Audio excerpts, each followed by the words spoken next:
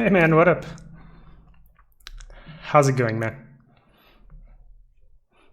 Yeah, I'm good. I'm good. How's Gwent going, dude? I think every time I ask you about Gwent, you say that it's shit anyway, so.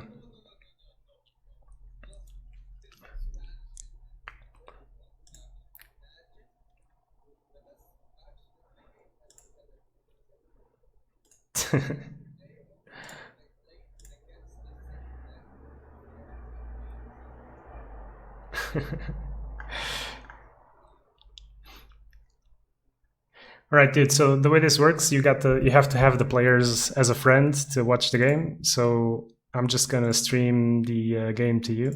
If my Yeah, it's pointless because you can't really. So let me know how the quality is. I hope my internet doesn't screw this up. And otherwise, I have to keep managing everything because I need to do the tournament manually. So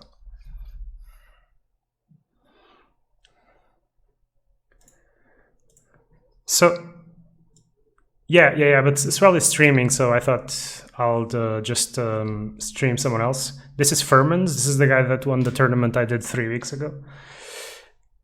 Yeah, he's playing the same deck as before, it looks like. Let's see if we have access to the deck lists. We do. Yeah, this is just a mono-red Warhorn aggro deck. And Toy Pits is playing blue-red with Time of Triumph. Okay, I haven't seen this deck before. He's playing Klazurim Hourglass. Did you see what they did to Klazurim? You didn't, right? You did? Jesus Christ. What are they thinking, dude? They changed it yesterday. Otherwise, I would have banned it for the tournament. So now it's a 15 gold item, and they took away the passive and stuff, so you can no longer bounce the opponent's enemy. Dude, it was just absurd. Like, it's crazy how a 10 gold item can screw the whole game up.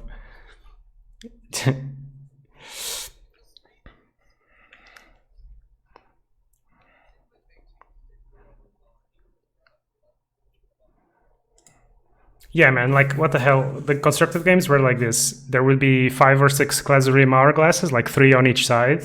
And so basically every round you had to redeploy all the heroes, and then the person with initiative would just bounce whatever hero was important to bounce.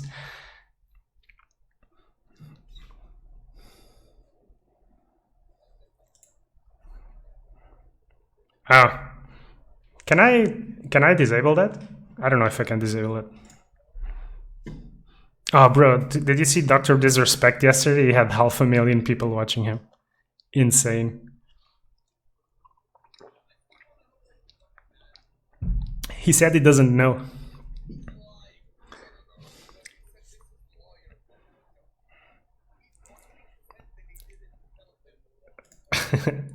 What he said on stream yesterday was that he doesn't know. Yeah, he probably is not allowed to say it. Whatever.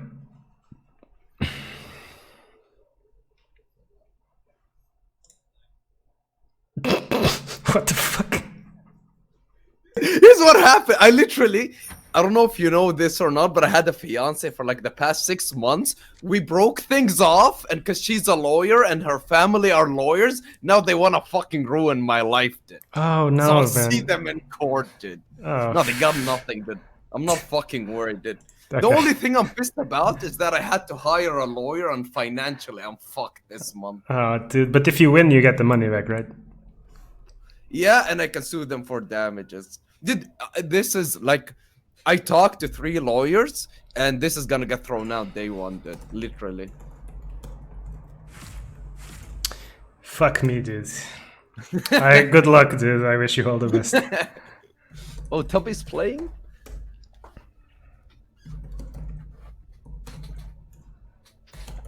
Yeah, Tubby's playing. I don't know, man. So I'm happy that I got 20-something people in this because This is what acts needed. I mean, we should just cast the game. We'll talk about how bad this fucking game is in between. All right, let's. I will say the tournament I did 3 weeks ago was a lot of fun to cast, so I'm hoping the same thing will happen. I haven't seen this matchup. This is mono red against red blue. Red blue. He's got a bit of an awkward list with 1 TOT, 1 annihilation. I hope that Toy Pits knows that he can play 3 copies of everything. Oh, Defenestrating Ogre. That's a card that looks better than it is, I think. I think in the old game, this card would have been insane, but now 5 mana is just so much. Yeah. So this is round... If you draw what happens, you replay. No draws. Yeah, so... I can't remember if Furman's had the Rick's Oathbound in his previous list, but I believe he did. Is he still pretty much auto-include in most like mid-range decks? I wouldn't say in mid-range. I think for sure in aggro decks.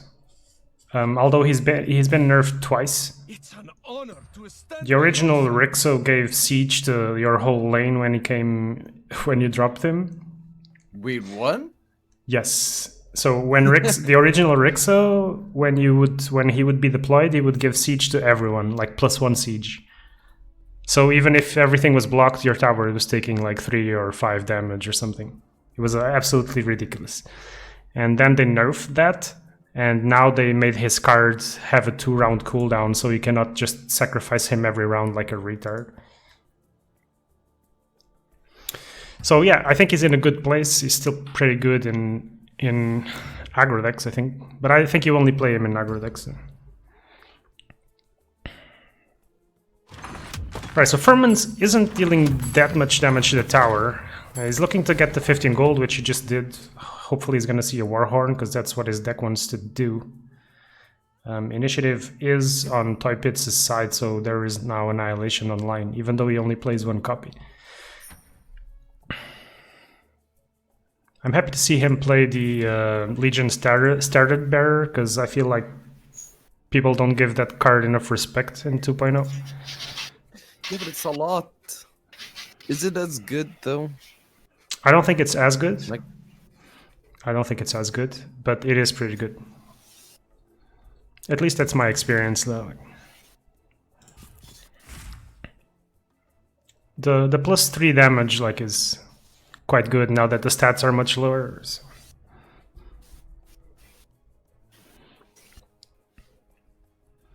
And he's playing Netherward, which I also think like is much better now that it isn't like Pugma's signature card, because you can just play it in any red deck. yeah, that's huge, honestly. I really like that change. Yeah, I kind of wish that Valve would make Anti-Mage more playable, or something that you could make like a mana denial deck or something. But yeah, Furman's is playing it to a decent degree of success. So.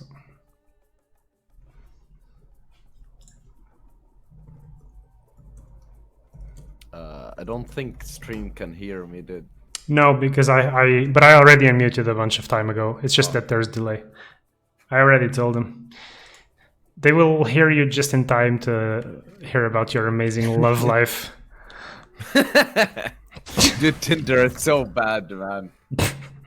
That's all I can say. Is Tinder bad, or are you bad at Tinder? No, it's Tinder, dude! Everyone I match with is a fucking bot. Dude, Tinder in Saudi is atrocious, because, you know, women like have to cover up their faces and shit. So they have no pictures, no bios. I don't know what the fuck I'm swiping based off of.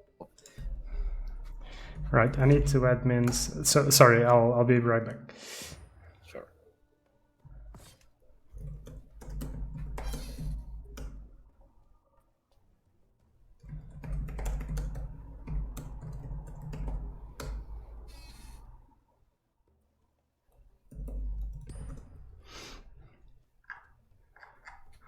All right.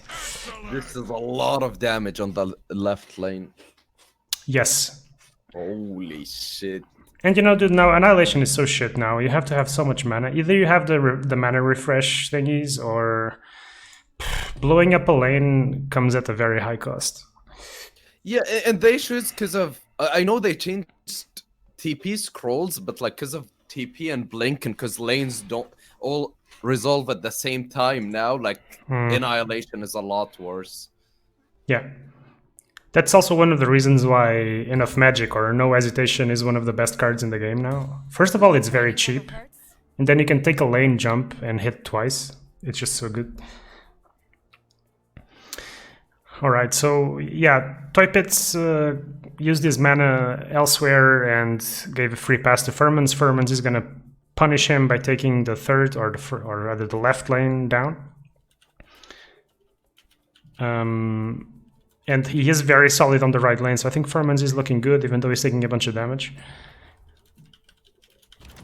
The downside to that now is that the Nether Ward on the left becomes less relevant. They're still demolishing Warhammer, and okay, it comes down. So Rixo's a beast now. There's another double edge as well, so he's going to be able to hit for 20 on the right. And he's going to have the blink scroll. No one is axes equal. Okay, he goes for the initiative instead of the double edge. That's fair enough. Yeah, but it's gonna really have to hope for a good top deck now. Right, looks like weak winner gets a win because Instinct is not around.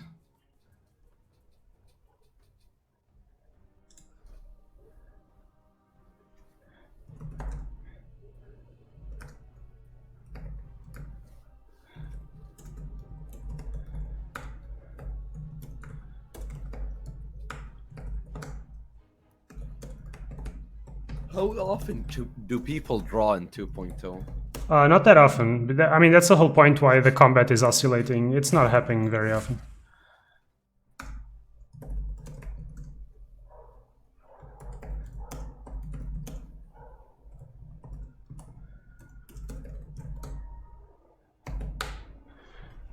All right. Sorry, I'm just doing some editing on the bracket.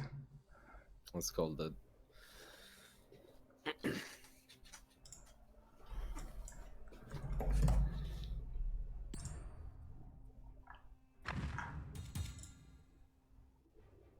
Yeah, Tiny ISO I feel like is not like super amazing, but his card is quite good because you can deny. It's like Rubik. Rubik is a really good hero now because you can just control the opponent's positioning really well. I've seen monogreen decks play as well. Like monogreen now has a lot of opponent placing manipulation, so monogreen decks can punish positioning really hard. Yeah. And obviously it's a lot better now again with the change to the TP scroll. Yeah, for sure.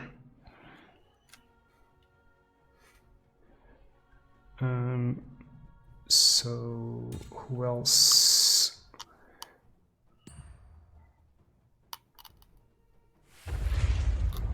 Exit King K.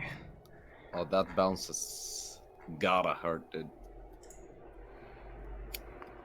Oh yeah, the ogre. No, but this is the type of games where you see the power of rapid deploy. Rapid deploy is very strong because, especially when you take a lane down, you can just smash those guys against the wall until they hit something. So Rixo is gonna trade with the Tiny now, and then he can choose. He can either. Honestly, I think it's legit to go for Ancient on the left as well.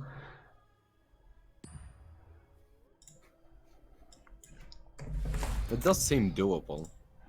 Yeah, especially because Toy Pits is not doing that much damage to Furman's towers. He's got Pierpoint's card, I don't know, Sapphire Archon. Like, he's pretty menacing, but it's not enough. He needs more pressure.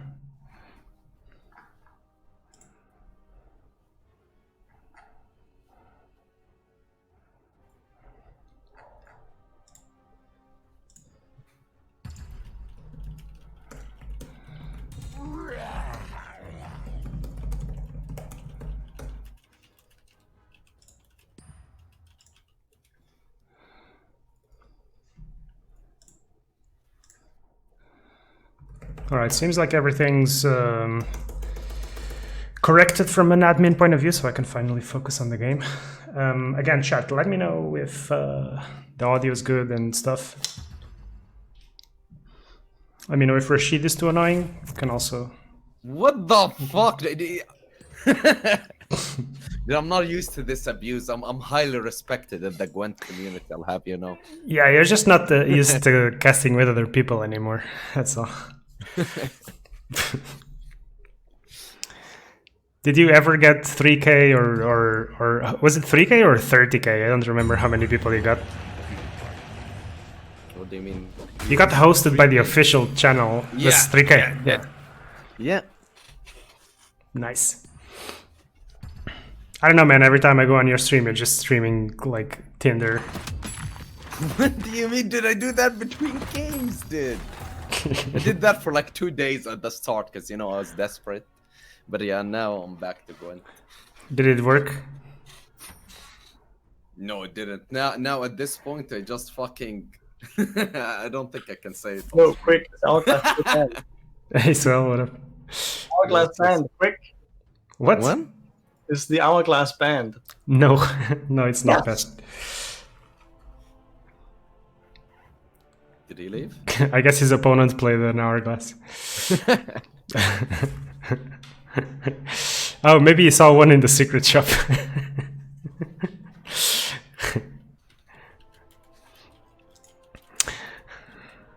All right, so yeah, Furman's still looking like he's in a very good position. He's got much fewer cards than his opponent, especially considering 2 of those are Naked Greevils. He doesn't have a lot of options, but he does have the Warhorn. He's putting 15 damage on the left, 14 on the right. So he could potentially end the game here. It depends how Toy Pitts is going to use his mana here.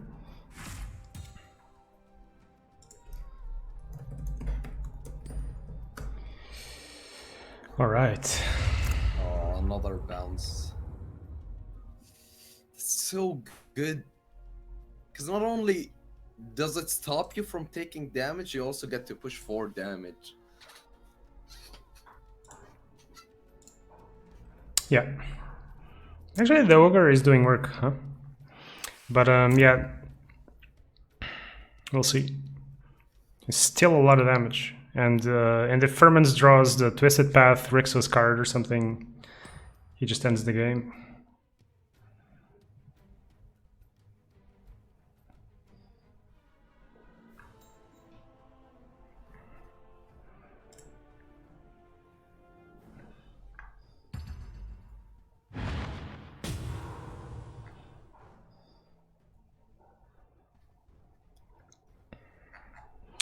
So, just inputting some scores. Isn't this just game? Just tramples? It's not enough? Okay, yeah, it is now. Yeah, it is now. 1 mana, I don't know what he can do. Well, now he can't do anything. So it looks like it's game, yeah. Super Bike wins as well.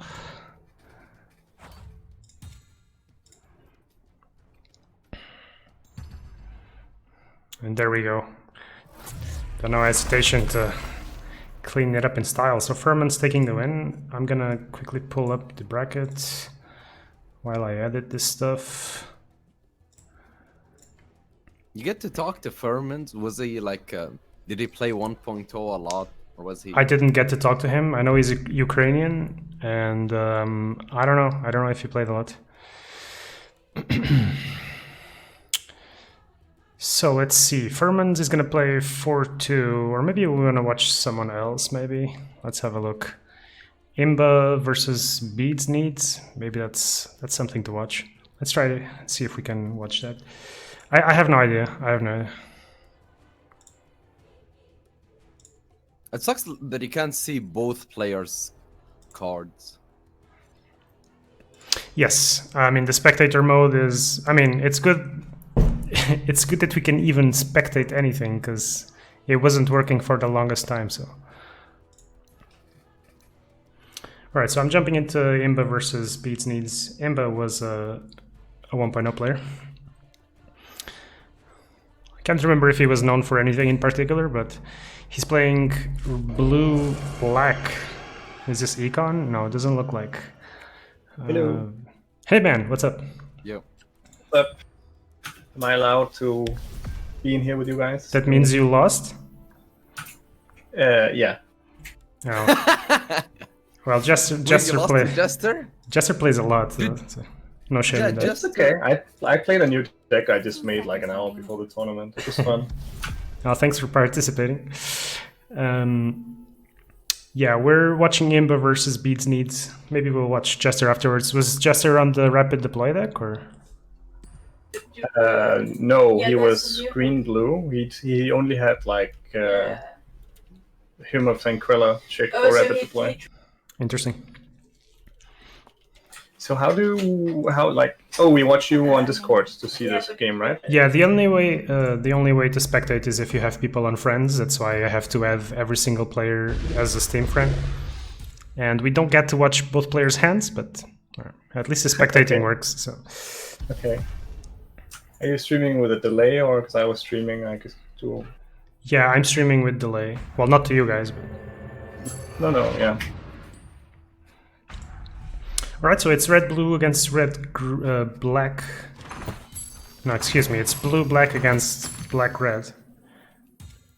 People are playing a lot of Time of Triumph, so I'm surprised.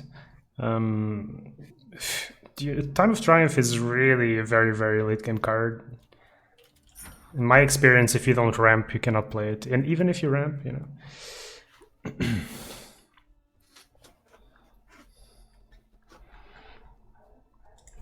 We'll see, wait. Oh, this is a Mjolnir deck.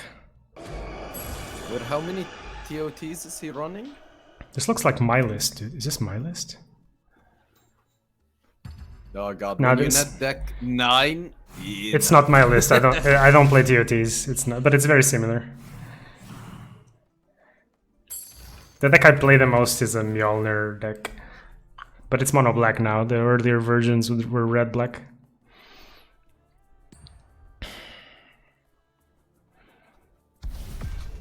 Do you think the game is gonna devolve back to just not mono decks? I feel like mono decks are still the strongest. Like I don't think it's a I don't think it's a big competition. Either it's a ramp deck or something specific, or it's probably gonna be mono.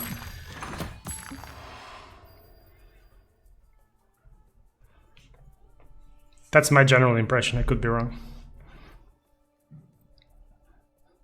But this is still very early days, and they are changing cards all the time, so Yeah. it doesn't really matter for now.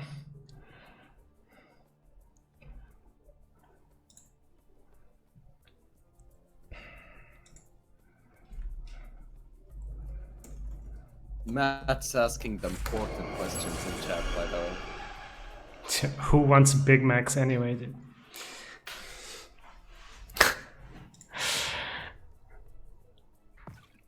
Alright, one hero I've that's... been out of your Discord in a while. Are people still talking about fast food? Or is it back to talking about the game? It's mainly just Matt and Joey that talk about fast food, yeah. No. 15 seconds. Sad to hear, man.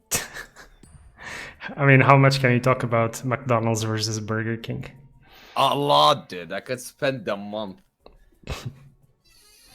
So I don't like this play. He dropped the Spike Carapace because he wants to gank. But he's not going to be able to Vendetta, so... depends if he can keep initiative, but... I'm not sure about this.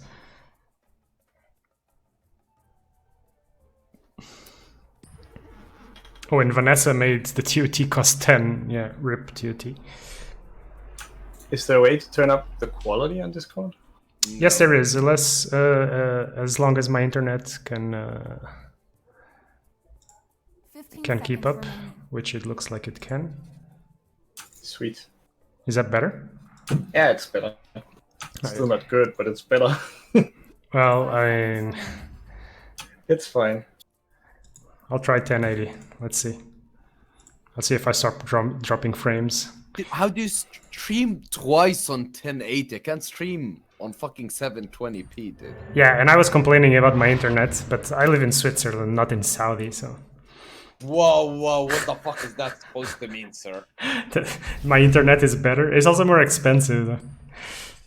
How much do you pay for internet, dude? What do you use? Euros? 1 second. I bet it's gonna be like 10 times less than what I do.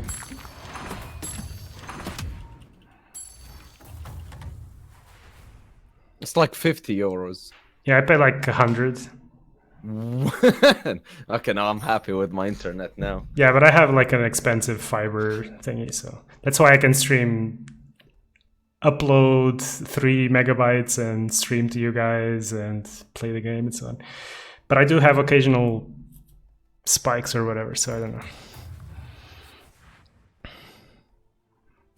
But it's like when you don't really watch TV or spend money on other monthly thingies, you can spend it on the internet, it's fine. Yeah, same, dude. I don't even own a TV. I own a TV so that I can watch Twitch on it. Wow. Well, I can watch Netflix on TV, I guess. Yeah. Yeah, I don't use Netflix. It's shit in Saudi. All we have So- is fucking Friends and Seinfeld. So who's winning here now? You gotta walk me through it. Right. So I haven't been following a lot. what Beats needs to do here is basically Wait, who's who? Okay, I can't see names. okay. The Radiant player is Beats Needs, and Okay, the great. Dire player is Imba. And what Beats Needs deck is doing is trying to upgrade the shop every round and get a Mjolnir going. And with Mjolnir, you can really dominate and deny lanes via gank, via duel, via any combat ability. So even Axe's Berserker's Call. And generally, one activation is enough to clean a lane up. But he does need to. If the game was going perfectly for him, he should have a Mjolnir in hand now, which he doesn't. Okay. But it looks like he's not taking any damage, so like he's in a fine position, right? Yes. And Mjolnir decks love to play against blue because you just kill everything. Yeah. So I think this is probably a good matchup for the red-black deck. I noticed that he's spent mana. The reason why he hasn't reached Mjolnir and stuff is because he's been buying the Magicking Mauls. And fair enough, Imba is playing a lot of improvements. But yeah, once the big boy items, I noticed that something that I play in my decks is Refresher Orb. It's really, really good. When you get the Mjolnir and a Refresher Orb on Nyx, your opponent, like, it's just almost impossible to deal with it. Oh, yeah. How often can you use the refresher? Every couple of rounds. So the Refresher will... So you wait and use Nyx's ability twice in one turn, If you chain it... usually? Yeah, if you chain it properly, you drop Mjolnir when the Nyx has Vendetta up. So you use that round to kill a lane. And then next round you buy Refresher. You activate Refresher and you Vendetta again. And then you just go every couple of rounds. That's pretty cool. Yeah, and Refresher draws you cards and refreshes your mana as well. So it's pretty insane. Wait, it draws your card too now? Yeah, Refresher gives you 3 mana back. Refreshes all your items and abilities and draws you a card. Holy crap. It's very Yeah, good. I think it's... Really good. It was buffed, right? It wasn't like that. I think it was, because I didn't have it in my initial decks, and then I started playing it somewhere. I have a lot of versions of this Mjolnir deck. And it is quite doable to get it. Because since you just upgrade like straight up, if there's a round where you cannot buy a big item, you just get 7 gold for doing nothing or whatever, so Yeah. you get there pretty fast. The other thing to note is that Temple of War does a really good job. This card is very strong. I don't know if you guys have played it, but I've tried it, yes. yeah, this Yeah, card's me too. this card's really good. Yeah. But it's like you have to get it early, right? And then it's really good. Well, with the way that mana is working, you really, ideally, really want it on round 1, because in later rounds it's much harder to play a 3 mana spell. But It kind of feels a bit like a Mist of Avernus that just like gives the heroes more but doesn't hit the creeps. yeah, it's kind of like that. And Beads Needs got the Wombo combo, which is Temple of War, into Escape Route. So you just drop all your heroes into mid. Oh, that's crazy, yeah. So it's very like it's not. These play patterns are not like very complicated. Okay, like Are you calling Swell dumb? No, I'm just saying the way the game plays out. If you play a couple of games with these decks, you figure it out. It's not that hard. Yeah, that's okay. I'm pretty dumb at this game. That's why I lost round 1. You know. Wait, here's a dumb question. Do Aghanim Sanctum stack now? They do stack, yeah. But they also proc at the same time, so like Yes. you have to spend a big spell to get value out of both of them. yeah, I was trying to find the words to say that. I think it's often correct to put it in different lanes because it's not that easy to like, unless your deck is really, really full of big spells, it's not that easy to spend 6 and get it back. So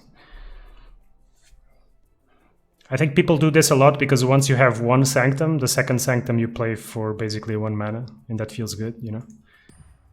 Yeah. I'm not too big a fan of the Sanctum. It's like got a pretty high upfront cost of putting it down. Yeah. I don't have like a lot of experience with the Sanctum and the mana regen thingies. Once I got in the beta, I played those decks, and then I thought they weren't good, and I stopped. And those cards have all been changed in the meantime, but Yeah. Underscore tells me that blue isn't that good, so I I believe him. thought the Sanctum was really good when you can use the Courier to proc it before they changed that. I haven't tried it since, but I imagine it will be like super slow now. Mm-hmm. Yeah, but the courier was super broken.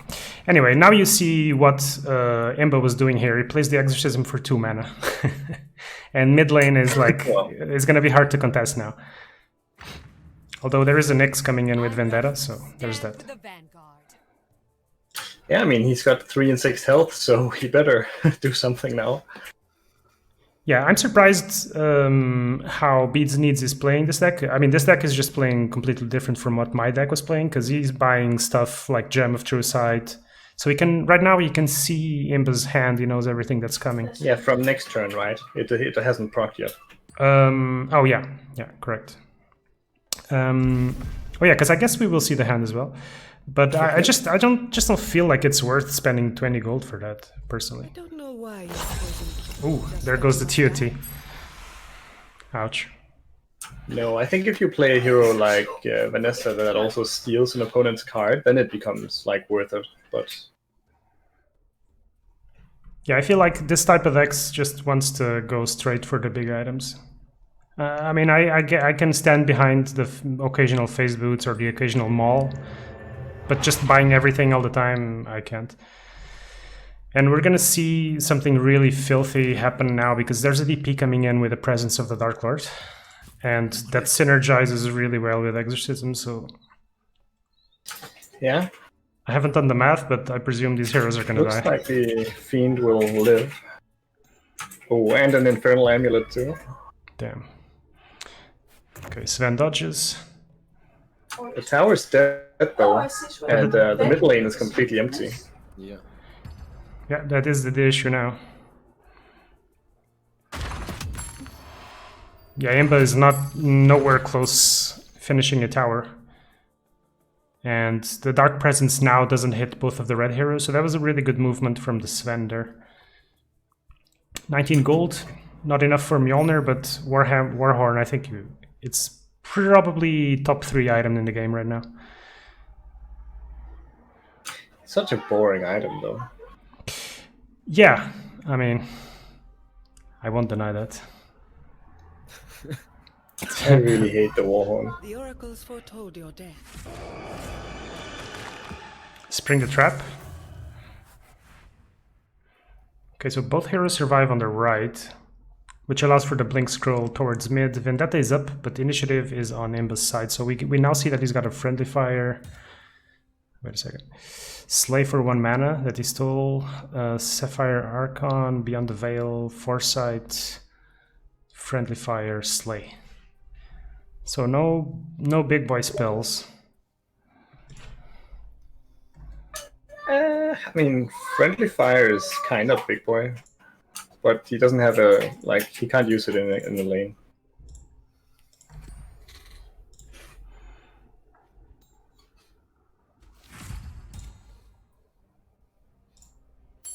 Wait, why did the Imperia have 14 attack there? So Empyrean now, you know how she works, right? She takes a card off of your opponent's hand, and then he gets power equal to the mana cost of the card. What's been changed is that now it doesn't go away end of round, rather it stays for 2 rounds, I think. I think it's 2 rounds. Okay. So she can stack a couple of triggers. But what, she can do that every turn, delete an opponent's card? I think it's every 2, right? Yeah, it's every 2.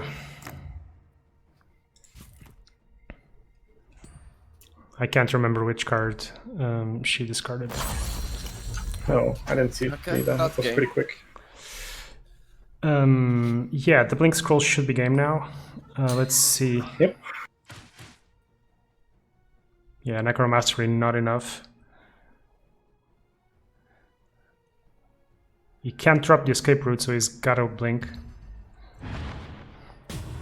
And he sees the opponent's hand, so actually the the Gem of True Sight giving Beads needs the confirmation that he needs. Anyway, most of his hand is blue. He doesn't have any blue heroes on the board right now. Slays his only card, so no outs for Imba. And that's Beads needs advancing to the top 8. Alright. Nice. Let's see who else is playing right now. Yeah, these things go pretty fast because if we do best of 1 single elim, it goes pretty fast. Let's watch Underscore. Yeah, you think I'm it's curious. the I first one, practiced a bit against them earlier. What was he on? Blue, probably. Mono blue, yeah. What's his nickname? I can't find him. It's underscore. Nice. It's like an underscore.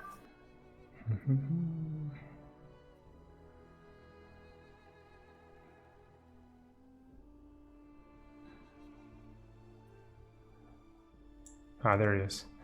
He just joined.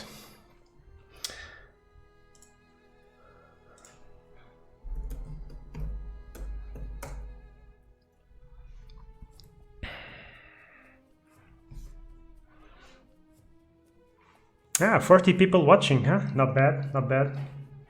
Oh, Rashid dragging in the Gwent crowd.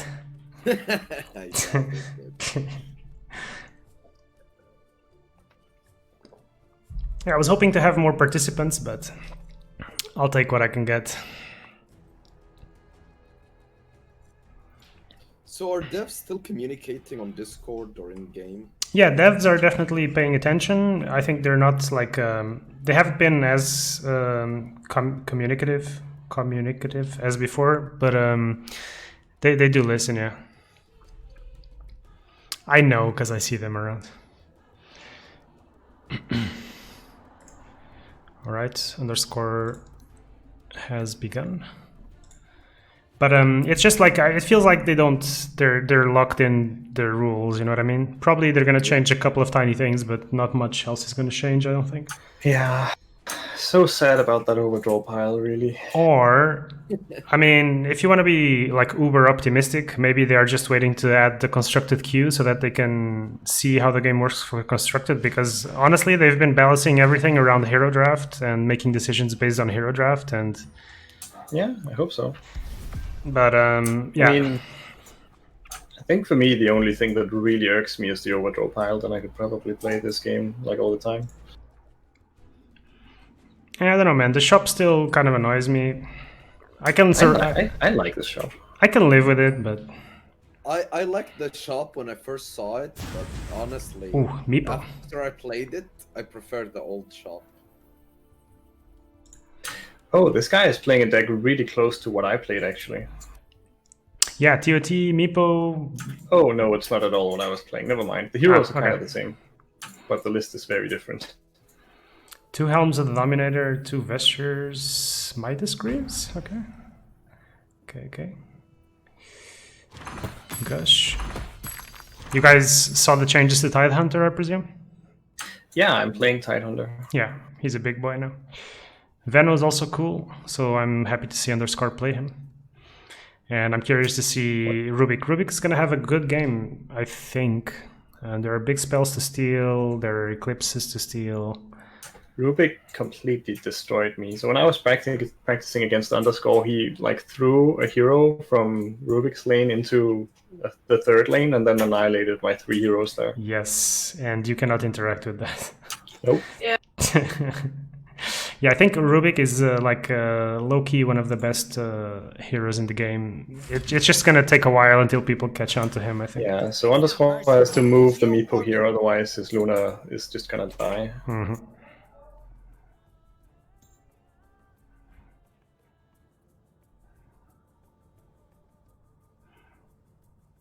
He's just thinking about which lane to go to. I mean, the Luna might die to the creep anyway, but at least it's not dead before the combat phase.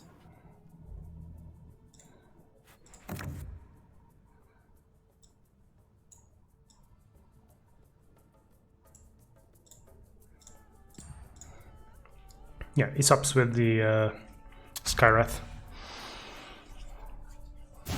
Oh, another Meepo. Oh, but now there's not an empty spot, so he can't poof on top of the Luna still. Oh, you're right. Yeah, if he wanted to do that, this was a slight misplay. The at any cost is gonna have huge value. Oh, Yeah. I thought he might want to do that next round, but Maybe he does want to do it next round, because it's still a 2-for-1 then, right?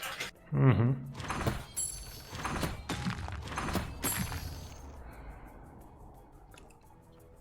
I guess he just knew that he was gonna lose initiative, so yeah, the one thing Blue has in 2.0 is like it's really good at sticking initiative. Yeah. And what's their game plan now? Is it objective vision? Yeah, it's objective vision and clearing, basically. Yeah, pretty much. Because there's so much removal in blue. And objective vision with Heroescape, this is at least what Underscore has been mentioning is like the best way, because of course that's plus 12 damage, which is absurd. Yeah, and you get really hard to remove at the same time. But I know he has been complaining that it's not like super consistent, so.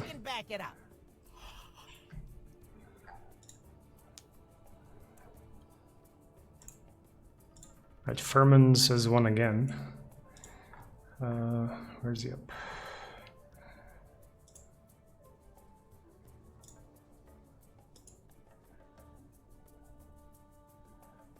All right.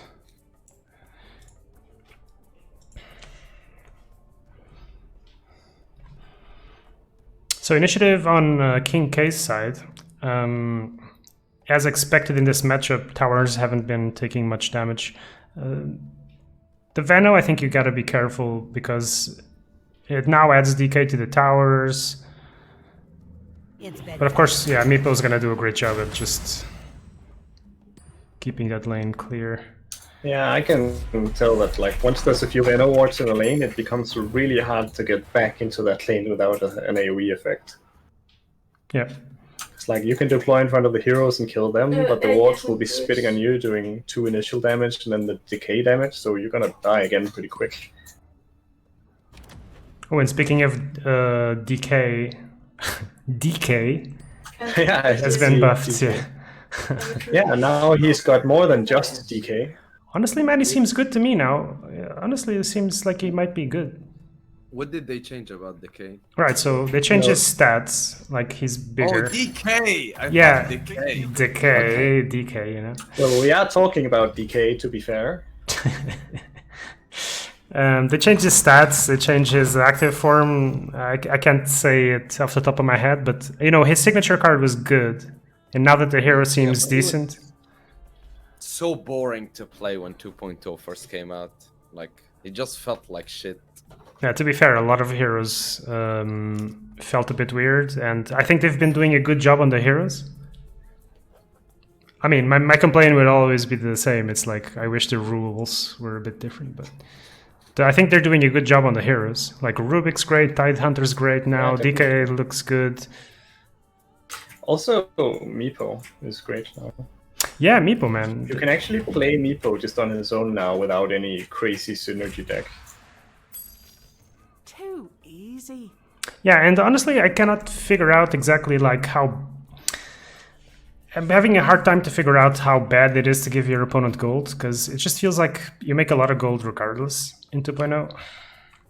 So I don't know. Yeah, I guess it depends what deck you're playing into. But the thing with Meepo now is like, since you can choose the exact spot you want to land in, there's a lot of like skill involved with the dodging and not giving that gold as well. So. Yeah, and people were really high on Corrosive Mist, but I've heard people say that Corrosive Mist isn't very good. No, I It's think it's mono very, green. very slow. Is mono green still like tier 1? Well, J Mulder's has been playing it, and I think he's having decent success. I've played against Mono Green a bunch of times, but since most of the time I'm playing my Mjolnir deck, and my Mjolnir deck just shits on Mono Green, it's like... Yeah, no, I've seen Jay. He's really good on the list. I mean, I cannot say that a specific deck is not viable, to be fair. I've seen Econ Ramp, I've seen Mana Ramp be viable. Most mono decks are viable. I don't know, the balance of the game seems fine. I think it's a bit skewed towards aggro, but... Yeah, what do you think about the rapid deploy decks now, though? I still feel like rapid deploy decks are tier 1. Sorry? But we've been seeing less of them, and also something I will notice is that everyone was saying that Kana was like by far the best hero in the game, and And she's nowhere to be seen. I have never seen like a tournament with a Kana deck. But to be fair, this is only the second tournament. They made some changes, yes. I think what they changed was like if you had a creep with like Drow aura and stuff like that, they would get double buffed, you know what I mean? I think they nerfed that. I can't say for sure. It was something like that. It was slightly nerfed, the Devourer thingy. I don't know, it just feels awkward to me, but it's also like... We've been in the beta now for what, I think 3 months? 3 months? We need tournaments and you need constructed queue, man. The constructed meta doesn't evolve at all because... Yeah, because no one's playing, right? No one's playing, and like you can also not figure out, because if I play 2 or 3 games per day and I switch decks, I have no idea like what the meta is and what my deck is good against and stuff. So yeah, honestly, a big part of why I haven't been playing it at all is like this. I mean, I can't make myself play the game without a constructed ladder, unless you host a tournament. yeah, honestly, they should just like copy paste the tournament system, dude. from 1.0, I mean. Whatever, they're working on it, man. I think it's a tiny team. Like everything's gonna take ages.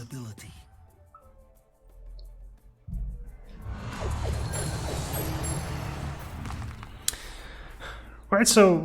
Oh, feels bad. I'm not getting the Skywrath. Yep. But King K is doing some tower damage, slowly chipping away.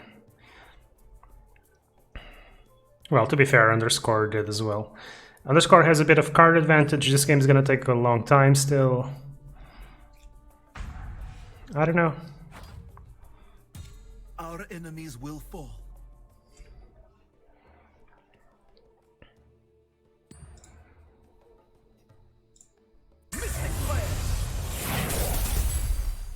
You left me no choice.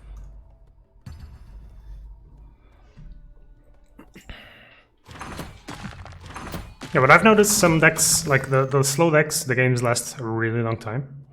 I wish they would implement like the tournament timer, like we had in 1.0, to keep... Yeah, the timer feels really long at the moment. Yeah.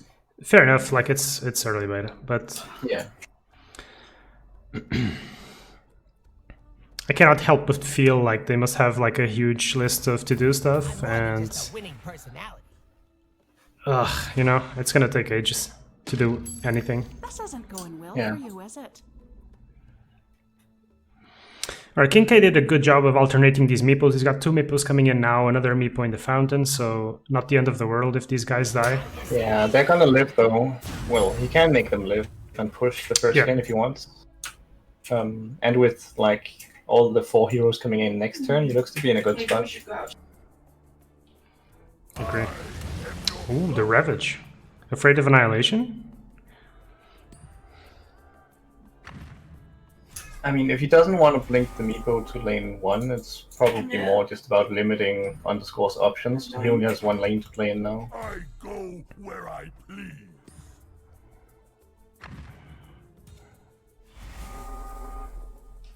Honestly though now, like with Hero's Cape, like even with Eclipse, man, these heroes are unkillable now. How does he kill these Yeah, things? Hero's Cape is so much health in 2.0. Jesus Christ. How much gold is it? 15? 20. I think it's 20, yeah. But it's like a 10 gold item gives 3, a 15 gold item gives 6, and then this 20 gold item gives 12. But it's because it doesn't have any other effects, so... Fair enough. I mean, I haven't seen anyone else play it besides these objective vision decks, so...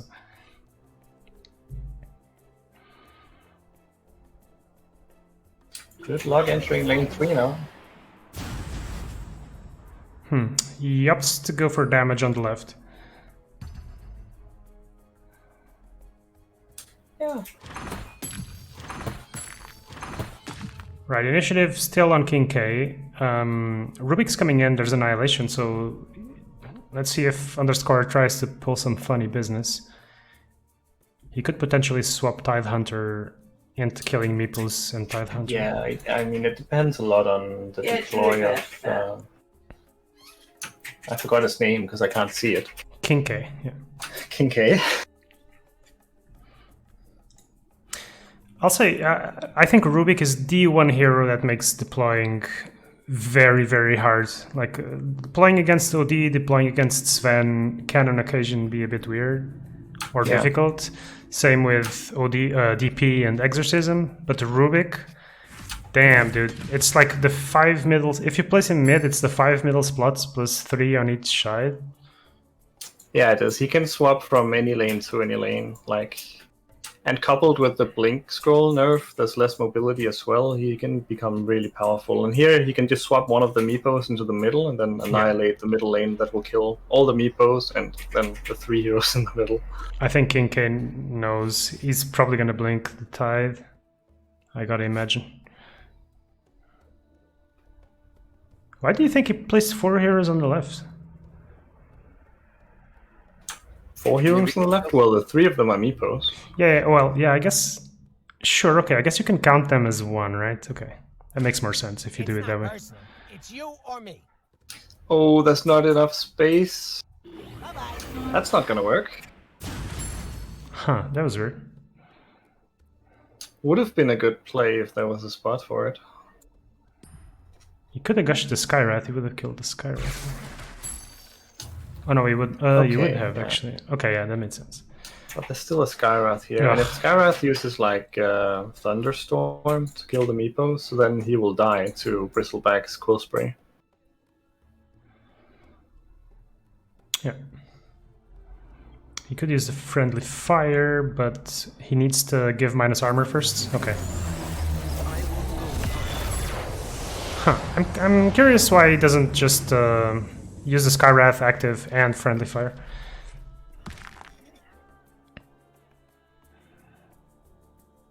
Dude, what just happened to Tide? He hit the tower. Yeah, when you play, so Tide's new active, Anchor Smash, if there's nothing in front of it, he hits the tower. Which is really good, like with Demolishing Hammer or big damage items. Okay, Objective Vision is on the Lina now, with her 17 health, so... Yeah, he's got some work to do clearing that up, though. He's got the Thunderstorm, at any cost. I mean, right now, he just needs to clear the 2 spaces in the right side of the lane. He doesn't actually have to kill the Tide. And Luna's an upkeep kill, no heroes coming in for King K, so Underscore seems like he's doing a good job. Yeah, that's what I was saying. Like, once you get the Venom wards down in a lane, it becomes so hard to get back into it. Like, you have to deploy and AoE clear them, because otherwise you just lose whatever you put there and you keep taking damage. Yeah, Venom is a legit threat now. They made some changes to the heroes when I was grinding to get to leaderboard in draft, and I started picking these blue heroes, and I think they feel way better, like much stronger. So in constructed, I don't have much experience with blue though. Ooh, horn. The trinkets of man. So there's a blink dagger, but Okay. Tide stunned. also has a blink. Okay, so I imagine you just, well, you can clear the creep, or you can blink Lina into the left lane. Imagine you. So this is like one of the rare cases where Underscores actually managed to lock King K completely out of using any of his mana in 2.0. Sure. You call yourself a warrior? What he doesn't have though is an initiative card, so he won't have initiative for next round, which he would love to have. But Yeah, maybe it won't be necessary. You can take the middle lane here by swapping 21 Luna and plus equipping the blink. exactly. And the third lane is going to go to 10 health, and then he'll have obviously the blink dagger on Luna, as well as the blink scroll that he'll get from taking the tower. So, Yep. Underscore looking pretty good here. I think this game is over, dude. I'm calling it. Oh, here we go. Comeback incoming. Some things never change.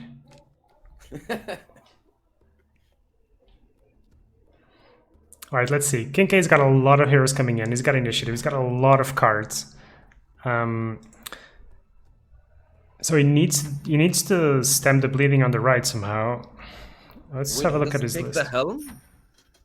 No, he already could have taken the helm last round, but I think there's no big creeps. Yeah, but yet. now Tide's horn. Okay, yeah. True.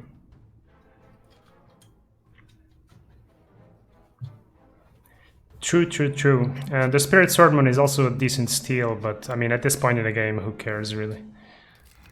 A pity you couldn't put up more of a fight. I won't. Ooh, another objective vision. Oof. Lina could actually just stay in this lane and one-shot it, maybe. Yeah, but I'm assuming since he bounced the Tide, it's probably gonna annihilate. Or clear somehow.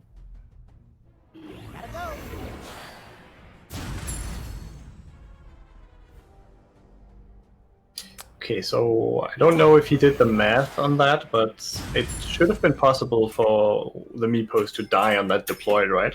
Yeah, it was. It definitely was. But I think the odds were in his favor, though. Yeah, but still there's the decay on the tower, so...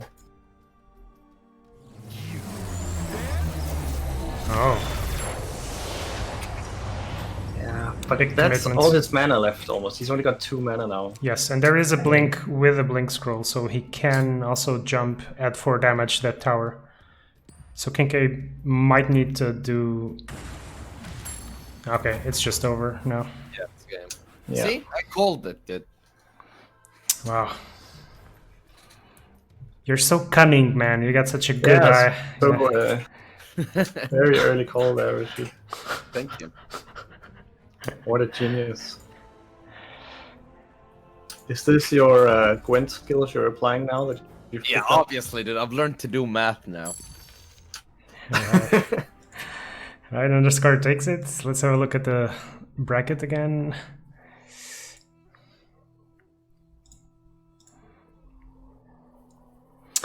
We've got the week winner.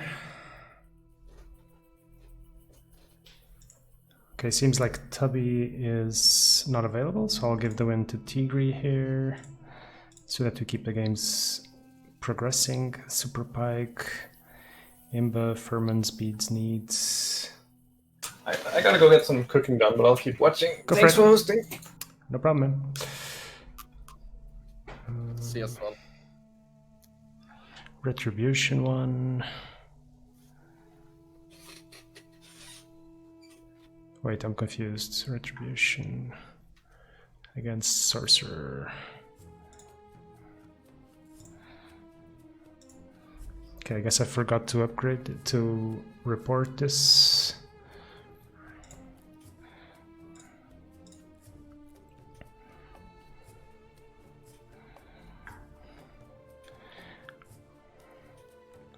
So who's still playing here? Weak winner, Worm, Kung, and Dijo against Super Pike. Let's see if any of those guys, Super Pike and Weak winner, if they're still playing. Post-match. Okay, I guess that just finished. And Weak winner in-game. Let's jump into the Weak winner's match. I wonder what he's playing. So Weak winners on Radiant on Mono Black, and Varmkung is on the Fractured Timeline deck. Is it Mono Blue? Yeah, we're lacking some info right now.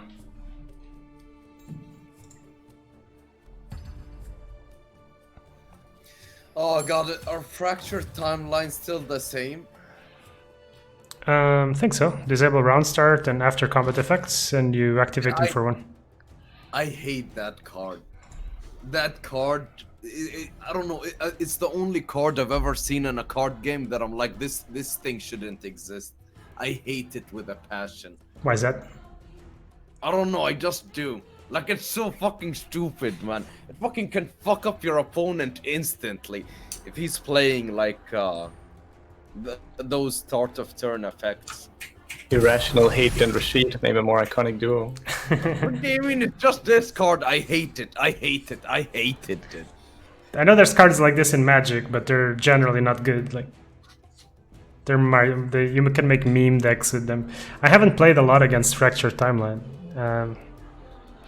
but I don't tend to play decks with upkeep effects much. So. Can't say that I hate it. Can't say that I have seen it do anything busted, honestly. Remember the combo with Earthshaker? That was really annoying. I think I never played against that. Oh, you're lucky, dude. That game went on for like 40 minutes. 40? I think it went over like an hour easily. Alright, so basically the state of the game here is that Wormkung's taken the right tower, it looks like. He's got heroes nowhere else, though. And Weak winner's not done much. It's round 5. I guess bringing the towers down to half HP, I guess. I mean, is Wormkung just trying to get Ancient? Is that his game strat? Let me see his late game. He's, what? He has no late game. He has no. What the hell? Wait, mana short. Does mana short deal damage to towers? It does, doesn't it? Deal damage to. Oh no, it's a unit. I think it used to deal damage. I could be wrong. Okay, fair enough. I mean, it looks like Weak winner's got a bunch of damage dealing cards. 2 Vandals. Untested Grant. Assassin's Apprentice. The March is gonna kill the creeps, so that will stop a bit of damage. The Nyx will die though. History will forget you. So I presume we're gonna be seeing Weak winner focusing on mid and then trying to take right. Oh yeah, of course the timeline prevents the march. Yeah.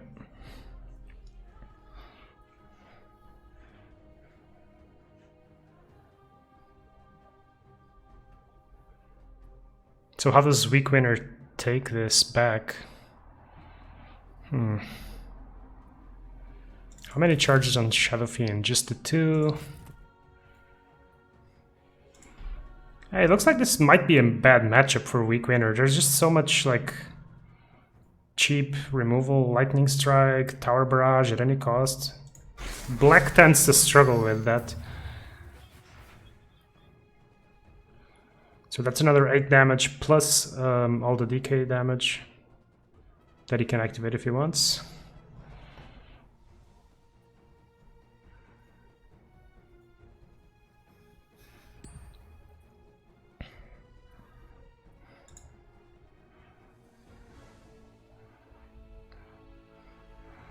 Yeah, I mean, he's in a really tough spot here. All the creeps that he has all died to these tower barrages. He knows there's a copy of tower barrage, and he's got 2 heroes in mid. Damn, dude. Yeah. Are you gonna call it, Rashid? Do I need to? I mean, everyone can see it's already over, dude. Like, weak winner's head is just not proactive A enough. greater purpose. I mean, I guess Chain Frosts. Yeah, but even then.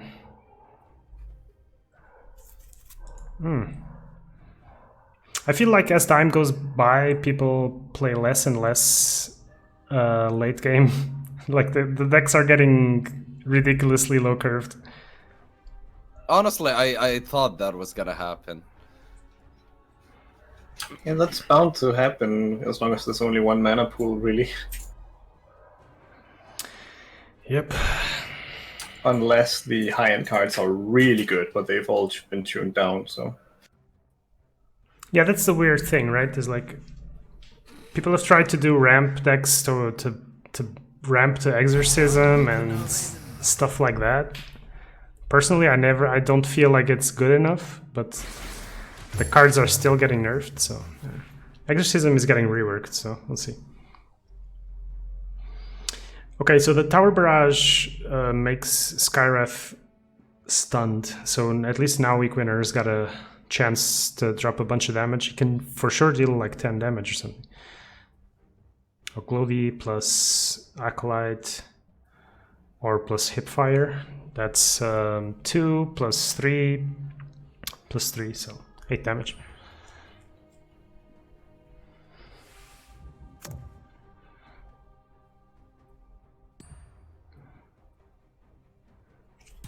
I feel like if he wanted to keep initiative, he should have opened with the Oglodi Vandal.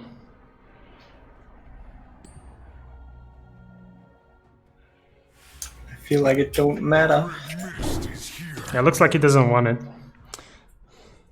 Because he gave up the shot at it. But he gets it anyway. 26, that's game over. Damn. Veno, 2 games in a row. New kid on the block, Venomancer. Is blue a real deck now? Haven't seen any rapid deploy decks yet today.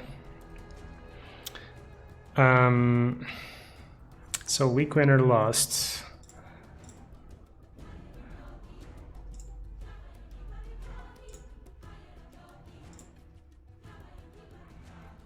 And he's gonna be playing Underscore, Furman's versus Beads Needs, Ace Fist versus Retribution. Maybe let's join that game because I haven't seen any of those players yet. Oh, round 1, perfect.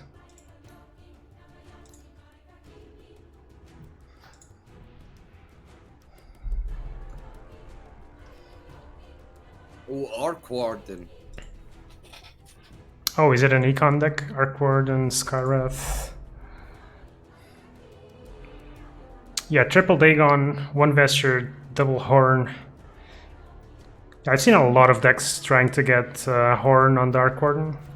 I haven't felt like they were great, but let's see how it works out. And he's playing Mono Black. Wingfall Hammer. Whoa, okay.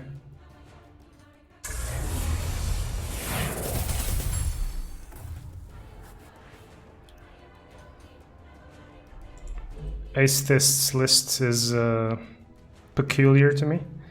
Ravenhook, Swingfall Hammers, Mauls. It looks like an aggro list. Yeah, it looks very aggro.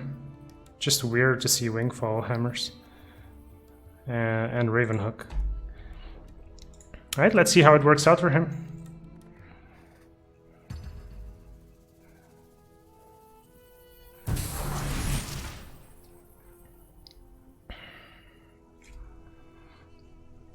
Haven't seen a Classroom Hourglass yet today. Didn't it get re-changed again? Yeah, it did. Because initially it was banned. Well, I wrote that it was banned, and I was just waiting for the patch to see if they would change it on a Friday, and they did. So I did notify everyone that it was not banned anymore. But I guess it's just not good enough now. I think it's good on very specific heroes still. Like, if you're playing Tide, I imagine 1 hourglass is an auto include. Yeah, Bounty Hunter is also a hero that profits a lot from Hourglass. Yeah, but Bounty Hunter dies very easily, so... And if he dies, you don't get a value out of it, right? Yeah, that's one issue, for sure. But with Tide, he almost always lives, and then you can always redeploy him. Then he's basically unkillable. So initiative for... God, I keep forgetting his name. Atheist. He's got initiative, so he's gonna be using that Vendetta, I guess. He's dealing decent damage on the right. Yeah, these are the obvious placements when you're playing against an X, is just put your heroes in front of pre-existing heroes. But he can jump to kill the Luna, he can jump to kill the Skywrath, so... Wait, they still didn't change his ability at all? No, they changed his card to cost 2 mana, that's basically it. It's still fucking insane for 2 mana, though. It's, yeah, I think it's still like one of the best heroes in the game, for sure, yeah. Yeah, but I thought they'd put some limitation on his Vendetta. Well, it's a 3-round cooldown, dude. Don't nerf my Nyx. If they, Of course you wanna keep playing. if they nerf my Nyx, man, I'm gonna play this game even less. he's the one card that brings me joy, man. Yeah, I'm just kidding. There's other cards, but you know, he's my favorite hero, so. Valve, please. Why would they listen to a Gwent player anyway? Like, dude. What do you mean, dude? Fucking, you can see when a card is stupid just by looking at it, dude. And this card is fucking stupid. Nah. I think, you know, Gwent players have no idea about card games, man. What the fuck do you mean, dude? At least my game gets updated. Yeah, obviously, that's why I went out in round 1 now, right?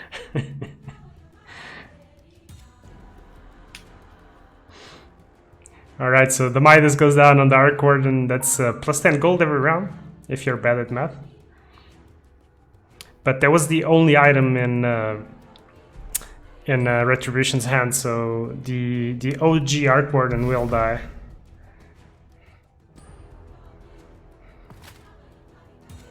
A wise choice. The Burning Pitch in mid, though, means that the creeps are actually dealing decent damage, so this is not a bad trade for Retribution by any means in mid. I think he's looking good overall. Takes initiative. He will lose the second copy of Tower Barrage.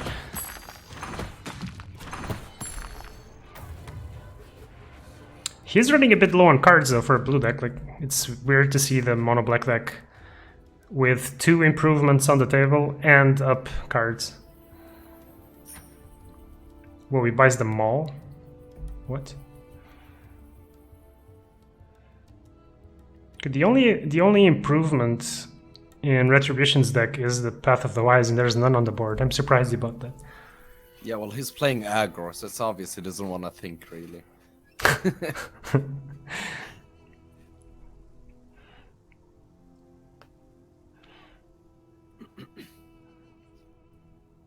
Do you say that as a fellow aggro player, or? No, I hate aggro, dude. Aggro is just fucking cancer to card games.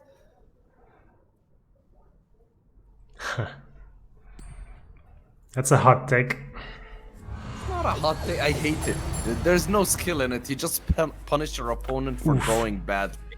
Look at that Eclipse, it doesn't even hit the creep. Ugh.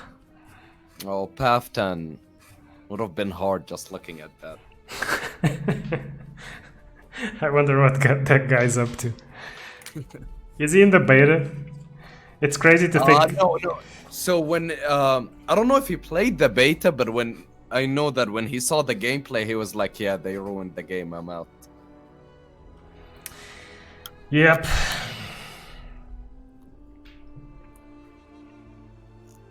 Well, I think it's worth trying the game, like, and not dismissing it for how it looks. Yeah, exactly. That's what I did, and then I wished I didn't.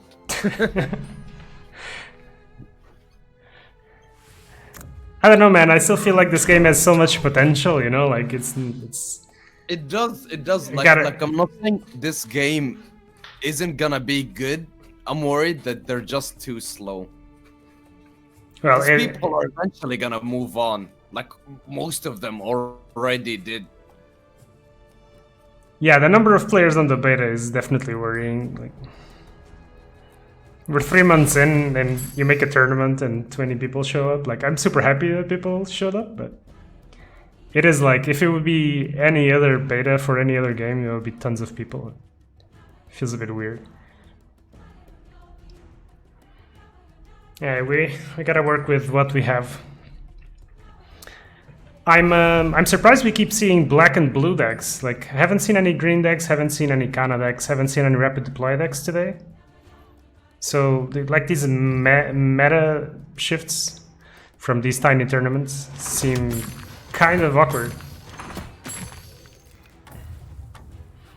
I ain't complaining though, like, they've been patching blue a lot, so I think people are kind of hyped to finally be able to play blue properly, I think. That might be part of it.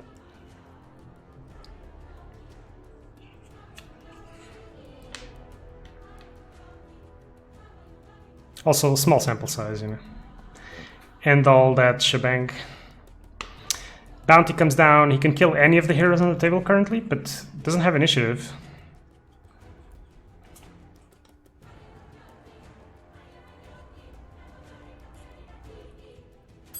You know, I kind of understand, like, if you're really playing aggro, Necro doesn't seem like a great hero to be playing. I think you really want to have Necro in a deck with, like, Chain Frost, like, big stuff. So, right now, and I mean, I said this the previous game as well, is just these blue decks have so much, like, mass removal, and black tends to struggle with that. Yeah. And as a consequence, now we see the Arc Warden drop a... Wait a second, is this the original Arc Warden, or is it the double? Because if it's the double, he's gonna lose the item. It's the original one, right? Yeah. So, yeah, Valve really needs to add something to maybe a different art or something so that you know if it's a copy or the original. Anyway, this is looking very, very grim for Atheist right now.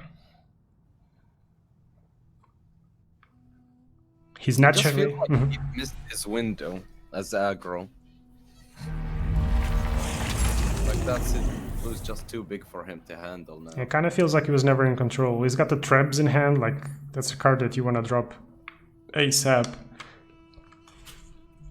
And his item deck can't fight this. Like, the best he can do is hope to get a Raven Hook and destroy the Arc Warden's items, but it's gonna be too late. 14 damage on the right, 7 on the left. Okay, he is killing the CM. Is that enough though? It doesn't look like. He's got 3 heroes coming in though, so let's not underestimate the amount of damage that these heroes can do. 5 and 4 and Vendetta coming in. So if there's any way that he can either take over the left and finish mid with these burning pitches and traps and stuff. It's a shame for him that the burning pitch is putting a clock on himself here, because he isn't doing great trades in terms of damage. And now the double arcane assault, ugh. Keeps initiative again, deals more damage.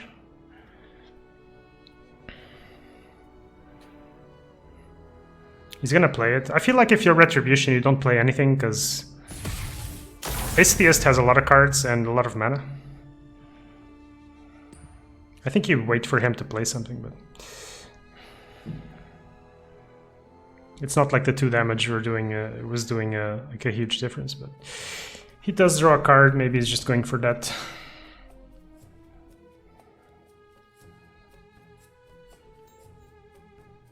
So I'm pretty sure we're going to be seeing Atheist drop 3 heroes on the left or on the right.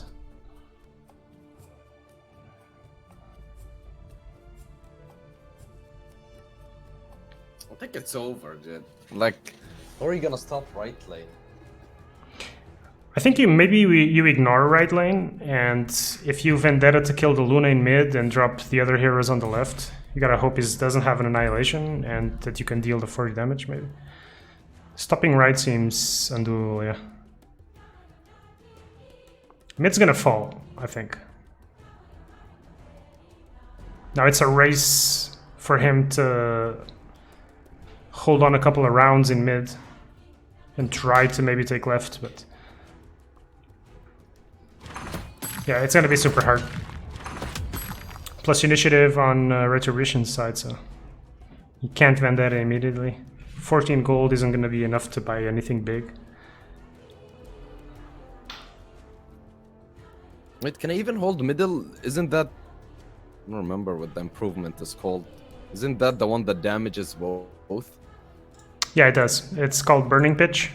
He can hold mid, so he's taking 7 right now, right? It's 2 from the Burning Pitch and 4, 6, 7. So if he kills Luna with a Vendetta, for example, then it goes on to 5. If he kills some or blocks something else, then he's got 3 rounds there.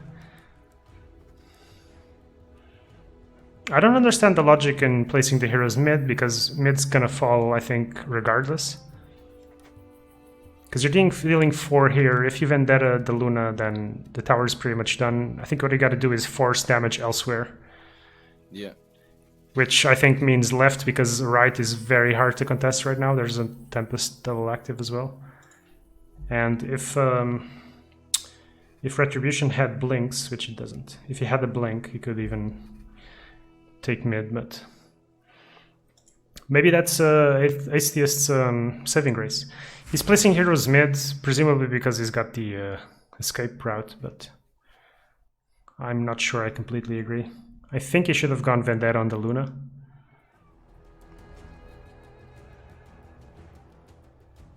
Or he could have gone Vendetta on the Skywrath, but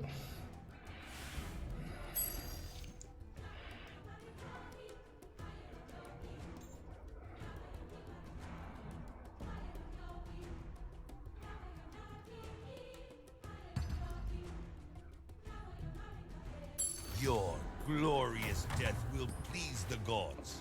I feel like this is a mistake. Okay, and he gets punished, hard punished for this. I think you deny him blue on the left with the Vendetta, since you're gonna deploy like that. And maybe you jump block and you move back to left.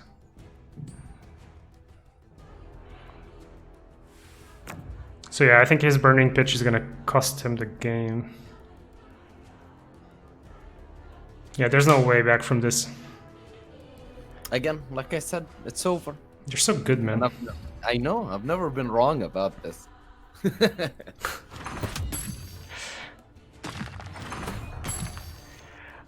I actually made a compilation video of you saying bullshit, dude, but the audio was not synced, and then I deleted it.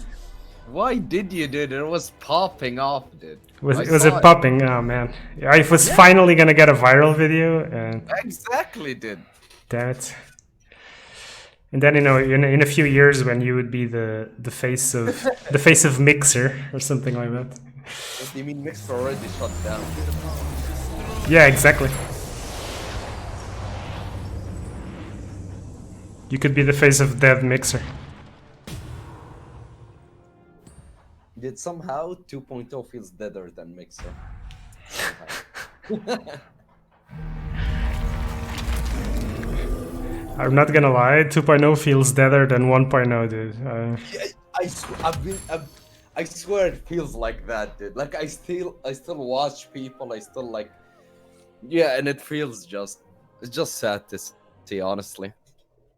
Yeah, dude, like, and like in chat, don't get me wrong for saying this shit, because I really love this game. I wouldn't be doing tournaments if I didn't fucking love it, but it is kind of true. Valve, come on, man, get your shit together. Get your fucking shit together, Valve. All right. So we got our first semi-finalist in Retribution. Now, semis and finals are best of 3. Did Jester make it? No, apparently he had to leave. No. Yeah, actually, in fact, he lost to Atheist, yeah. No, I wanted Jester to win, dude. No, I'm not supposed to be biased as a professional commentator, but I am, dude. Dude, I'm wearing my shorts inside out. Oh, Furman's won again. Okay, so that's the first semifinals. We can go. Wait, what are you wearing inside out? My shorts. Why are you telling me this, dude? I just noticed it, dude. Okay, so Underscore is playing Varmkang. Did Super Pike win? I feel like I'm missing something here. Oh yeah, Super Pike won. So let's just let me just show you guys. Whoops. Okay, so Tigre is playing Super Pike. Varmkang is playing Underscore to see who goes, but I think we'll just start watching Retribution versus Furmans. That's the semifinal. And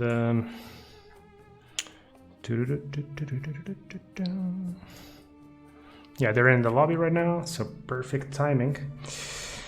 Anyway, guys, if you got feedback for Valve, let them know what you think about the game. Tell Gaben to stop making fucking Dota skins and tell people to work on this game, because this game's got so much potential. So Furmans is starting. I'm gonna jump right in. So we've already seen both of these players. This is Mono Blue against Mono Red. A classic, dude, a classic. A 1.0 classic matchup, okay? The decks are completely different though, so. I feel like Mono Red's got an upper hand here with the Nether Ward, the No Hesitations, the Smashes. He's got so many good tools against Mono Blue. But let's see. Let's see.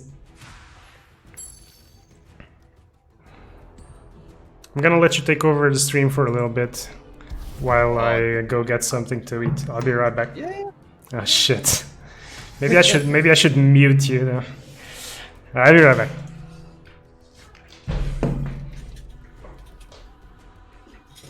Oh, dude. Come on, guys. Exactly what we wanted to see after 1.0 did. The fresh matchup we've never seen before. Mono Red against fucking Mono Blue. Oh, so refreshing. By the way, Matt, I see you talking shit in chat, dude. I'll have you know I'm a mod here. So I can fucking ban you while Nine's gone, and I don't give a fuck, dude. This isn't my channel.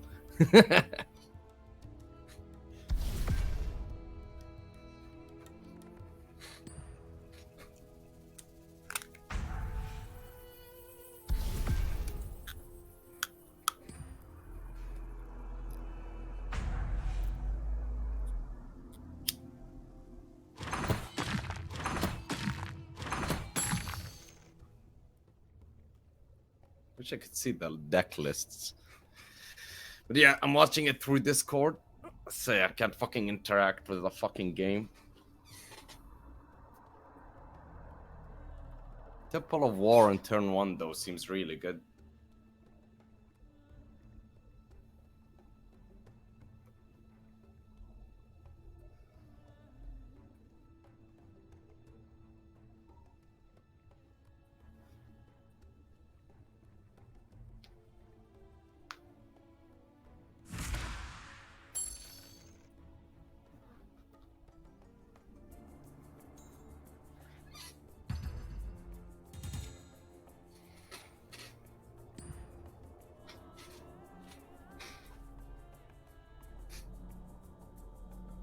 What the fuck does that cow do?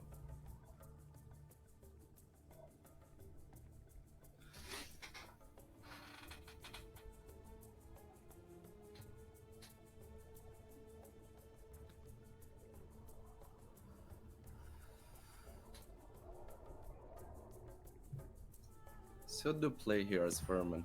Veterans Insight.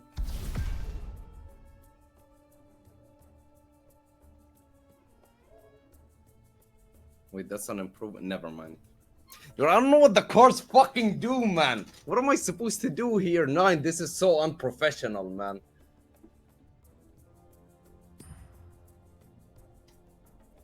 Let's show 'em what we can do. Sounds good to me.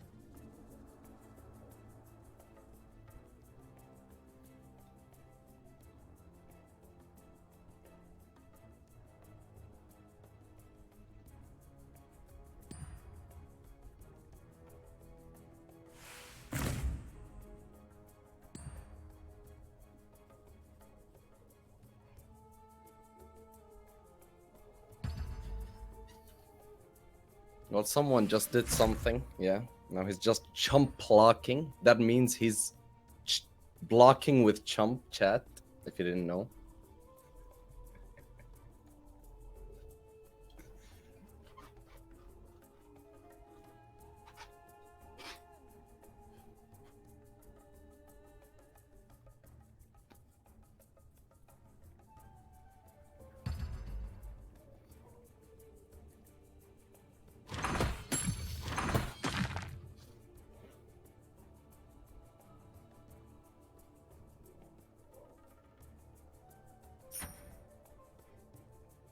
Okay. Picks up the Midas Greaves. Pretty sure to ramp up into an expensive item, but I can't see his list.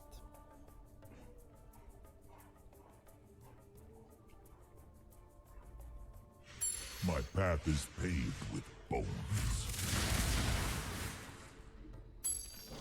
Two heads are better than the bleeding thing where your head used to... I'm sorry, this got away from me.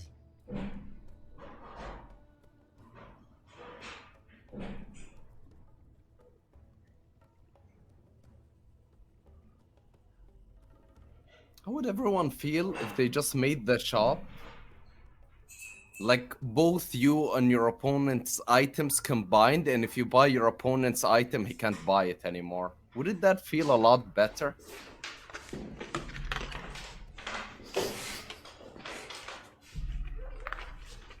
Nine, are you back? Yes. Oh, okay. Did you plug your stream? What did you say? No, I didn't. I didn't plug my stream, dude. Did you say bad shit about me? No, I didn't. Why would I do that, dude? I think it's already obvious. People can tell you're a piece of shit anyway. Fuck. The secret's out. What are you eating? I'm hungry. Sushi. Gonna mute myself. What do you mean, rich people? I bought this in the supermarket. Wait, aren't you not supposed to like eat cheap sushi? Couldn't you get like food poisoning or some shit? Maybe. I mean, to be fair, most of this sushi doesn't even have fish. Then what's the fucking point? Oh. It's just good, dude. No, it's not. The fish is what makes it good. Do you like sushi? Food. A few types. It has to have fish in it though. Like food without any type of meat isn't real food, dude. You see, dude, I'm Portuguese. The way we eat fish most of the time is like grilled. Not in little pieces of rice and overpriced. And I was just 2 weeks in Portugal, so... Oh man. Best food in the world. I don't like Spanish food more. Screw you, man. But you're Saudi, what do you know about food anyway, dude? What the fuck do you mean, dude? We make What's- a lot. We have what- a lot what- of signature foods, dude. We have meat and rice. Wow. We have a different meat and rice. And a Groundbreaking. third different meat and rice that you cook underground and then you bury it. What? Yeah. You pressure cook it under sand, dude, or some shit. We do that in the Portuguese islands, but it's like volcanic activity, you know? I'm serious, dude. You make a hole in the ground and then like steam comes out of it because it's like volcanic. It's pretty nice. Will cut down anything in his way. Alright, the veterans inside buffing these red heroes in mid. Well, they won't get buffed now because you're hitting the tower, but the Berserker's Call activates the veterans inside, so it's pretty nice. This game looks pretty close, man. It wasn't an improvement, right? Yeah, I think it used to be like an aura. Now it's an improvement, yeah. It's one of the cards that got changed. This game looks pretty close, man. Arc Wardens generating a lot of gold. Both players relatively low on resources. Rixo, though. Ugh.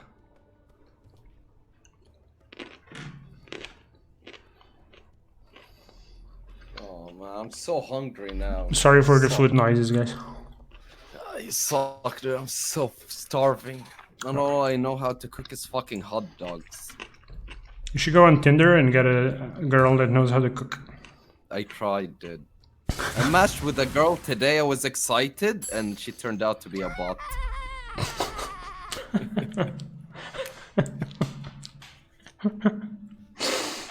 Dude, why do people have bots on Tinder? Can you explain that to me? I don't know. They just try. LE5, explain it to me. Yeah, they have bots to get your phone number or your. Now the new thing is Google Hangout. I don't know why. Then what? They spam you with publicity or some shit? Yeah, I don't know. I've never fell for it because I'm a smart man. But What do you mean? You just told me you fell for it. What the hell? no. I matched with a bot. It doesn't mean I'm gonna. What did she say? Wait, I'll tell you. She said good morning. I said good morning. She said date baby, come WhatsApp and put her phone number.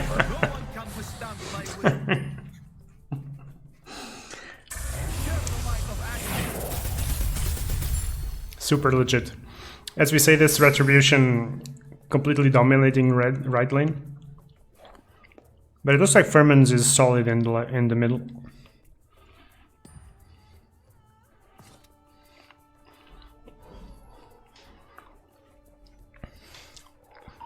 Do items not bounce back to your hand anymore, or is it just Temple of War items?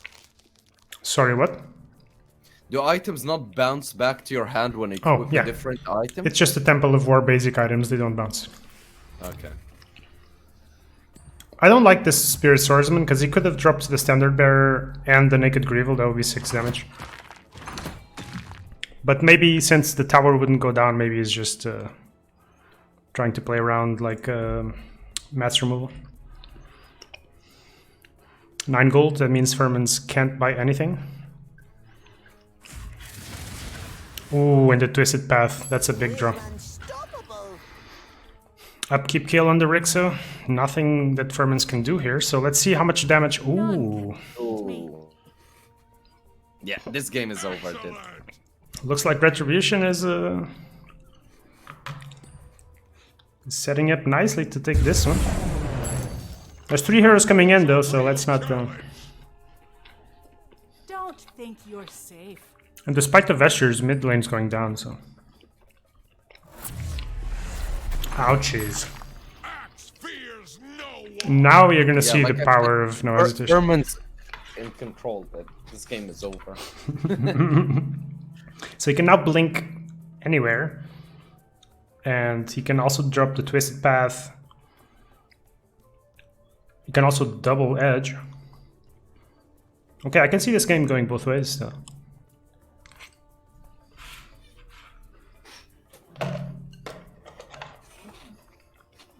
Alright. That's the end of my sushi.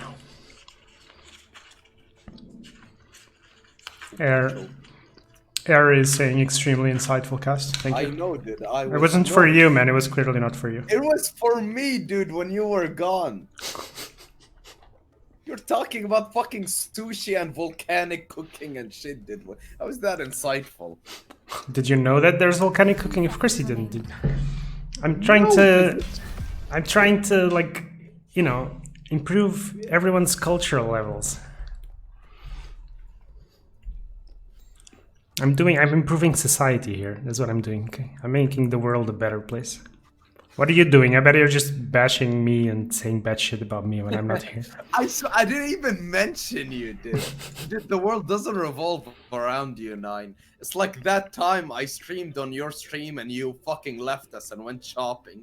Did we mention you? Not really, dude. You know I saw that stream, right? Did you? Yeah. So did I bash you? No, I didn't. Of course you did. No, I didn't. I don't remember what we talked about. We were talking about stupid shit, dude. And fucking Ben, for some reason, was commentating his Pokemon game that no one can see. I remember that. Alright, the Spirit Swordsman bouncing around. Twisted Path on the right indicates to me that we're gonna be seeing a triple deploy on the right. Ooh, and the Demolishing Warhammer.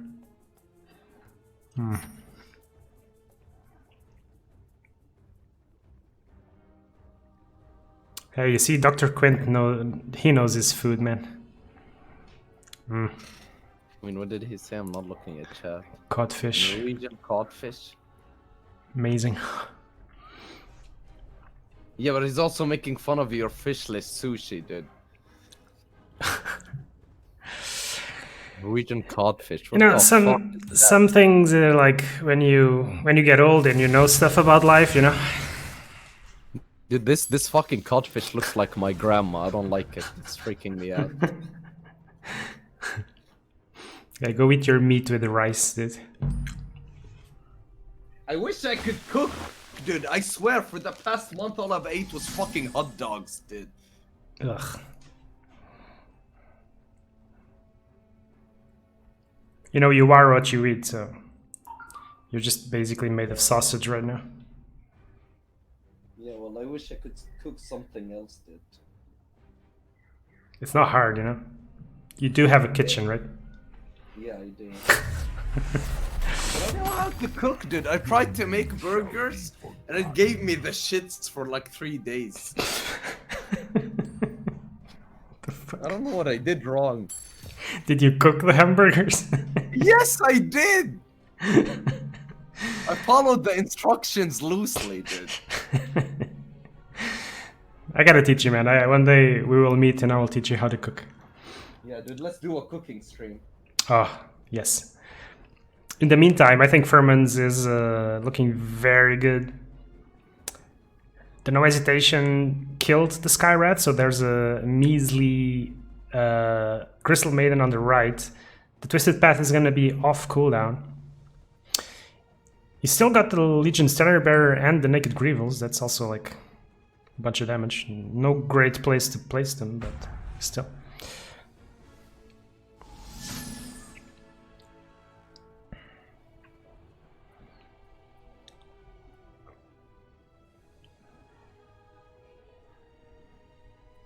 Yeah, I'm trying to figure out how Retribution can deal damage to end the game before he dies. I don't know, he's gonna need to have access to those Eclipses and Annihilations.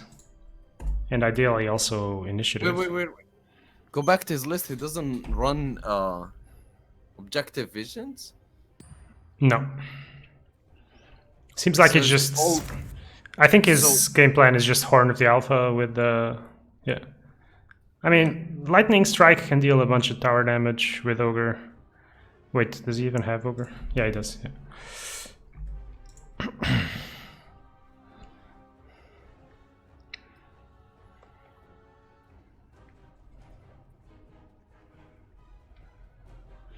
All right, so if this Rixo gets Warhorn, he goes up to 8.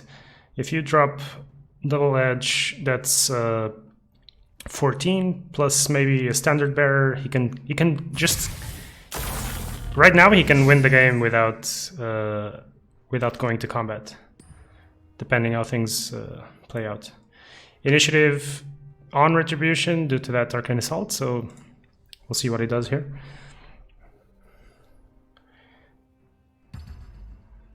He could also upkeep kill the Ursa, as it looks.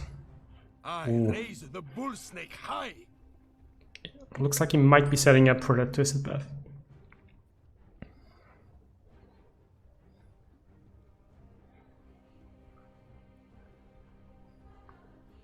I hope he's not forgetting that he already No Hesitation there, because...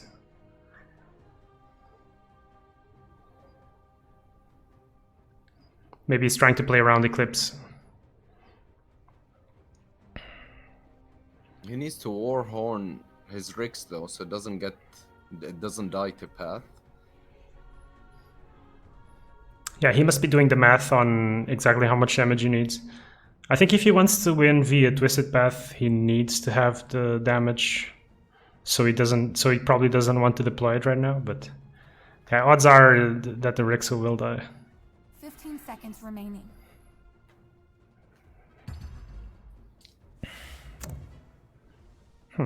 He opts to prevent damage on the left. Fair enough.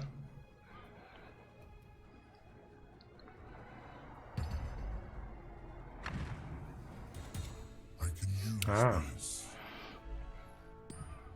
Okay, obviously the Ursa was going to be at 2 HP. There's an Ignite on the Ogre, so that would be 1. So any spell played here would have killed the Ursa.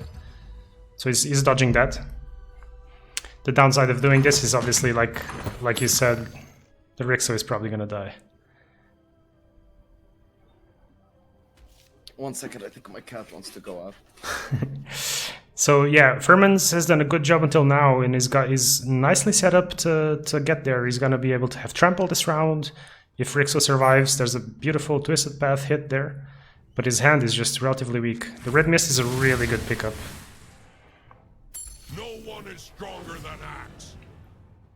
There's a Culling Blade now, so yeah, well, depending what the Crystal Maiden does, she might just immediately die, and we've pointed out that there's no blinks here. This is a best of 3 though, because this is the semifinals now. So whoever wins this game hasn't won the round yet.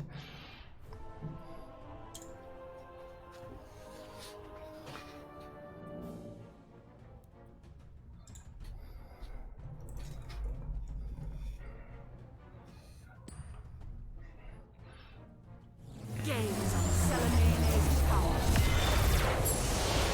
Right. I understand this play as the Luna will come back, but I think this is going to cost him the game. I mean, not knowing his hand, it's hard to know what other options he would have had, but Double Edge, Red Mist means Furmans is going to take this. Yeah, even just a naked Greevel. Yeah. I think it... I mean, he could have annihilated the right. Obviously, there is a Blink Scroll.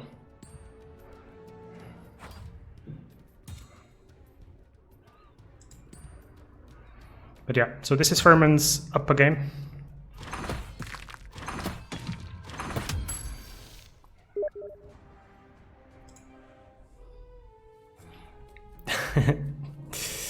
Yes. Well.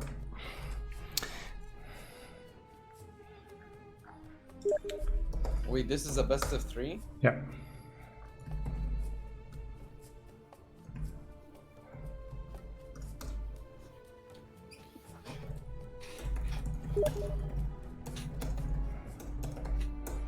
We can jump on the underscore game because underscore and Tigri are playing the other semifinal.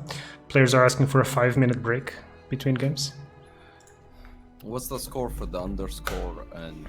I do not know, but I presume they just started, so...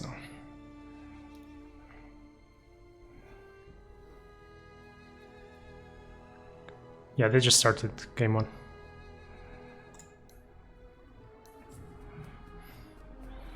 And yeah, Furmans is establishing him as a very solid 2.0 player. His mono red deck seems really reliable. Let's see, it would be interesting to see underscore play against him. So, interestingly, both semifinals are mono red versus mono blue. Some things never change, man. Looks like we've got a meta defining.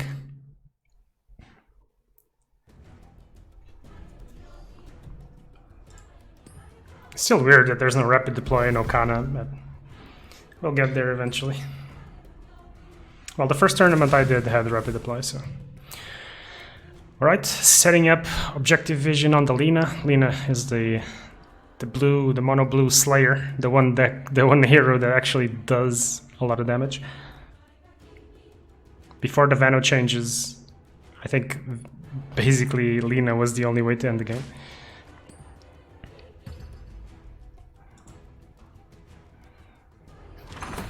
Alright. Tigri kills Luna and retains initiative due to the gush. Vano doing Vano things on the right.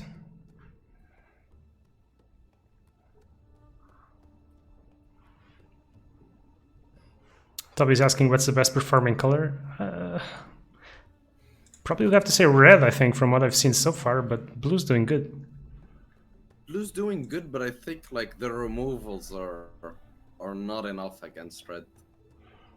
I think blue just struggles a bit to punish. Like it's like you remove a bunch of stuff, you keep killing stuff, but unless you draw that objective vision, you just like You have to keep doing it over and over and over and over again.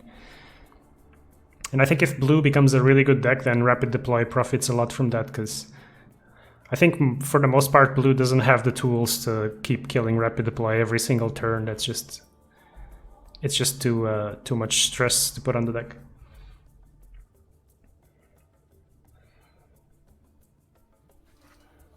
But yeah, we'll see. I mean, Tidehunter, Sven are very lane dominating heroes.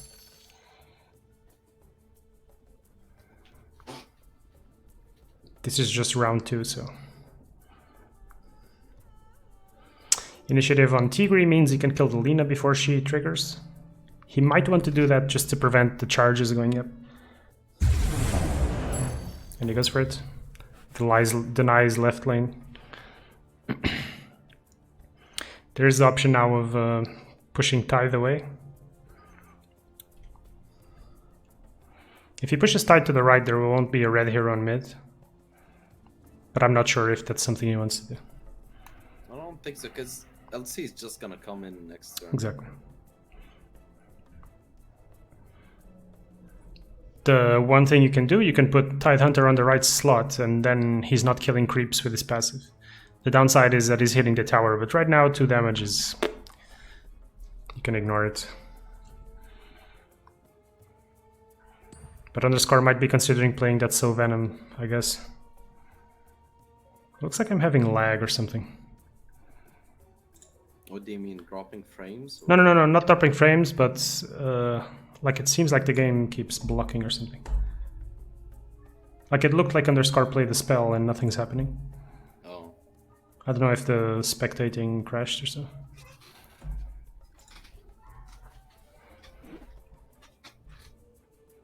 Yeah, nothing's happening. Where's the rope? Yeah, I'm gonna go... oh. Okay, there we go. Maybe it just passed. Maybe I thought he played the spell and it just passed. I don't know, actually. Alright. Iron sharpens iron, comes down on the Tidehunter. This is one of the best heroes to have this on. X would have been great too.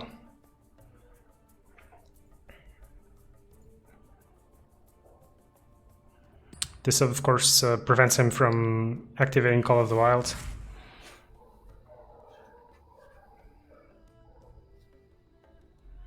Okay, I thought that Underscore might have wanted to go for the So Venom, but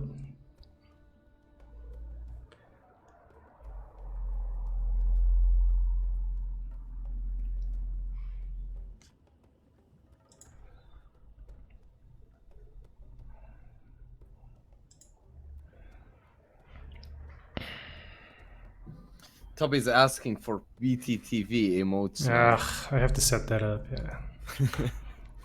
You've been streaming for longer than me. How have you not set it up yet? I used to have it on my old streaming account, but when I changed to this one, I never got around to doing it. I don't care about it that much, you know. But people do, dude. Yeah, I know. I don't stream regularly enough that I feel like I need it, but I'll do that eventually, Tubby. I'll do it eventually. Okay, we'll get there one day.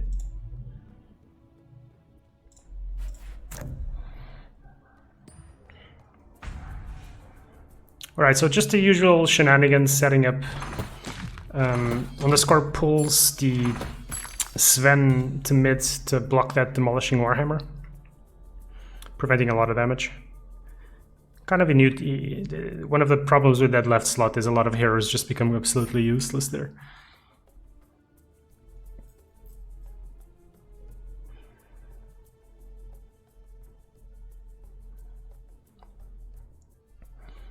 I presume we're going to be seeing the Rubik get bounced up to prevent him dying, which is great for Underscore, or would be great for Underscore, because his ability is on cooldown right now.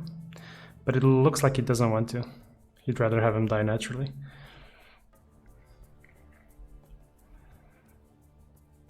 Has Underscore been playing consistently? No, I think he's been having phases. I think that's also one of the reasons why it's cool to make these tournaments, is if there's a tournament, people will come in and play them. But it is a very frustrating experience to be in the chat room with like 2 people or 3, and then you either don't play enough, or if you do, you play the same people over and over and over, and it becomes kind of weird. Wait, has it really dropped down to like 2-3 people? Yeah, there's been days and times of the day where it's been like 3-4 people. Yeah, most of the time it's around 10 though, I'll admit. But it's like 10 with someone AFK, with maybe a dev in there or whatever, you know. And then you count yourself as well. So normally you get maybe 5-6 people that you can actually play with. And in my experience, in the times that I play at least, it tends to be a bit repetitive. But presume we're gonna get that dealt with very soon. So, all right. So Underscore has the option to Light Strike Array. Light Strike Array would be not bad on the Beastmaster, but I don't think he cares enough because there's no damage really coming through here. All right, kills the Sven. Death will be clean and swift.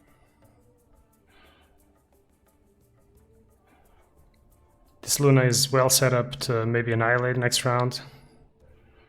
Or simply drop the phase boots on it and keep the Eclipse charges while blocking some damage. It seems like it should be fine too. Lina's on 3 charges. So if this damage goes through, Lina can kill the Tide next round.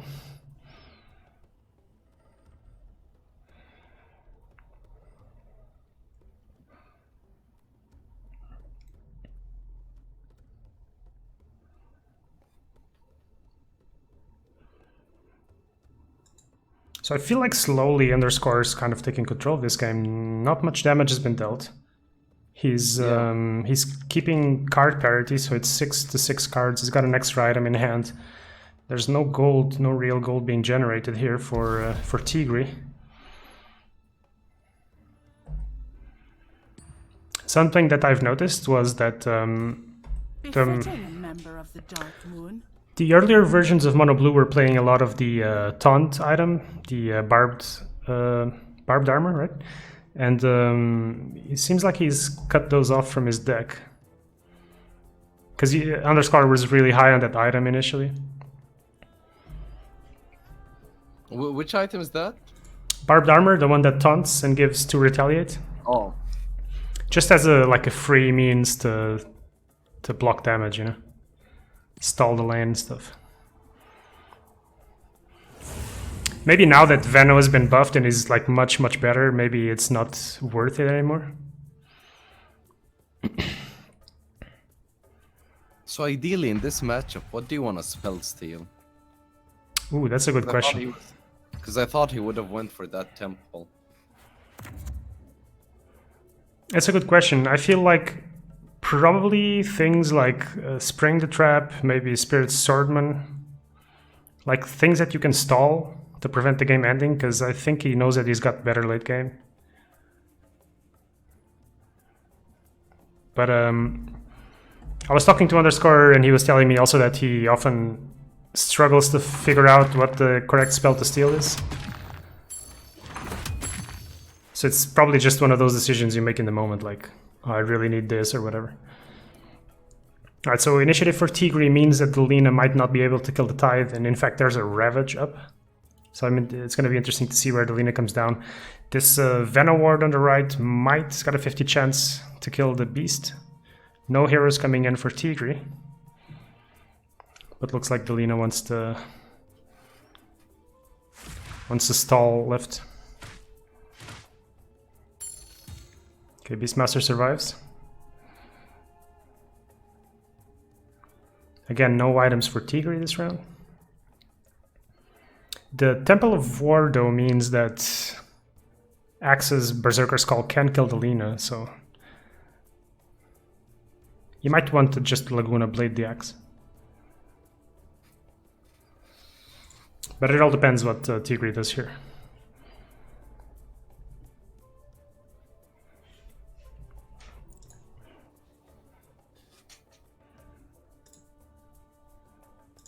Okay, I'll set up BTTV for you guys. How do you do that again? Just download the extension. Oh yeah, I remember now. I don't have it. I don't use Chrome. Trying to put up a fight. I have to open Chrome. You don't? No, I use Brave.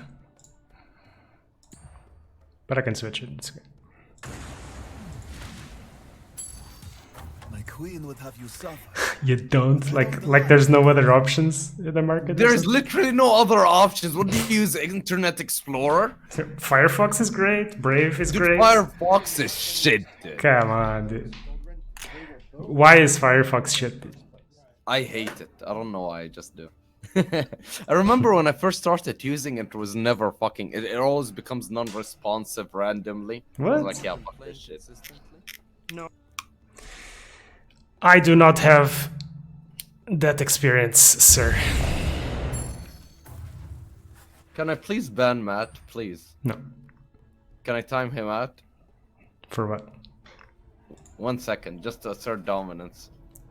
You cannot assert dominance on my chat without good reason, dude. Dude, he's so annoying, man.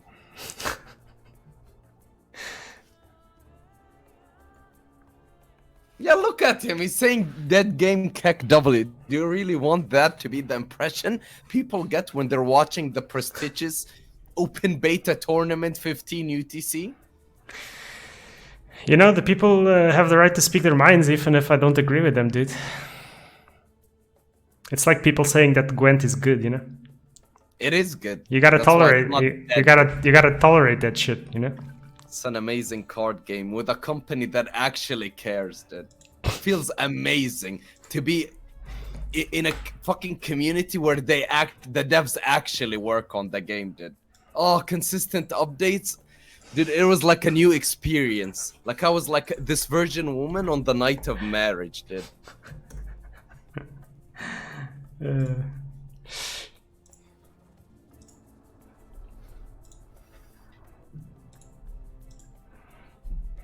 I really wish I liked other card games, but I don't. So.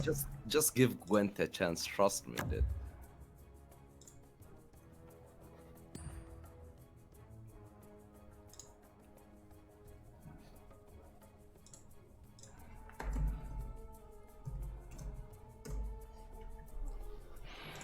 All right, so players taking it slow. Again, I don't feel like much has changed. Like there's some damage going through on the left, but there's the precise exact same amount of damage going through on mid for underscore, and the deciding lane, if you will, on the right looks better for underscore. So I feel like underscore is doing good. So I feel like slowly underscore is kind of taking.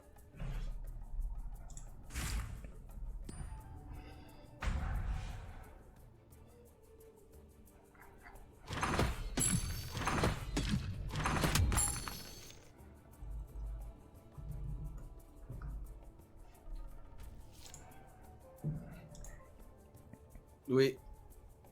Does spell still give initiative? Yes, it does. Oh, yeah, it does. It does. Okay.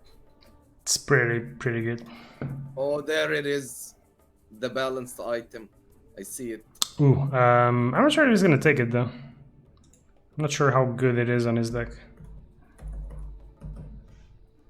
Or at least in this specific situation. He took them all, didn't he? Yeah.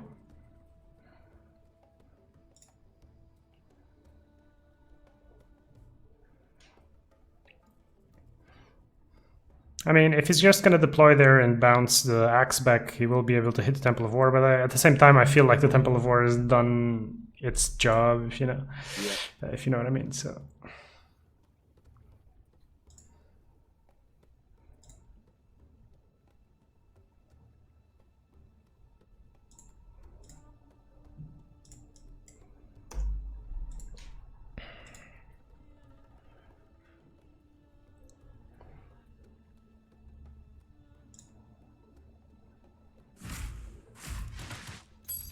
I guess in the meantime, Furman's game is continued, but we'll see how that goes. It's essentially the same matchup anyway, so... Just Thunderstorm here. Right lane. Yep. So 2 uncontested lanes now for underscore. He is kind of losing the left one. I mean, he could also just swap the axe with the creep. Let's presume that's what we're going to be seeing. Or if he really wants to get the Temple of War, he's going to need to just bounce it on the empty slot. But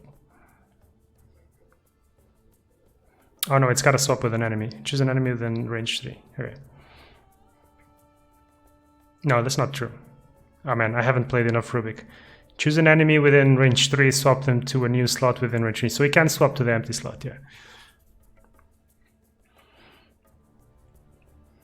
Gives you all the options, so.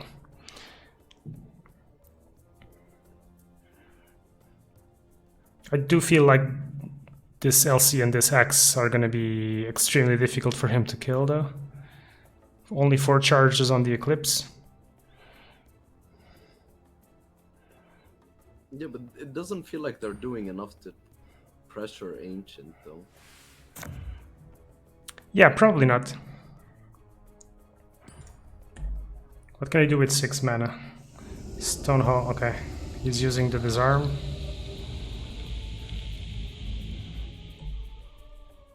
Volatile Fog, I think, is one of the best cards in stall decks.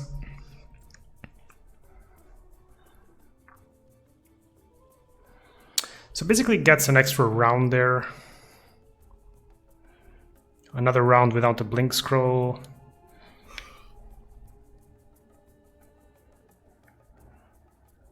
And he might just want to annihilate there anyway next round. So he can probably stall that lane indefinitely.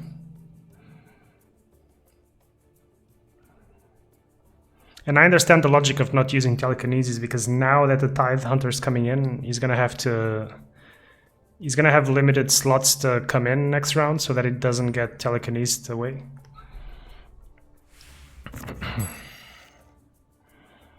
Right, Conscriptor comes down at the cost of giving initiative back.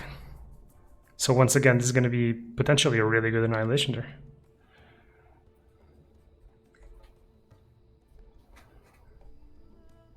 And no mobility for red at all.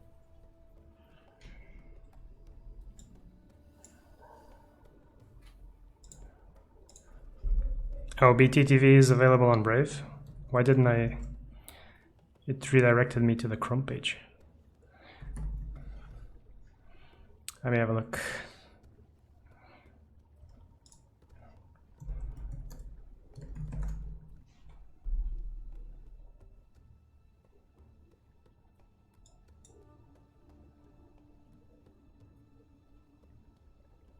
I just saw on your screen you have Microsoft Edge. What the fuck is wrong with you, boy? I have Microsoft Edge. What? Yeah, when you opened your fucking any advantage I start can get. menu, dude. What? Well, it's installed in my computer, yes. I Get rid of it. The nest of Just taking space for no reason. No one's ever gonna use that shit anyway. yes, I have 200 gigabytes free. I'm gonna delete Microsoft Edge. What year is it? 94? Yeah, I don't know where. Better DDB.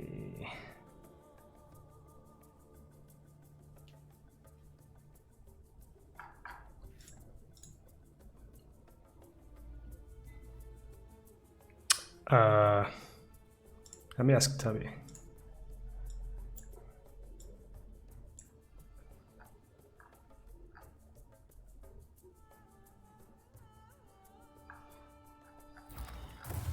You were a fool to fight me.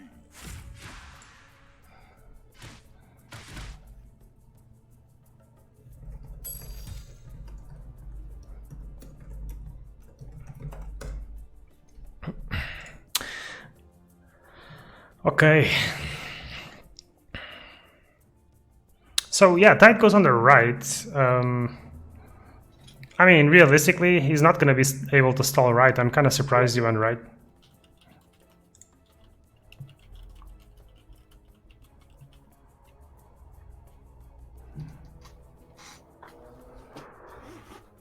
So I feel like Underscore's trying to, you know, feel out what Tigre's options are here before he pulls out the Annihilation and stuff. Okay, he's just going for the Ravage. He's still taking 5 decay. And the Lena's still got an avenue to proc next round, so... Alright, out comes the Annihilation. It feels like they were both planning these moves for like 5 minutes each. They knew what to do.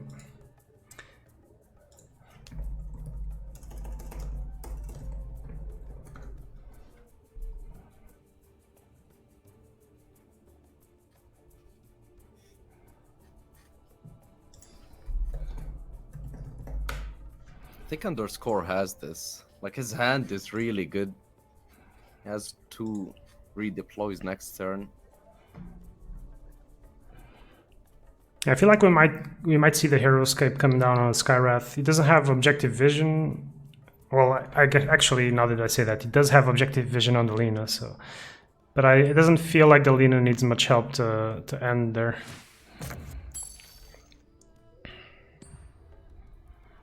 We'll see. We have no idea what Tigre's hand is.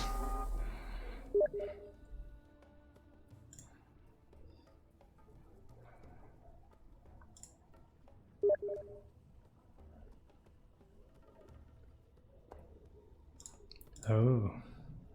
I'm just learning that Chrome extensions work on Brave. Damn, I didn't know.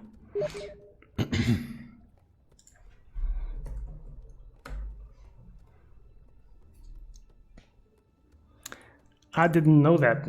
I wish these players would play a bit faster, but we gotta deal with what we have. 6 mana up for Tigre. No options for Underscore besides the concussive shot, so he's just probably holding on to that to end turn with initiative.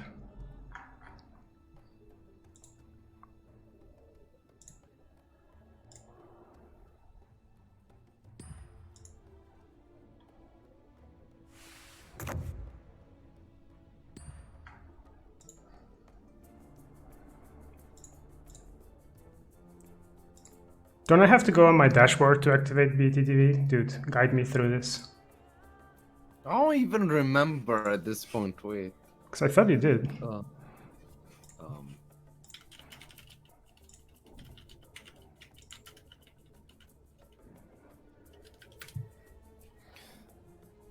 Extensions. You go to settings, then click appearance, and then enable BTTV emotes.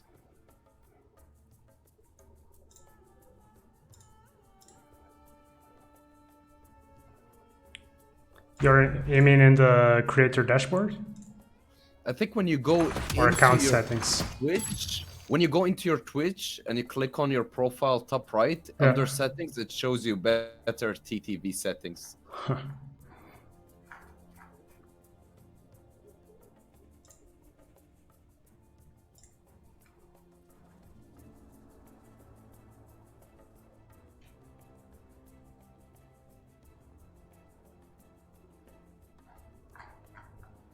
No, I don't see it, man. Connections, maybe? Connections. Maybe you need to reopen your browser. It actually says that I have better TTV. What the hell? So why isn't it working?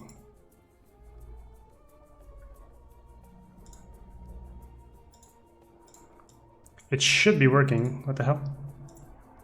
It should be, then just, yeah, give it a few minutes. Takes Right. like 5 minutes. Apparently I've done that before. But you need to add the emotes to your channel. Ah, that's what I haven't done. All right. Just add my artifact emotes. You don't need anything. Oof. Sounds like a lot of work, man. Alright, Venomancer coming in on the left. We have Sven and Beastmaster deploying for Tigre. Taking his sweet time.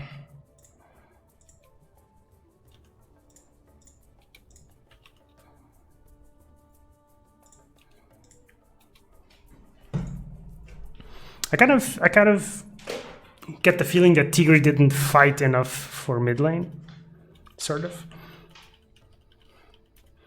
But it could just be the case that Underscore's spells just lined up really well.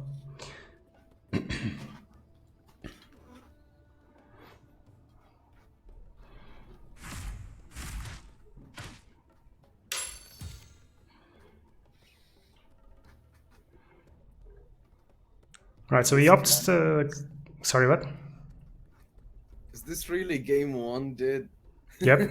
Well, we can switch to the other guys if they're still playing. Once this is over, he opts to fight mid with the Sven and goes Beastmaster Tide stall on the right. So objective vision is going to be hard to trigger. And these eclipses feel so bad. Also, friendly fire with Ravage is like whoop. But if the Call of the Wild gets activated, then they trade. So I think Underscore's move here is wait for Call of the Wild, friendly fire, kill those 2 heroes. And I don't think you need to worry too much about the Sven, because he's still dealing 7 damage there. Plus, he's got a Laguna Blade. Ooh. Swaps? I didn't even see that. That's... The range on this ability is so good.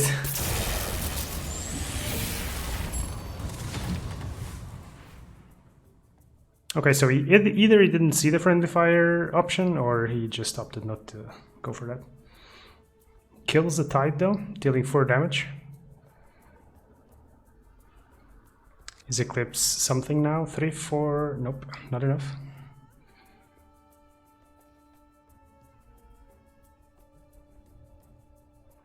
Yeah, Underscore's got this under control, I feel like.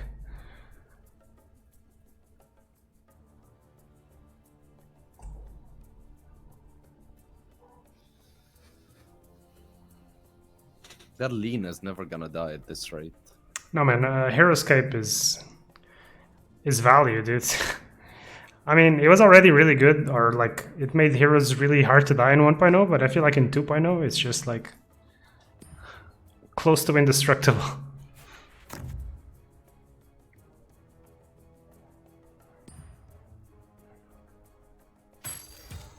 Down goes the Sven, 3 mana left. That leaves him only with the option of playing Determined Grivel, but it does activate the objective vision, so that's insta-lethal on the tower. Call of the Wild gonna need to come down. There we go.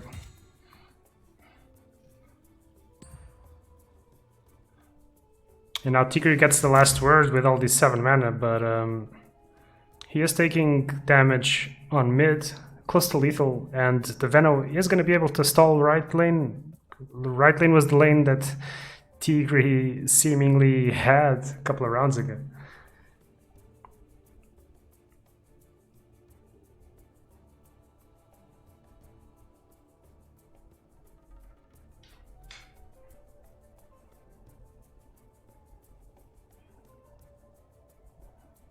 I think we get spoiled because the tournament, these single elim best of 1 tournaments progress so fast.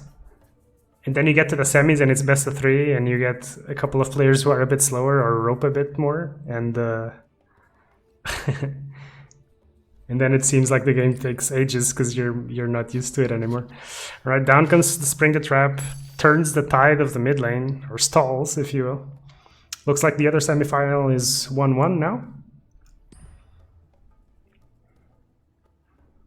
So we might still be able to catch game 3 on that side.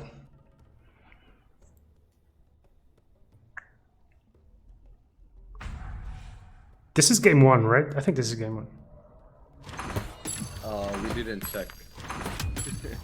Yeah, I'm pretty sure it is, because they were talking on Discord before. Well, this is coming to a close, either way. And we start to struggle to see Tigre coming out of this. Underscore's towers are just too healthy, and he doesn't have like late game powerhouses or so. Yeah. Doesn't even run TOTs, right? No, he doesn't. But he does have the 2 beefy heroes coming in, so let's see. I mean, if he gets a good sequence of Berserker's Call into duel, stuff like that, it's just the Lina, man. How do you kill this Lina?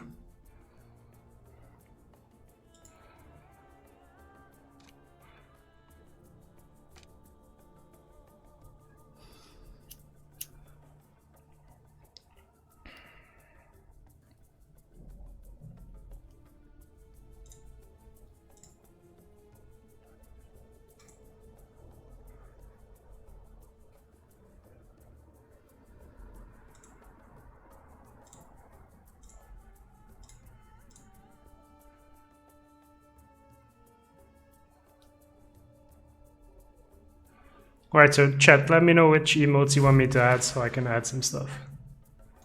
I told You you, just never should add have my raised my artifact emotes, ire. dude. Mm. See, Sorla, yeah, dude. First emote to add. I feel like most people in my chat have that emote anyway. Through Twitch, you know what I mean? I don't think so, because I removed it from Twitch. Oh, okay. Had to rebrand as a Gwen streamer. My cause is just. My blade is Well, cruel. there goes right lane. How many can I have? 15. Alright, that's more than enough. Oh no, trust me, it's not. You can get 10 extra more for $5 a month, I think. I think I'm subscribing to VTTV. Come on. My internet is expensive enough, dude.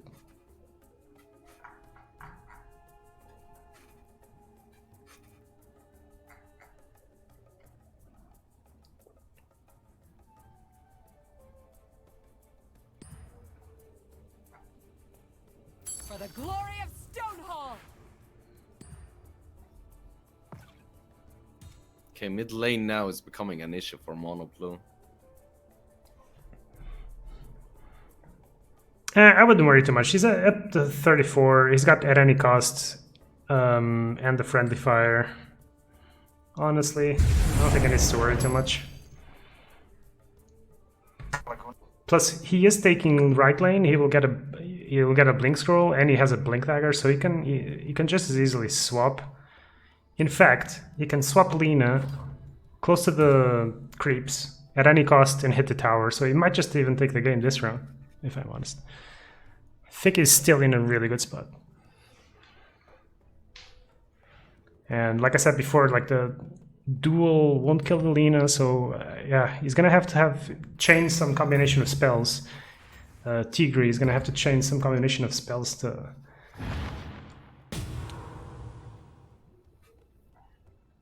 deal with her. Oh wait, is he just gonna at any cost now? Yeah, that's what I just said, dude. I zoned out for a second. Yeah, you're not paying attention. Jeez. Dude, I have ADHD. It's hard, This is man. There's so many things to this is focus on in why I fucking don't game, dude. pay you, dude. This is why I don't pay you anymore.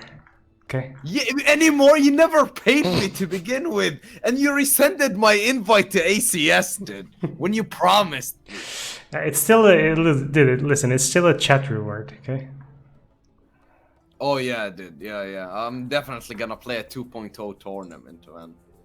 You can still do it. You just have to collect enough channel points. That's how they gotta do, man. Isn't that hard? Dude, you couldn't even pay me to play a 2.0 tournament. Dare challenge.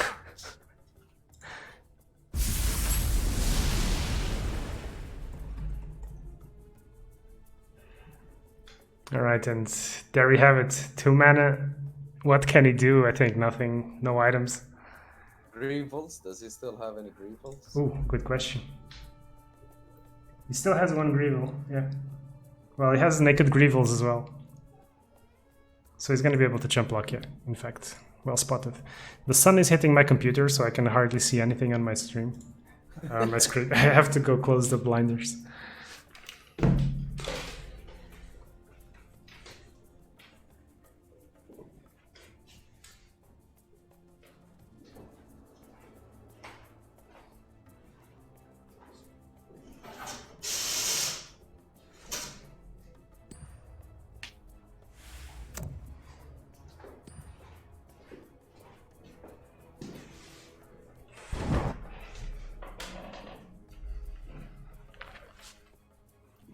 Perfect.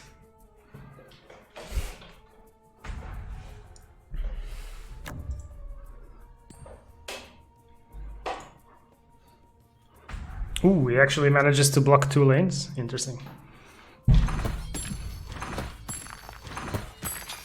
Don't think it's gonna be enough, but... Yeah, but how is Underscore gonna deal with Tide now? Ooh, Sarlacan's spear. That's a nice way to end the game. Oh yeah, has initiative on Rubik, yeah, that's probably game. I see this deploy is going to be important. If Tigri wants to have any chance, he needs to get this right. Imperfect, the game does have timer settings, but they're very permissive right now because it's a beta. So I think presumably because it's a beta, they don't want to have the timer too restrictive. And we're organizing the tournament via like third party, so I think once the game has a tournament setting, we will have a decent timer option, but we're still far away from that.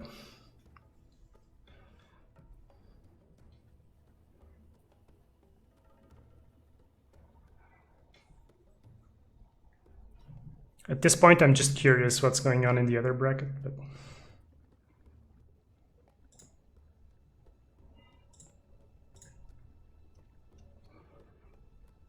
not to dismiss Tigre, but it just feels like... I mean, what can he do, really? He's got 25 gold. Okay. So 25 is Silver Edge. So how does he... Place something in front of the Lina. No hesitation left. He doesn't have initiative, though, but let's pretend. Buy a Silver Edge. No hesitation to kill the tower on the left. Drop Silver Edge, kill Lina. Go mid, maybe? It might be doable, actually.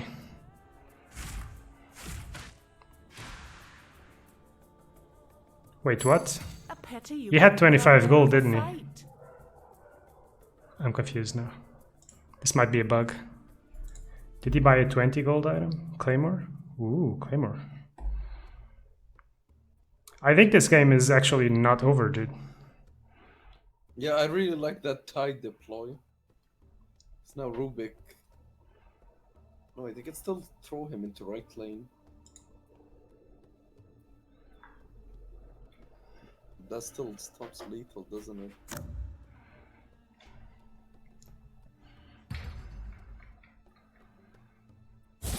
Oh. That's a really good friendly fire.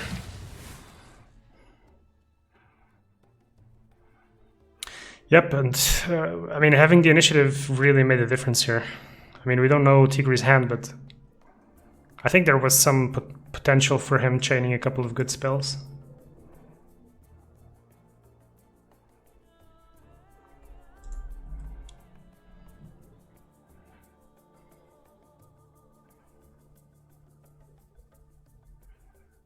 I just noticed now that Underscore is playing Wave of Madness. It's really interesting.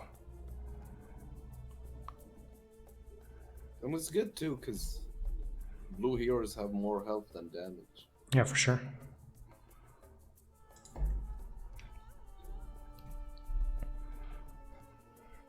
Yeah, so Tigri taking a while, I think, is probably out of options, honestly. Swordsman comes down. I think we're going to see the Sorlakan Spear come on Alina. There we go.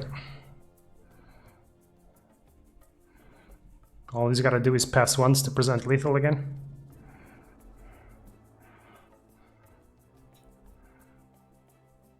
There's still one more Grieval. What the? Rashid equals free labor? What the fuck? Wait, what were we talking about? Oh yeah, the fact that you don't pay me. Okay, you're safe, dude. I was about to ban you.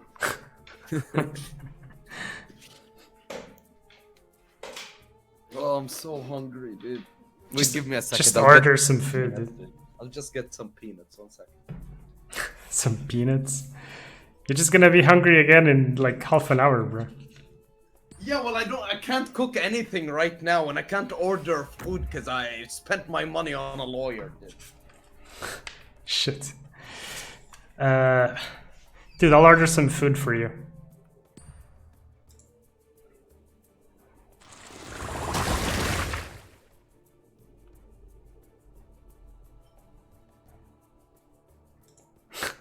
This motherfucker's eating peanuts because he has no money. Fuck me, dude. Dude, go subscribe to Rashid. Once this is over, subscribe to Rashid so we can... I don't know if I can order food for him online, but I'll order some food for him. Anyway, I wish I could commentate this forever, but I can't, so we'll just wait for them to make a move. The Greevil comes down here. You could Mystic Flare to just kill hit.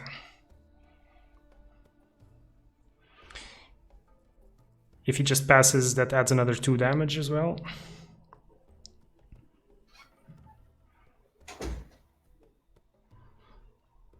That might actually be more effective. Oh, it was actually Tigre's turn. Okay. Yeah, I like the pass. Because he got 5 mana, so now he's between a rock and a hard place. He has to pass back.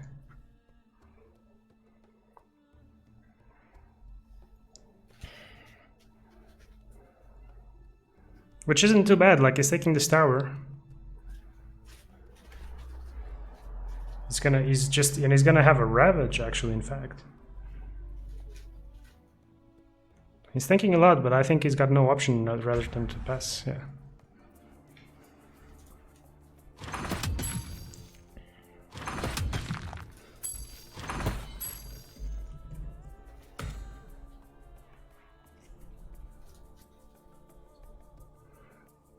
I mean, I can see a world where Tigre still wins this, but there are 2 heroes coming in.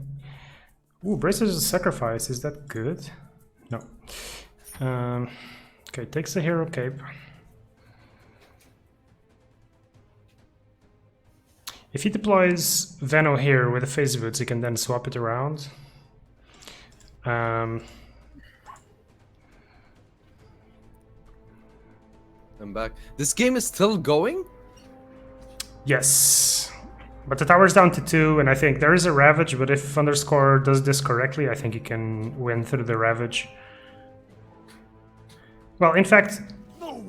Okay, I was gonna say, if the Lina just activates, it would kill the tower, but the Beastmaster comes down.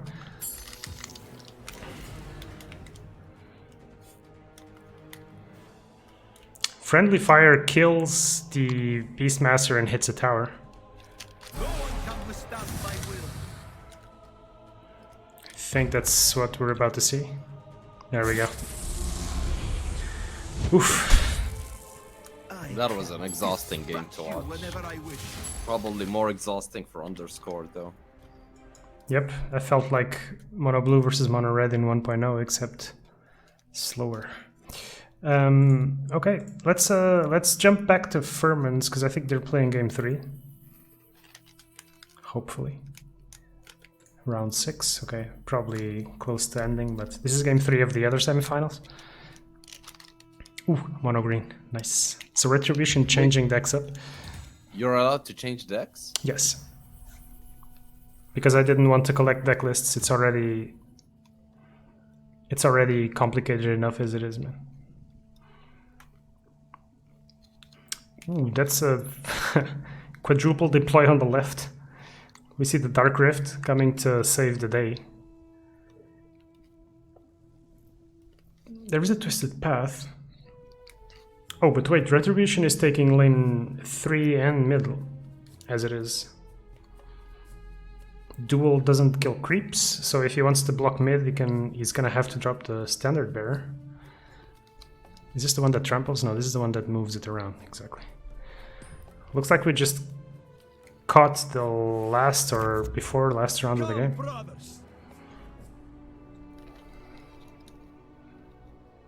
Jeez, man, that Temple of War doing work. No player has any heroes coming in. Ooh, there is an Overpower.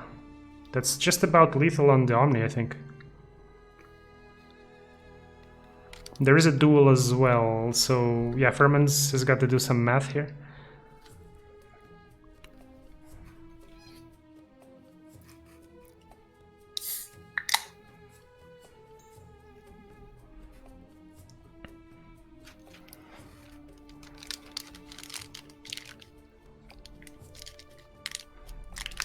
Bro, can I order food for you online? I can order delivery for can't. you in Saudi, dude. You don't have to, dude. I'll cook something noodles. The problem is, if I try to Google food delivery website in Saudi, I won't understand anything. So. Yeah, that's cool, man. I'll just make noodles after the finals is over.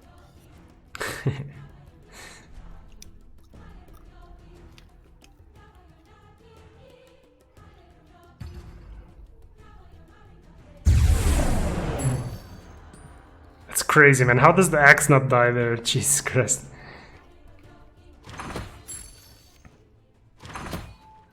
Alright, so 28 damage on the left, a dead Omni, and that's the first combat lane now. Blink Scroll comes up, but he doesn't have any heroes in mid to blink.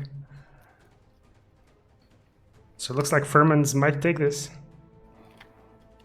Dude, this game is over. There is also Twisted Path, and Rixo has 19 damage, so there's also the No Hesitation, so what more? And the Culling Blade, man, all of Furman's options are just top-notch. Not targetable, that's a good way to start. No Hesitation is gonna end the game, though. So... Ancient kill for Furmans, wow.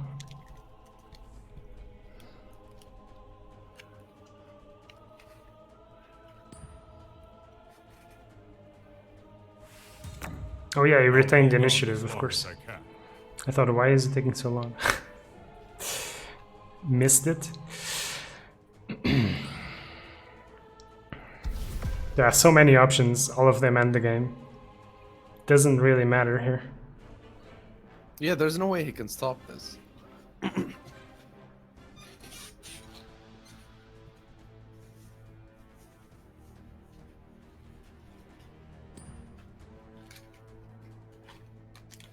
Oh. There is actually. What the fuck? Wow, Okay. good one. Now the Into the Fray ends the game though. Into the Fray +2, retain initiative, sacrifice Twisted Path. So nice play from Retribution, but Dude, the classic Furman's- 70-30 matchup. the classic, exactly. Where's that guy? Sneak, I saw him in chat earlier. Alright, so I think Underscore took a small break.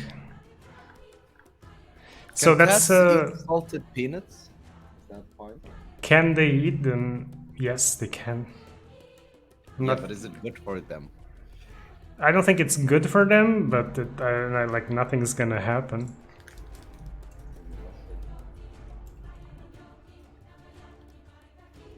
She doesn't look like she wants any anyways. The cats don't eat anything at all. Cats are super picky. Come on. What do you mean my cat eats KFC, dude? Yeah, well, okay, KFC, dude. Come on. I swear, I'm not joking.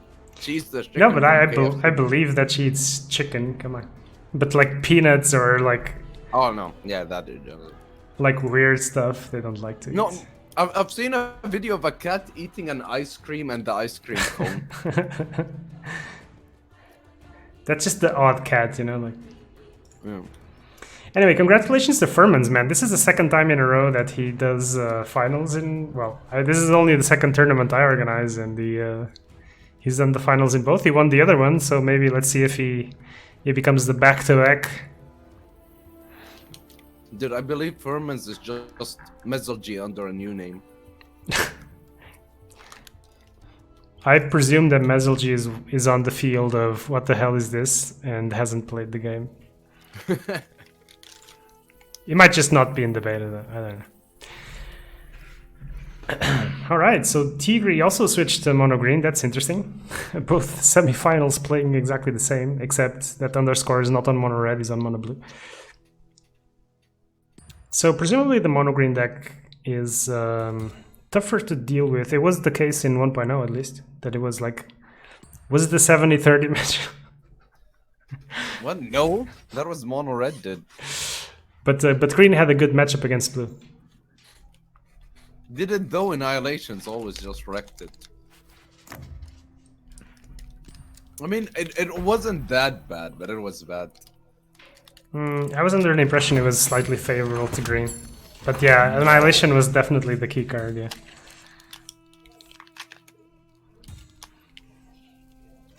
Anyway, I have no idea how this plays out in 2.0, so let's have a look.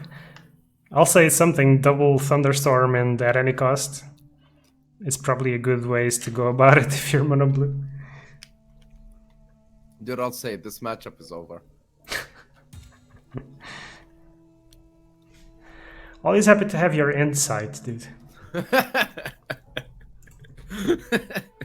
It just fills the cast, you know, like it's like... Yeah, no problem, man. Yeah. You just wait till I cast a Gwent tournament. Ooh.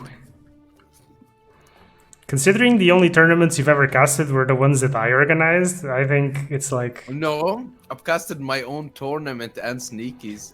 Oh, okay. Yeah, I'm a man of many talents, man. You're branching out, I see. Well, don't forget me when you're like the face of Gwent on Mixer, dude. Yeah, I tried to get you to switch to Gwent, but you don't want to even give the game a chance. Dude, I'll even give you an account with cards in it, dude. You have to grind cards? What Yeah, year? What year is this? Yeah, but the game is fucking free to play friendly as fuck, dude. I'm done with card games, man. It's Artifact or nothing.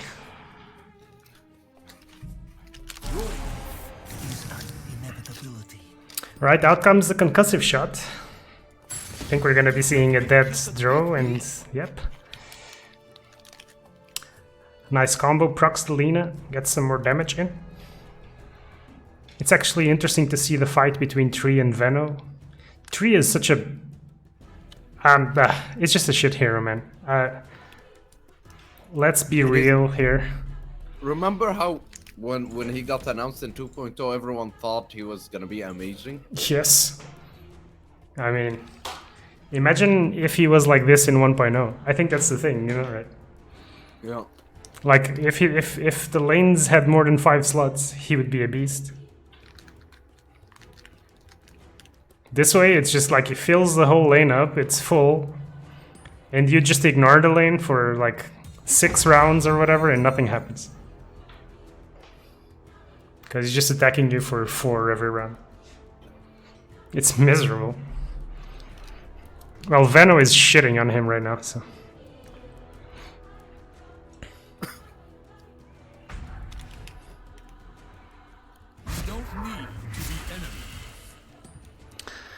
Stealing a creep. Chen has been one of these heroes that they've been buffing regularly. So we're seeing him more and more. I'm still not 100% sure like if he's like good constructed material, but he's been buffed so much. I think. What did they change about Chen? Right, so his creep steal ability now gives +2/+2 to the creep.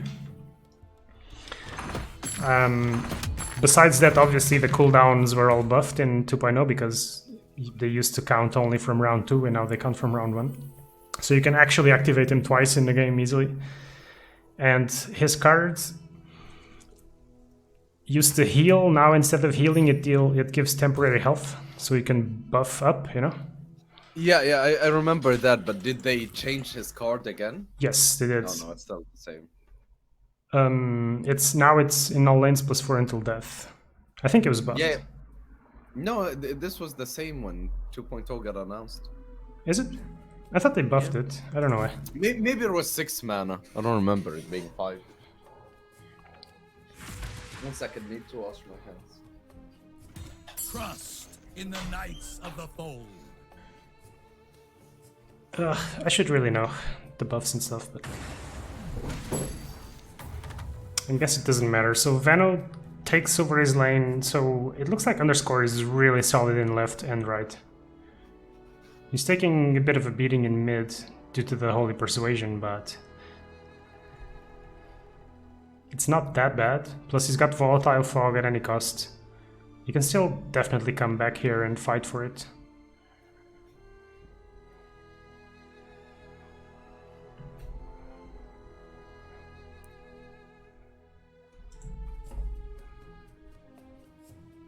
Triple Corrosive Mist. Not a great matchup to have 3 of those. Wondering if he's considering something like an Ironwood Heart or a Screeching Harpy here. I just noticed the Mist of Avernus in mid right now. Pretty decent.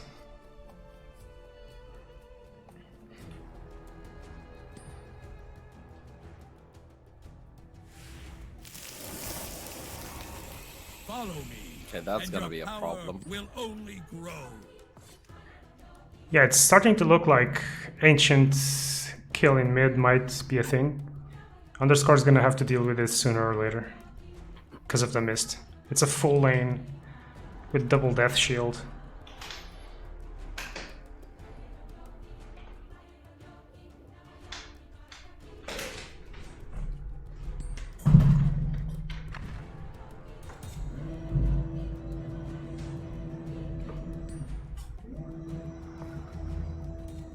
Good. What's that sound? Is that the war horn? It, The fuck was that? it's my table. I have a standing desk. I'm pushing the table up. I was confused for a second. I was sitting down and I want to stand up. You should get one of those, man. It's really good. Dude, my table is so fucking tiny, man. I don't have space for anything on it. How's your channel going, dude? Did you lose subs?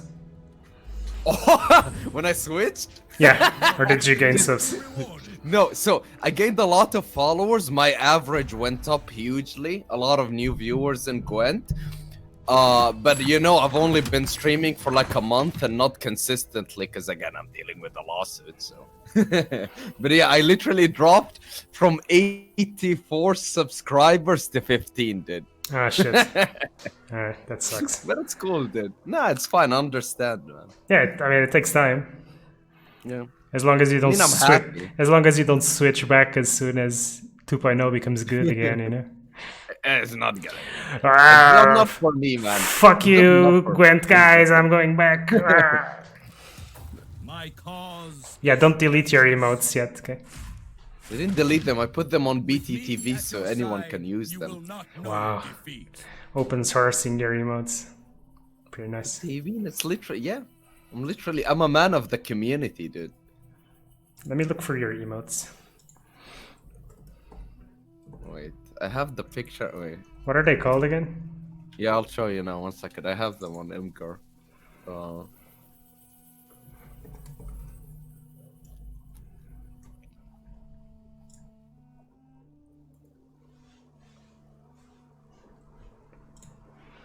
Right, so Veno doing Veno things. This is the difference between having a tree or a Veno.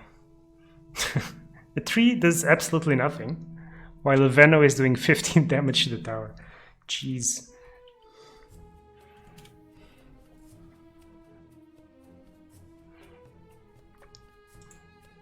I do like what they've done with Veno, though. I'm happy they did that.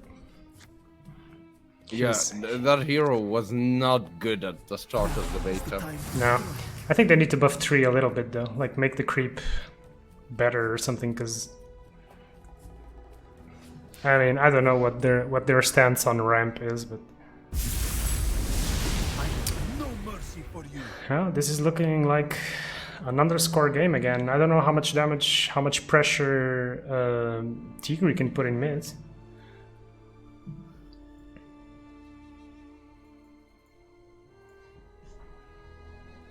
The underscore can also swap the Omni to the right to jump block it. And that would save him 3 damage. Okay, so still not enough, actually. And there is the purification as well, so he could kill the creep.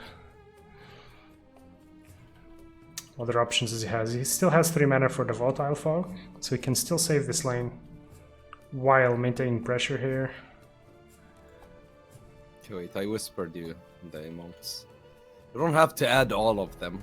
You know, you can just choose whichever emote you want.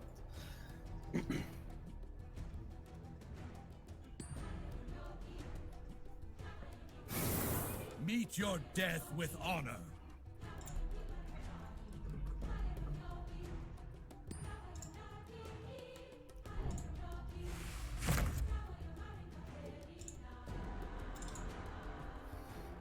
When are they gonna add art to the game? Like that's the thing I'm excited the most about. I mean, I think with the current situation in America, I don't know what they're doing regarding voice and like voice acting and Voice I art. get, but art like because voice like not every voice actor like has a studio, you know. But like art, you can just do it from home alone, you know. I And guess, just yeah. send them. Actually, I have no idea, man. I have no idea. But who knows the inner workings of Valve, man? I don't know. Because that's the thing I'm excited the most about. I want to see like how Rubik and Arc Warden and Miran are gonna look like.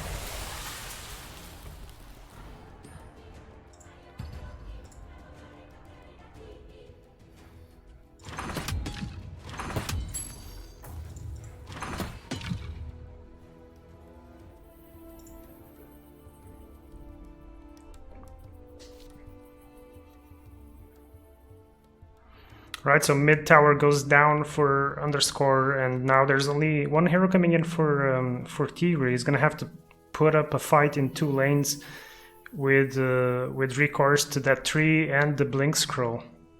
And I think his best chance at taking the game is taking mid. So at the same time, he wants to keep up pressure in mid.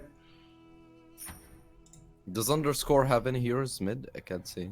No. No, you have the Rubik, but it's gone, and it doesn't have an annihilation. So that's an interesting deploy. He's abandoning mid. Probably trying to dodge Gust, right? No, because he won't be able to move to mid.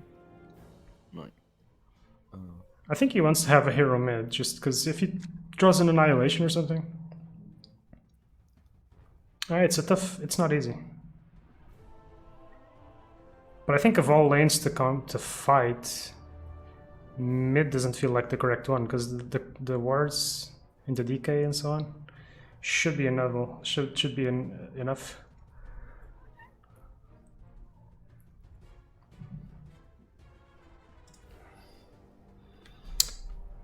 So I wonder why the emotes aren't working. Ah, there we go.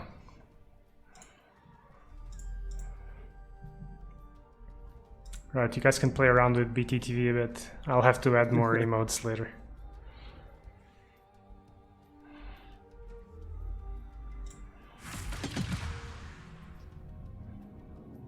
I am called to battle. Alright, so 3 goes, block the Lina, prevent that insta-kill. He's got initiative, Tigre does, so he's gonna have to make the most out of it. He could blink with this Omni, for example, or rather, he could blink with a Chen and then steal a creep. Let's see what he does. Oh, he's going for... What? He wants to make sure that he can kill mid. Looks like to me. So now he can blink over Omni, for example. The Purification would potentially kill the Skywrath, and then he can steal the creep to guarantee damage. You are no match for me. Yep, he's in a tough spot now. I don't think he can do enough damage with... He needs to do, what, 15 with 5 mana on green? Let's say that he blinks the Chen over to block. Yeah, now it doesn't matter really. Yeah. You can block the Veno with the Chen, steal a ward. No, but wait, how much DK is this giving? Yeah, it's -3 DK, so this game's just over. There's no way that he deals. I needed Oops. this. I should shut up. No, it's still not gonna be enough. No, because these creeps are already quite big, all of them. So if he kills this one, it's +4, that's 29. Don't think there's any card that buffs that much. Wait, Warhorn? Yeah, it doesn't have any more items. Actually, Warhorn would have been better than Horn of the Alpha.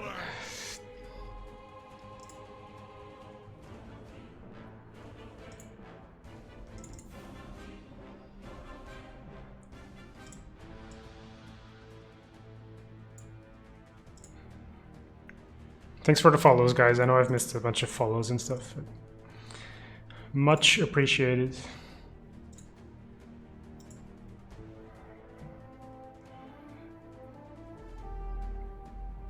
Alright, so with Underscore having won the first game, this is going to be a Furmans versus Underscore finals. I'm hyped to see this.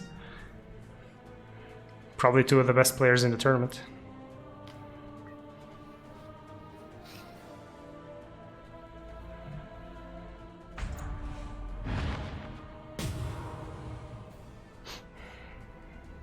Wait, what? Okay, I think he fails to... He's taking minus 6 DK until after next combat, so...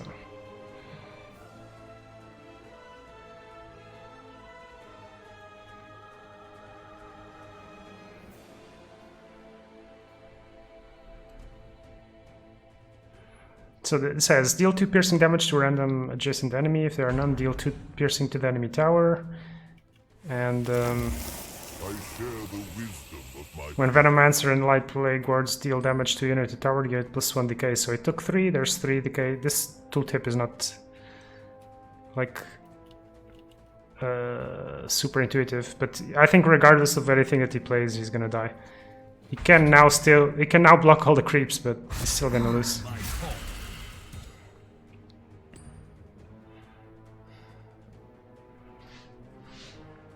Does he not know how decay works? I don't know, man. He might have been confused about it, but the green smoke should, like, tip it off. Well, I mean, the fact that there's minus 7 with the creep hitting should tip it off. Well, it was a good game for both players. I think Underscore really showing the power of Venomancer, I feel like. Alright, so we're coming full gas onto the finals. Let's show you guys the bracket.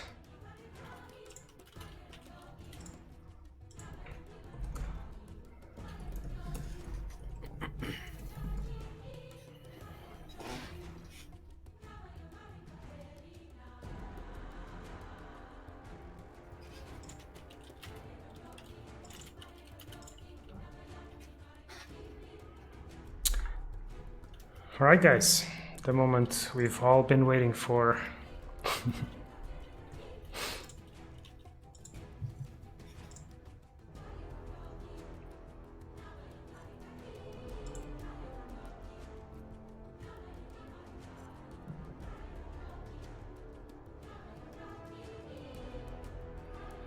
Just give them players a couple of minutes to set up.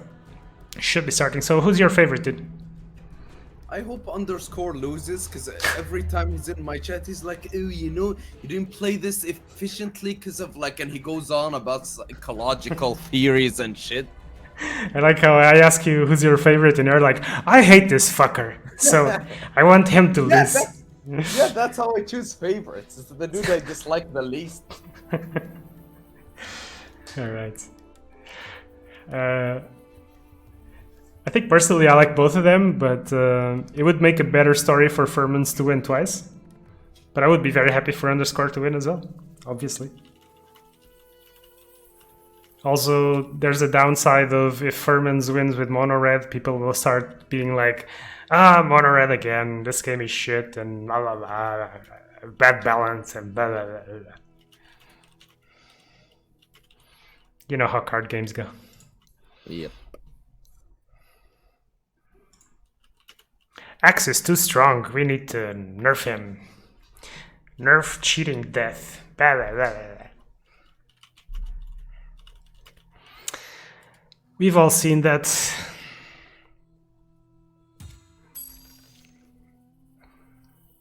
Alright guys, so there we go. Grand Finals, best of 3. $60 on the line for the best player of today's tournament. Let's hope we have a quick and swift and exciting game here. Mono red and mono blue, the two seemingly best decks at the moment. Both semifinals displaying these decks, even though they then opted to choose to swap to mono green. But both of the players who didn't switch decks made it through. So that's gotta be worth something.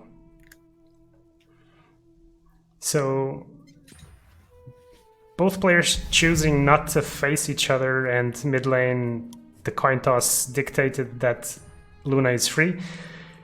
That means that Underscore is taking damage, and this is what Furmans wants, so I can imagine that both players are somewhat happy with this deploy. Underscore because he's getting the wards and the Eclipse charges off, and Furmans because he's getting the tower damage through. There's the option of at any costing mid here. Well, now Luna would die to that, so I'm not sure how intensively Underscore wants to play these damage prevention cards. Because 5-6 damage doesn't seem like that much.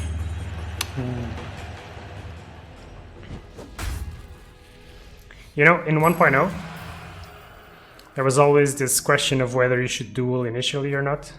I feel like in 2.0, it's not an issue. Like, the damage buff is relevant. Yeah. So I think in these matchups, you almost always want to duel if you can, like ASAP. Especially if it's a hero. They did get a card similar to duel that's not tied to a hero. Yeah, there's a couple of cards. There's one called Punch It that costs 4 mana. And then there's one that I forget the name, where you remove the items, and they fight each other. Yeah. But it's not like duel because I think it's only with the blocker, so they have to be facing each other. I think you get to, at least with Punch It, you get to swap positions. Yeah, Punch It, you can. It's against adjacent heroes. It's actually the complete opposite, because if it's in front of it, you cannot punch it. It has to be adjacent, I think. But this is not relevant right now. Rubik comes in round 2, pulls the Ursa in front of a creep. So Underscore's plan here seems very clear. He's using the Lina to just charge her up and fill the lane with creeps, and he's hoping to just fill the right lane with Venom wards. I will fight by your side. So clearly on the stall plan, achieving that on the left and on the mid. This really displays the power of Rubik. Rubik single-handedly, with one of his telekinesis, disrupted 2 lanes. I won't fall.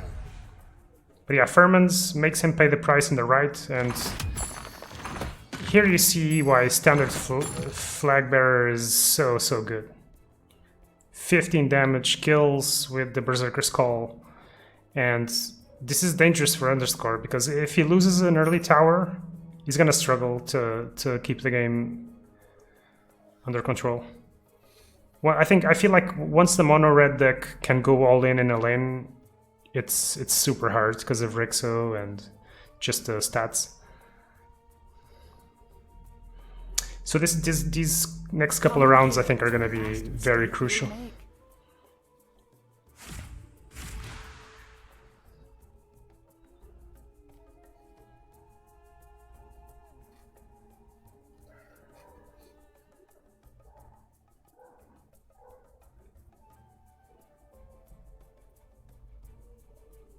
They added a passive to Centaur. Yes, Centaur got buffed. Yeah, you cannot change his stats. It's called Great Fortitude. Either player? Yeah, it ignores negative attack, armor, and health effects. So if you play his card on himself, he doesn't get minus armor. That's a huge change, actually. Yeah, he's been seeing play, definitely. Okay, the Nether Ward is also a key card in this matchup, so I feel like Furmans has gotten a good start, despite having to forcibly abandon. Magicking. Yeah. I will do my duty.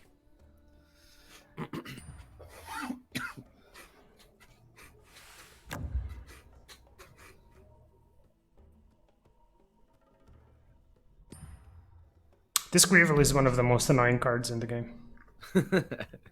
Yeah, chump blocking seems really strong.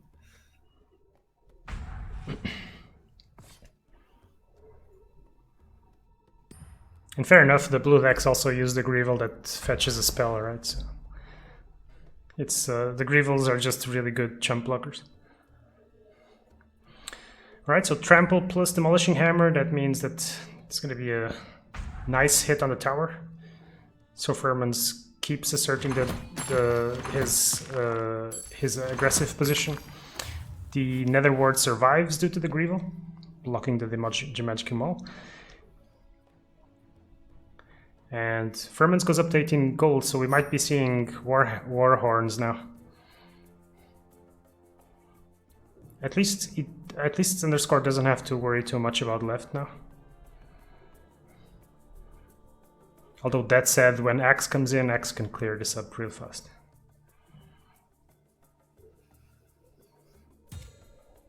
Okay, chooses to drop the Axe on mid. Initiative is on Underscore's side, no Annihilation. He's got Thunderstorm, he's got Mystic Flare and Eclipse. I mean, we saw these decks play against Mono Black, and you see now the difference between the blue removal against black and against red. Red just tanks it much better. Not even close. The game keeps bugging out where we know that Furman's bought a 15 gold item and upgraded because he had 18 gold. So he bought an item and he upgraded, or the other way around. But we don't see the item in his hand. Hey Wuhak, this is the best of 3. Your fences mean nothing to me. Wuhak's here. He's in chat, yeah. Oh. Rubik does Rubik things. Ouchies.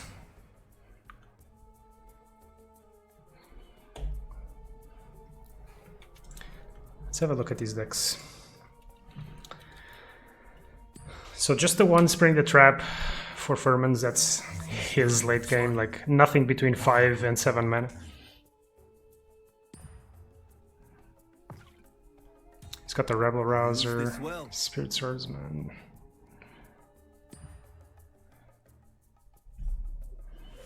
Yeah, the Smash the defenses are not very effective against Underscore. He's got absolutely no improvements.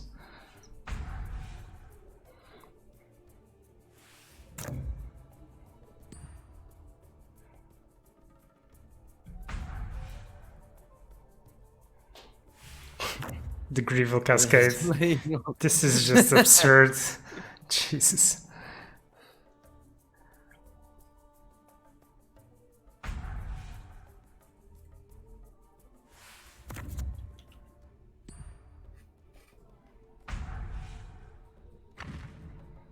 Yeah. Axe needed this. This is such a strong combo.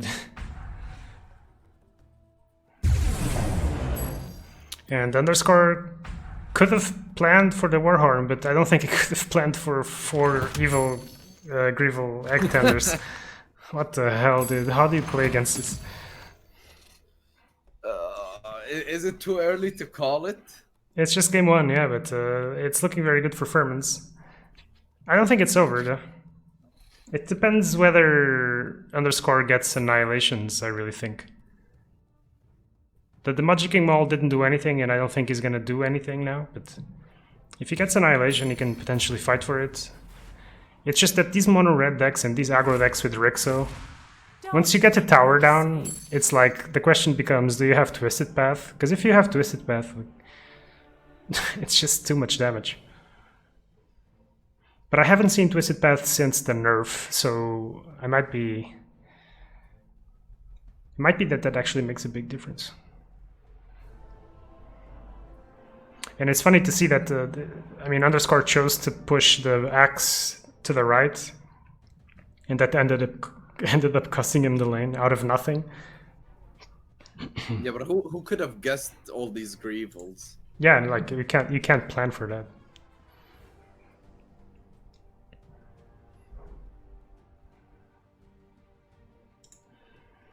So I imagine we're going to see him tank a little bit. He's got to plan this turn perfectly, because if anything goes severely wrong, this game's over.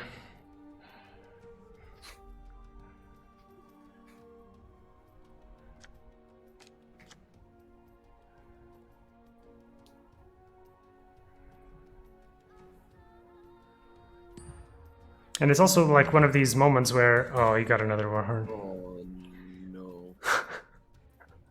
Just the Mystic Flare now. This is tough because if he does the Mystic Flare to clear the Rixo and the creeps, Yeah. Yeah, the He's the still- rest does have that floor, so he just waits his. This just looks awful for underscore. Warhorn, man. People should have seen the last tournament, like. Oh, and here it comes. Okay. He can't sack this round, but I can't help but feel that when you see that.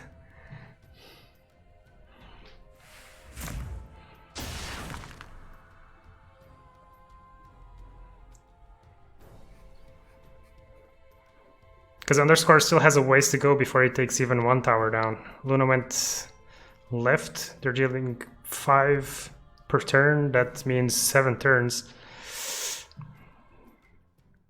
Looking very tough.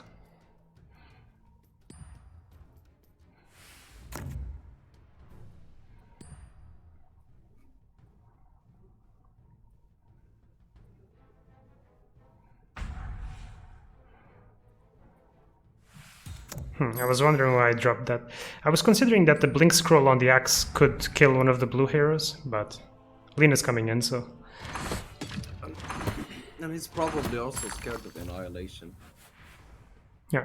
I don't think he wants to commit more than 3. And that's already because one of them is Rixo, so... So almost no gold for underscore. Furman's goes up to 14 again. At least he won't be able to start cycling Warhorns, because that's just when it gets absolutely bonkers.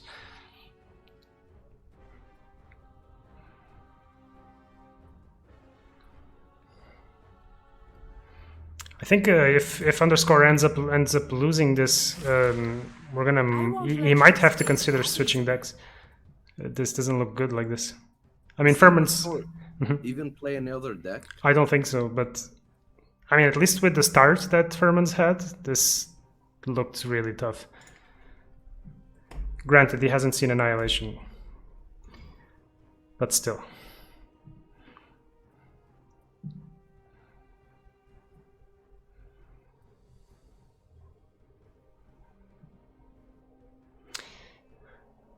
Telekinesis on the Rixo might be good here. The problem being that the Rixo dies to... Oh no, actually it doesn't. If he telekinesis the Rixo to the left, he can prevent cycling with Twisted Path. I mean, it is true that the tower is at 27, it's not that bad. Wave of Madness would also clear the whole lane. Oh no, the Ursa wouldn't die actually. It would with it. Yeah, now it would. Rubik would survive. That's about it.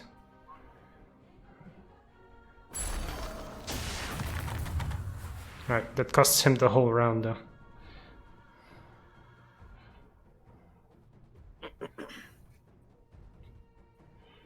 And let's not forget...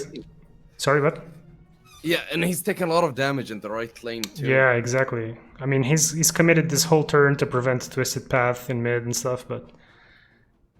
Berserker's Call puts this up to 18 damage. That's 2 hits. I think Furman's is very happy with that. And he's still got 7 mana, so he could presumably still drop something else.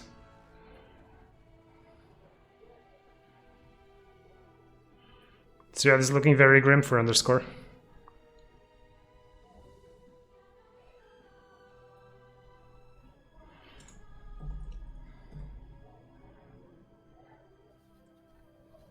I'm wondering what Furman is considering here. Let's also not forget he's got 3 no hesitations in his deck. Double edge. He might be doing math, but I mean, I doubt that he can kill him now.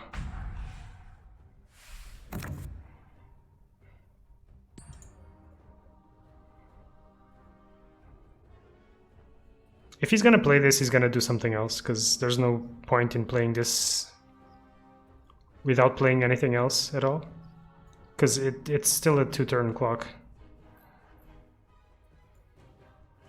He's up to 28 gold as well, so we're gonna see him hit the bigger... Okay.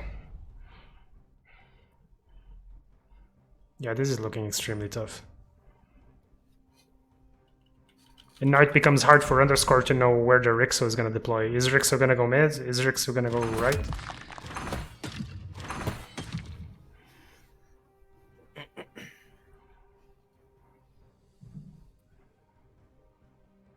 So both players up to 30 gold, basically.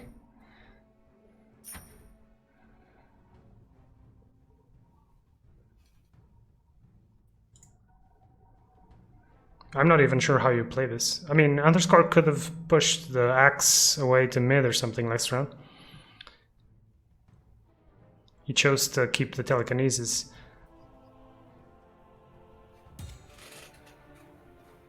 Okay, I like this placement because it doesn't allow Underscore to push Rixo to the left. An Eclipse comes out. There's too much stuff on the right for that to be relevant. He could at any cost. First.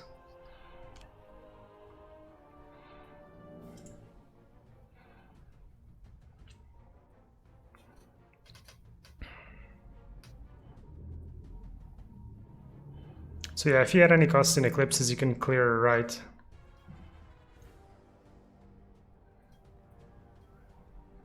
Yeah, but so many things could go wrong. Could Yeah, get for sure. dueled. For sure. And we know that Furman's bought a 15 plus a 10 gold. Bought 2 items. Or a 25. Does he have 25? Could have bought something from the secret shop. I'm presuming, since we don't see items, I'm presuming he bought like a Warhorn and a 10 gold item. Okay, yeah, there comes the Demolishing Warhammer. He's gonna start Twisted Pathing.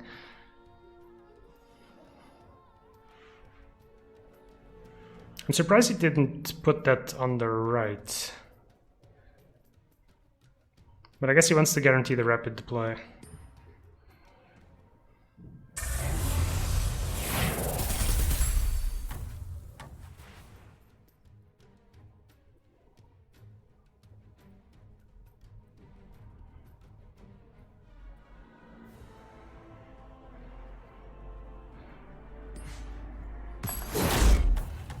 Alright. Activates the path. 2-round cooldown. Underscore really unable to punish, though, that's the problem.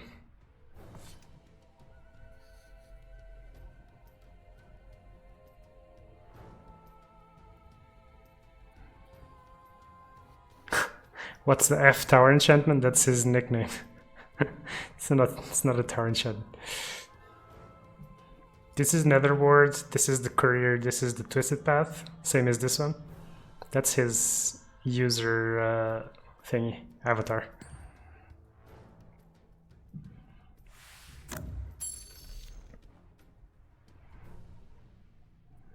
Oh no, he's gonna do it again, isn't he? If he's got a Warhorn, he's gonna do it again.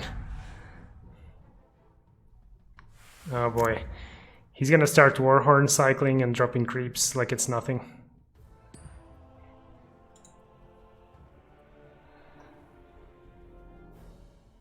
Yeah, there's just no way for Underscore. Like, next turn Furman can just like deploy into both lanes. And what can you do? If you annihilate one, you just lose the other one. Yeah, once you start cycling Warhorns, it becomes really silly. Plus, yeah, there's a Twisted Path, so... Okay, he's gonna try to stem the bleeding there with the blink. He could still telekinesis, but...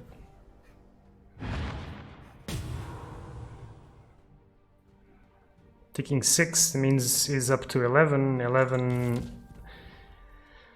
Yeah, it's just getting very close.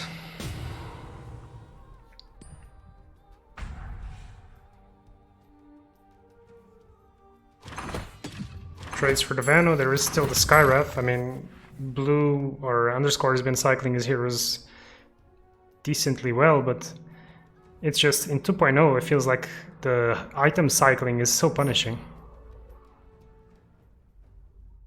I mean, item cycling, Warhorn cycling really, like it's the one item that people cycle like crazy.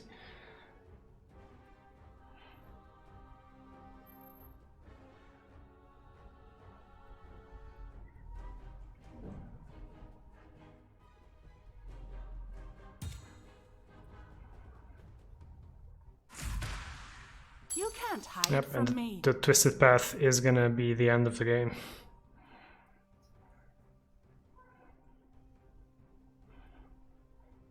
Initiative for underscore.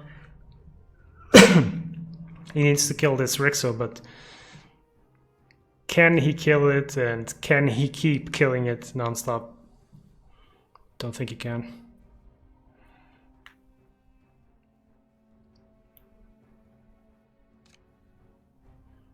He gets Artificer's Mail to try and stall.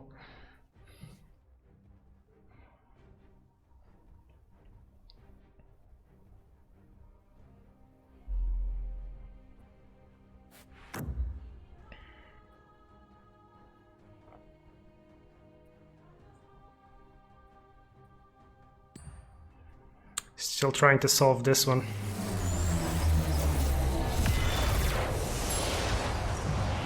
Wait, what the fuck was that? Yeah, he needs to prevent the Rixo from twisted pathing because it's the end of the game. But you just can't, man. You just can't stop. Can't stop the ruck. I must be protected. It took him too long to start dealing damage to these towers, and Luna is suffering from the 3-end protector syndrome, which is there's a full lane the whole game, man. It feels like this has been here the whole game. It just does nothing.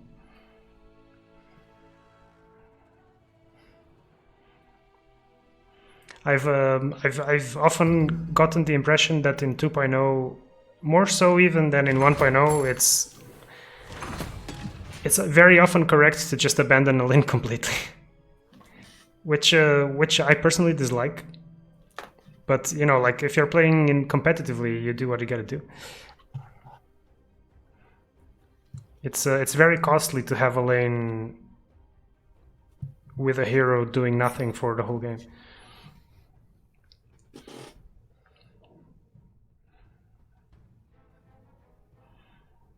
And I think this is this is particularly more so true for rapid deploy decks, where you can switch lanes very easily. I won't be denied. Once your opponent dedicates to a lane, commits to it, you abandon it and you punish him without having to commit too many resources to it. So Furmans takes the first game. This is the best of 3, guys. Thanks for watching. If you've joined, the winner will take $60. So not too bad, not too bad. Looks like Underscore is building decks, so I presume he's going to be changing decks. It's not gonna change decks, dude. He's just gonna change 2 cards in this deck and call it a day. Yeah, that's very likely. Honestly, if Furmans takes this again, people need to catch up. No, people just need to start playing mono red. That's all they have to do. Yeah, people need to play mono red and play something that wins against mono red. But if I'm honest, people need to wake up in what regards like the Warhorn thingy, because Warhorn is just strong as hell, especially with the red Greevils. Anyway, as you predicted, nothing has changed. Let's see if he changed any cards. I'm not sure if he added the Wave of Madness. Was it 2? I think it was 2 already. Yeah, it was 2. What else? Looks the same to me, honestly. Items, maybe? Heroescape, He Bristol... added a 2 of something. Like he had 1 off of one of these items. I don't remember. Maybe he added them all, I'm not sure. Isn't going well for you, is it? And I doubt very much that Furmans has changed anything at all.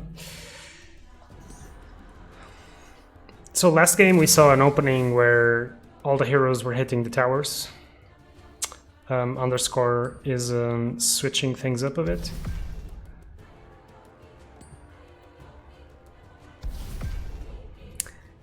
A classic courier opening. Let's see how the players move on from there. Objective vision for Underscore. Irrelevant right now.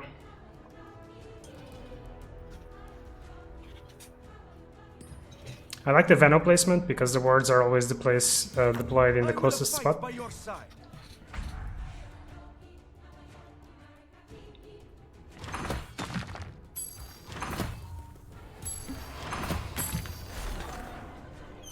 Wait, if you place Venom next to the creep and the creep dies, which gets deployed first, the creep or the Venoling? The Veno ward, I think, gets deployed first. I believe.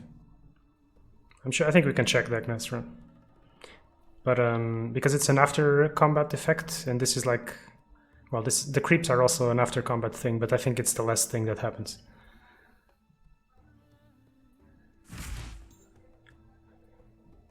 So like if there's only one slot left, I think it will be a Veno or not a creep. But yeah, we can check that afterwards. Right, so underscore not competing in mid.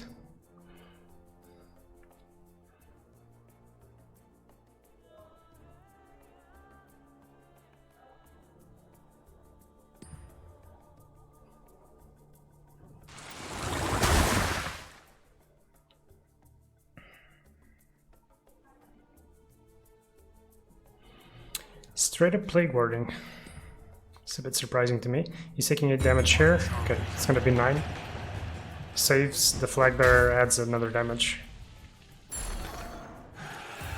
Bring me my enemies. And gives minus armor to Skywrath. That's also not nothing.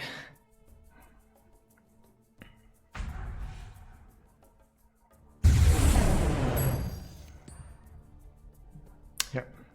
The Berserker's Call killing the Vano and making sure Rixo keeps hitting. So Furman's maintaining damage on all lanes. Oh, and he's Nothing gone can stop Midas the Bronze Creeps. Legion.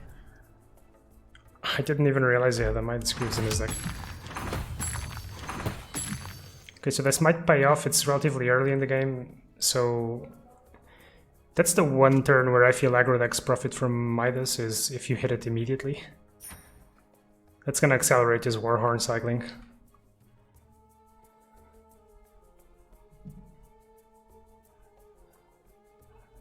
The other issue with these controlling decks is the pressure, the onus is always on you to deploy correctly.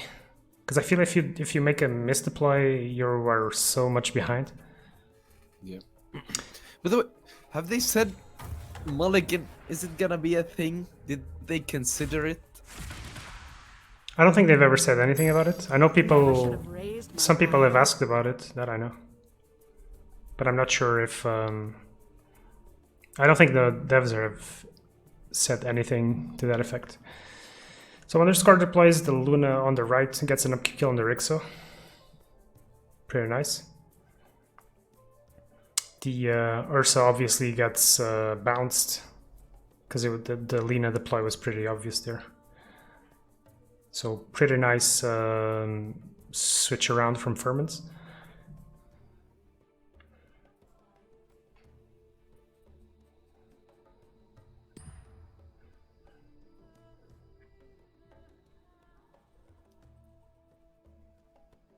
I almost feel like underscore maybe should have considered swapping the Ogre Magi for maybe an Imperia or a hero that would deal more damage, because it feels like what he's struggling to do is really push tower damage. And I'm not sure if the card advantage is like relevant enough. I mean, the Ogre is a decent blocker, I guess.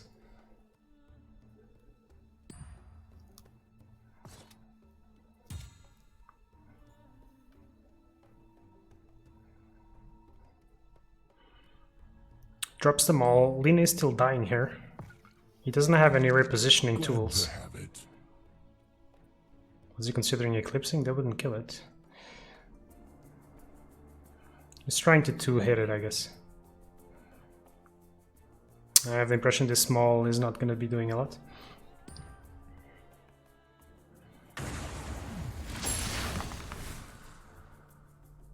Okay, saves the Lina.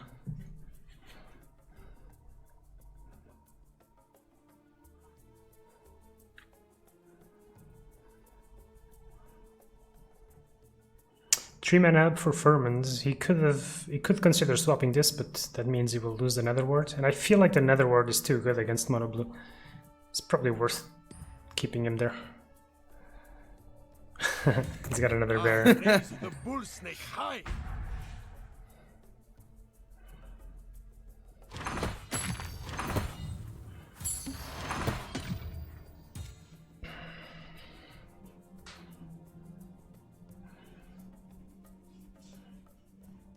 Oh, underscore sees a Warhorn of his own. That would put some pressure on the right. There were actually 2 Warhorns in his shop.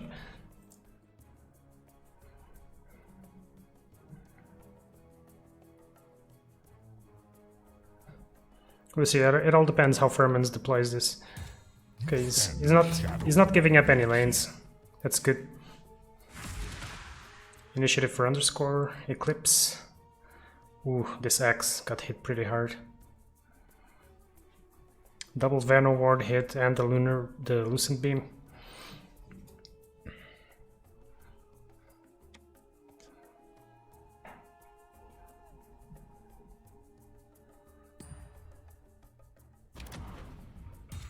This place is Oh, is he going for Eclipse? 4, 6, 7. Yeah, that's. Oh no, it's not. 4, 6, 8. So 3, 4, 5. He's 1 short. But the problem is now that that Furmans can't Berserker's Call as it is, because the axe will die, which is actually huge. The Lucent Beam changed all the math here.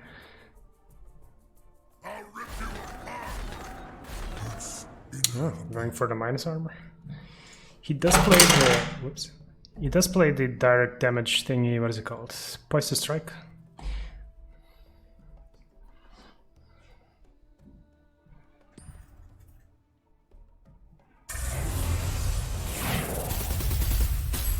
Pathetic.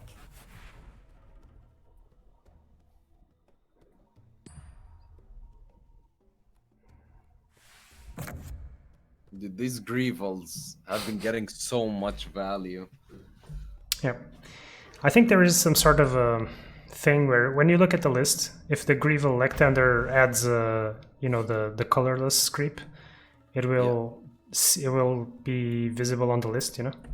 So underscore can see which if he got another Greevil Lectander or not, which he did, I think. Now is the time to strike.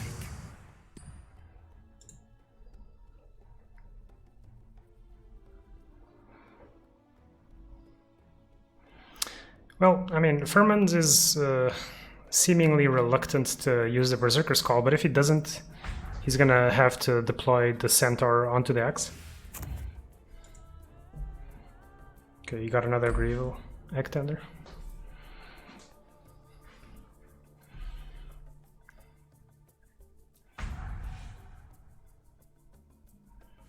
I got a Bronco now. Not bad. He kills the whole of the right lane for underscore, and he's got now the option of deploying the Centaur elsewhere if he doesn't want to replace there. But I feel like underscore is preventing more damage this time around. Like, feels like he's stalling a bit more efficiently than before.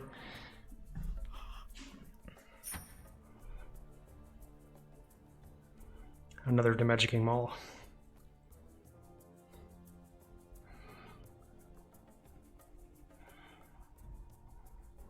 So yeah, Furmans can probably predict that Lina wants to kill the axe. And he could save that with either the Centaur or the Rixo. So I presume we're going to see a Centaur on the axe and the Rixo on the left. We shall see. Okay, abandons left lane. It means he's going to lose that Nether Ward.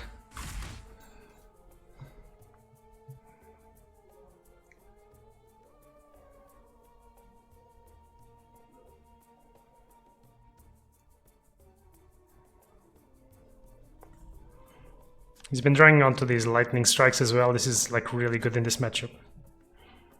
very cheap threat instead of having to pay 4 to kill something.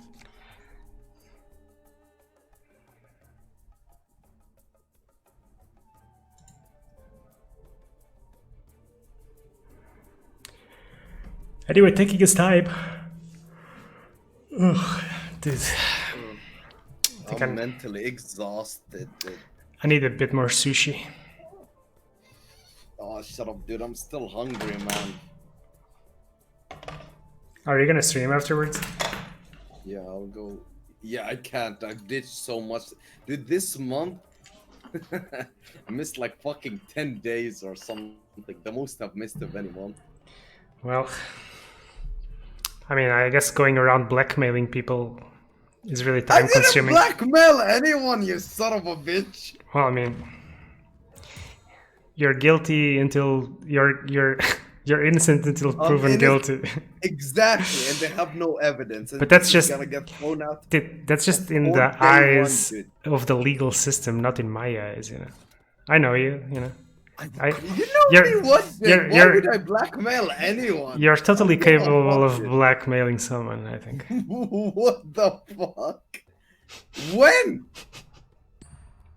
I can't blackmail. You know why? Because I can't keep my mouth shut, dude. If I had something, it would already been public, dude.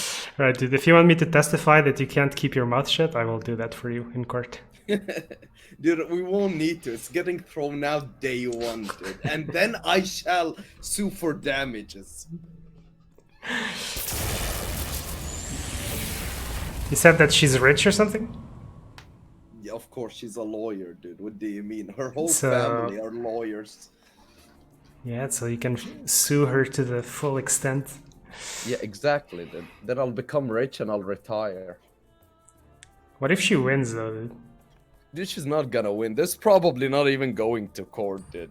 Like, I've talked to 3 lawyers and they literally said they literally have no case. If this goes to court, it gets thrown out day one and I can counter-sue them. They're lawyers. They're not stupid. They know.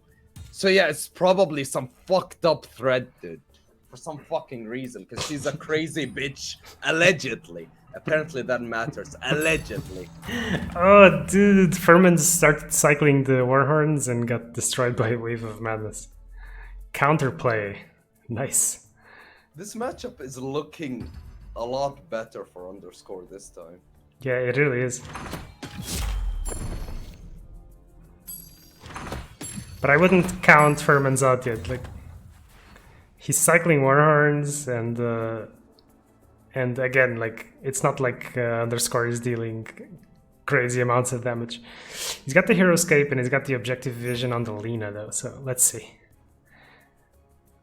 Will depend how Furman's deploys this. And Furman's hit 15 gold again, so I presume we're gonna see Warhorn number 3 now.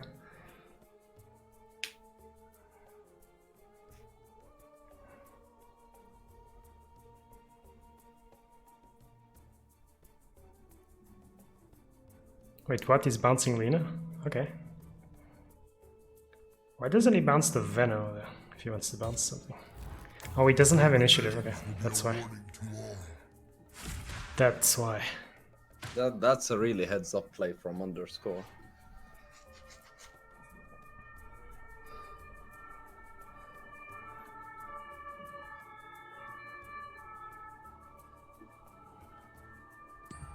Yeah, but again we see like the Skywrath is stranded on the left side, and it's just, I mean, okay, it's hitting for 5, but I don't know. Yeah, I guess 6. Yeah, 6 is a decent amount of damage. Okay, let's not undersell it.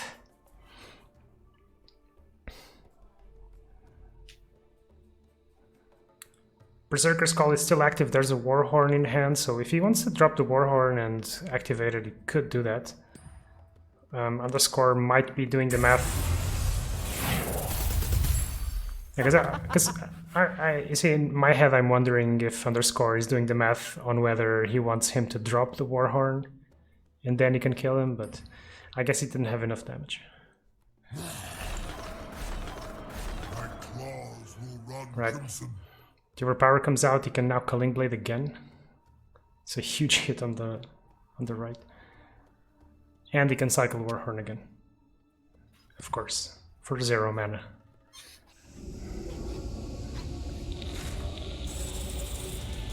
Okay. The heads up volatile thing. You can still Culling Blade because that card's ephemeral is gonna disappear anyway, so might as well use it. Yeah, but isn't he still gonna take damage to that second Warhorn? No, it doesn't take damage. Everything is disarmed. Oh, disarmed. Yeah. I'm not sure why he did that.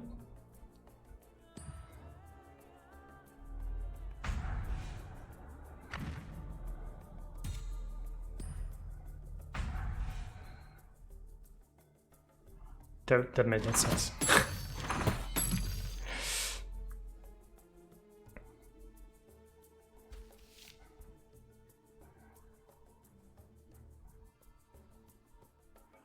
I mean, as much as I like the bounce mechanic, this just feels dirty. The bounce mechanic feels good in draft and feels good in situations where you switch different items, but keep like cycling the same item over and over again. I don't know. Again, I think because right now they're just working on hero draft, then they're gonna focus on constructed. Yeah, let's hope so. I mean, they definitely, I don't think they have enough data to make decisions for constructed either way, because there's no constructed queue, so. Of course, they could analyze the challenge matches, but probably the data amount is not that big. Alright, so Underscore abandons right lane. This is Furman's chance to take right lane.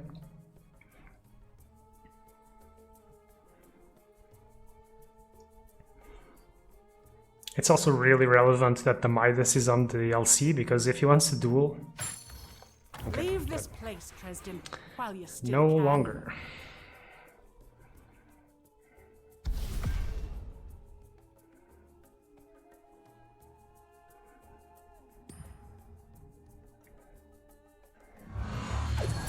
There was never any doubt how this would end.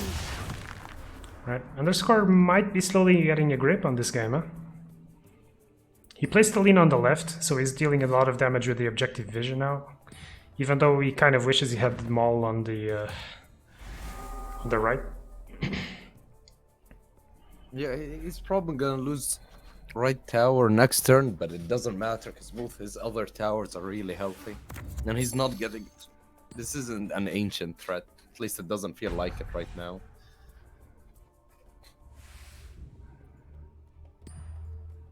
You can drop both Warhorns and take right. I mean, I think this actually becomes an ancient threat quite rapidly. Wait, it's locked till the end of this turn? Yes. I thought it was for an extra turn. Okay, yeah, there's No. an ancient threat turn. It's just for the turn where you play it, but since he has 3 of them, he can cycle twice. So he can actually threaten Ancient really fast. What he won't have is initiative. But I'll say, I mean, Underscore's hand doesn't look super stellar, but I mean, Lina can race that, can't she? Ah no, the tower's at 1, so actually no. If Lina had taken the tower, she could actually race the Warhorns, maybe. No, let's see, in any case. Then at any cost. Yeah, he needs to at any cost on the right, and he needs to take mid, basically. There's no way around it.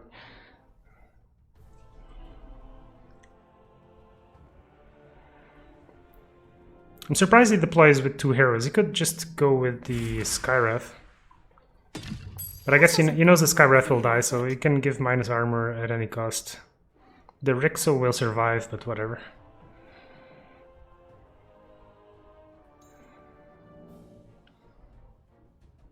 He's probably also thinking of next turn since he doesn't have any redeploys.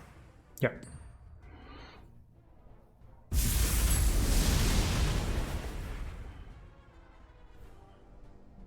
Yeah, and also the good thing is this might be an upkeep kill, actually.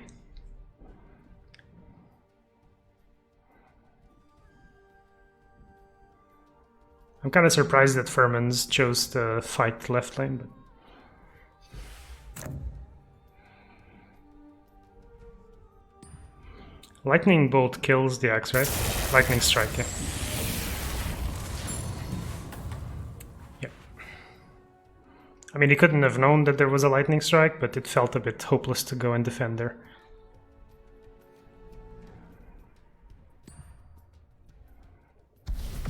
Oh boy.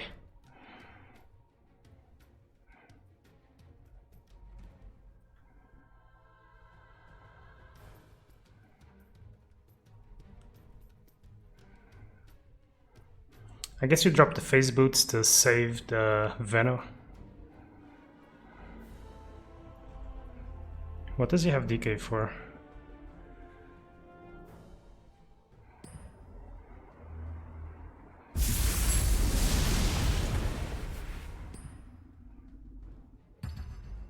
Wait.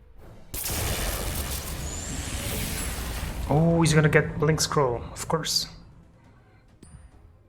Does he have this? 21 and 7? Yeah, he's got this. Oh man. Nicely played. Okay, I did not expect underscore. I half fell asleep there, I'm not gonna lie. I stopped paying attention really. Very nice play. Heads up. I mean, if he had taken the tower before, he was just one damage short. He could have done that. I think the mistake was for Furman's to drop the axe on the left. Somehow, I think it would have been better for him to have the axe in the mid. Just because the Lina, like, she was so buffed, it was not a stretch to imagine that she would kill him. Anyway, we got a game 3, so I'm pretty hyped about that. Hope that you guys are enjoying the games. Oh, they've started immediately. They are playing for $60. This is the second tournament that I'm organizing. We had 20 players, 21 or something. So not too bad. If you're in the beta, try to organize some tournaments, guys. I want to play too.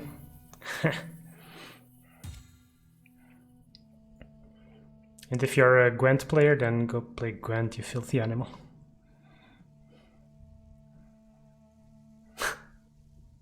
I think Rashid is like literally asleep on his desk right now. I'm not, dude. I can't. This is too long. My ADHD is fucking me, and I'm starving. It's the last game, dude. It's the last game. More of a fight. Yeah, I'm trying, dude. I swear.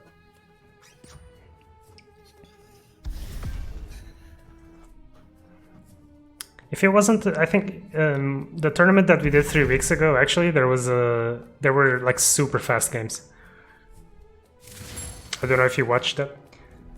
Dude, Underscore has objective vision every game, I swear. But anyway, I was saying the tournament that I did last time, some of the games like Mono Red versus Rapid Deploy or whatever were super fast. Yeah, I watched like the first round and then I went to sleep.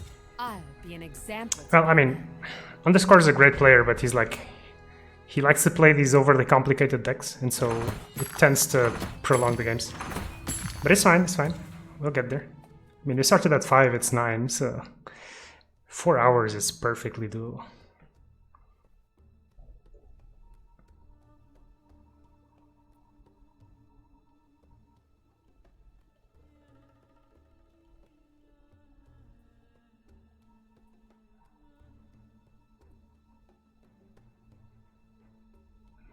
Alright, so Veno is doing Veno things. I don't think there was any a duel in Furman's hand, he would have used that.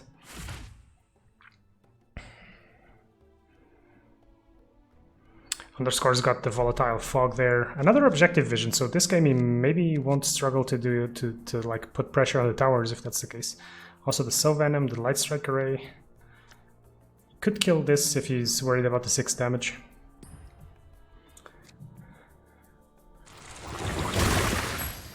Yeah, this seems like a good play. You want to buff this Lina, you want to put damage on the towers. Because some of your heroes, some of your tools, they naturally stall the game, so... I think from what we've seen, I think we can say that it's important for him to put pressure on the towers. And if he can do it from the early turns, then all the better.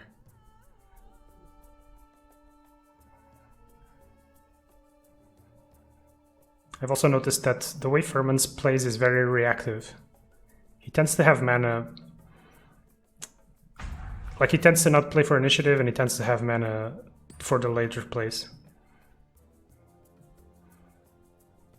And because Underscore's deck is more like control-ish and so on, and he tends to want to play his spells first. Or he tends to have to do that. Because otherwise he's taking damage. Oh, this is a very good Veteran's Insight.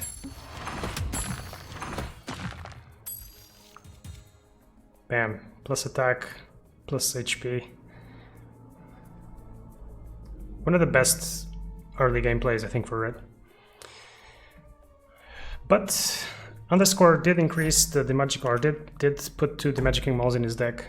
I have the impression he went from 1 to 2 even, so he does have the tools to fight these things. He put the ogre there. He's going for the 50-50 on the lunar beam.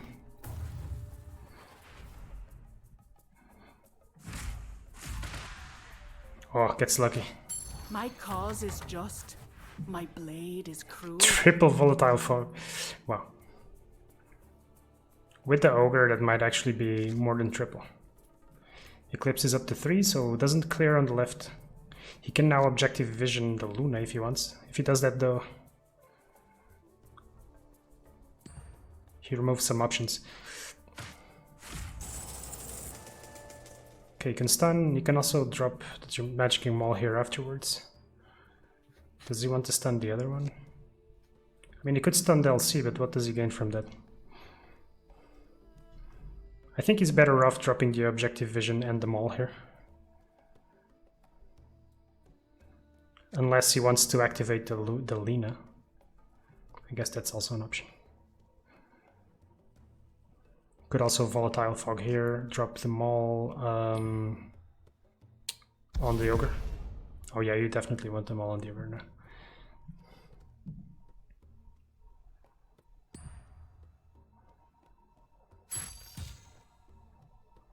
Right. Goes for the Lina damage.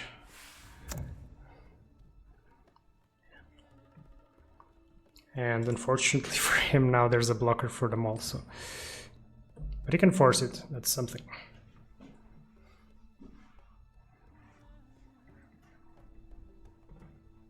Maybe he passes to see where he drops the blocker. I mean, it could be that Furman's just drops it. Oof. And he does. So gets punished for it. Shiny. I'm not even sure what the better target is here. Probably the Twisted Path, but... He doesn't hit it. I mean, I don't know, like, Twisted Path will be better later on in the game, so maybe it's better to get rid of that first. I really don't know. He hits the Phase Boots now if he wants. No, he doesn't. If he wanted to guarantee the kill on the Twisted Path, he could have gone for the Phase Boots. Initiative on Furman's side, so if he wants to drop the Skywrath here, I was gonna say probably you want to avoid Ursa. Yeah, same. Was he picking in front of Ursa?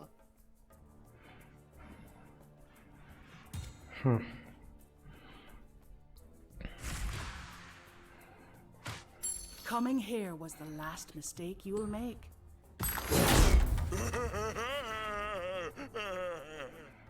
And Furman's recognizes that this Twisted Path is gonna die, so before anything else. Forcing the damage through. That opens up for Eclipse though. 1, 2, 3, 4, 5. Okay. Not really, actually.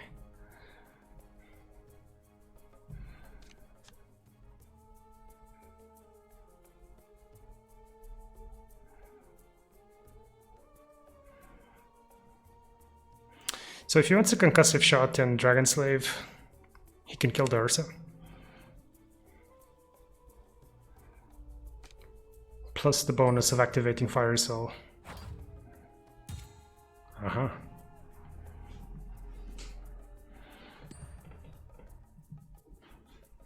Oops.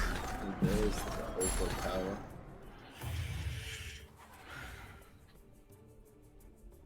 Yeah, I wonder why he did that. There must be a reason for him to do that.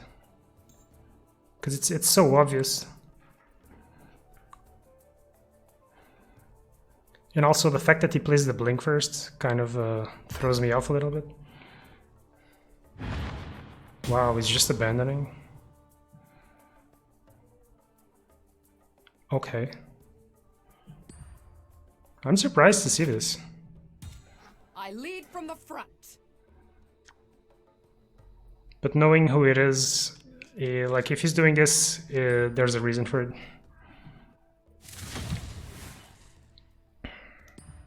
Yeah, but he doesn't have redeploys next turn. Wait, what? Oh, he's denying the objective vision. Okay. Hard punish. That's game. That has to be game. Ugh. What a strange sequence of events. Now, like, Underscore didn't pay attention to the Greevil count if to get screwed like this. I mean, to be fair, we also didn't. But it's just weird for him to place the Skywrath, abandon the lane. I don't know.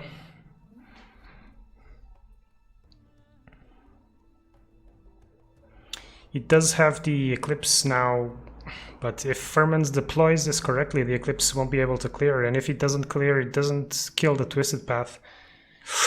I don't know, because we're going to start seeing Warhorns now. And bear in mind that Underscore has no heroes coming in. Is this just game? Oh no. He goes mid with the axe? This has gotta be wrong. Okay, Eclipse kills on the right now. And how much gold did he spend? I'm not sure how much gold he spent. Was 10? I think he was at 20? So, I'm not sure. Ugh. Then he must have bought a 10 gold item plus upgraded the shop. I think, I'm not sure. Well, whatever. He's got lethal on the left. If he's got a no hesitation. Oh, there we go.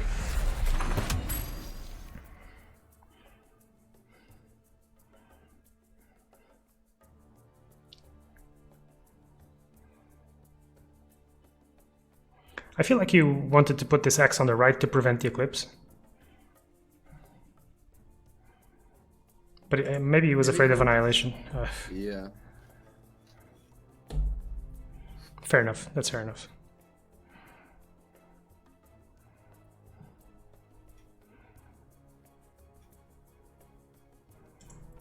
One thing is for sure is Underscore should know if there's another colorless Greevil in Furman's hand, because if he blocks this maul again, he's just gonna lose to the Twisted Path.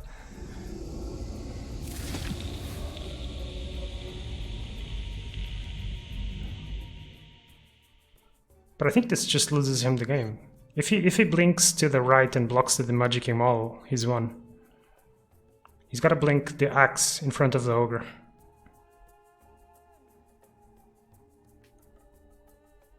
Yeah, but he's also gonna need initiative for next turn.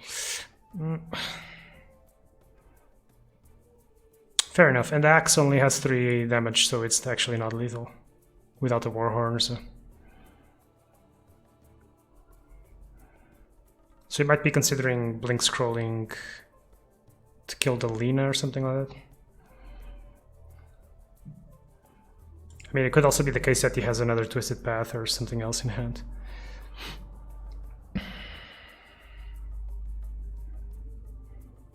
Time's running out.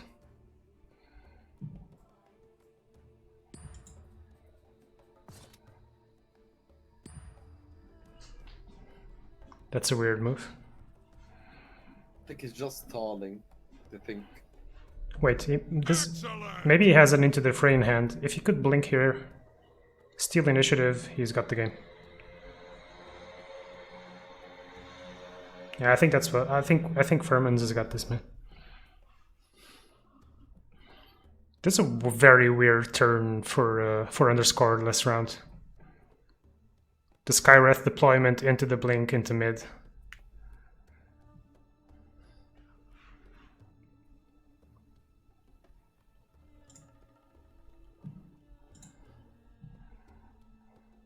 I hope this isn't Furman's BMing. but I'm afraid it is. I wish I could see his hand. You know, in a way... okay.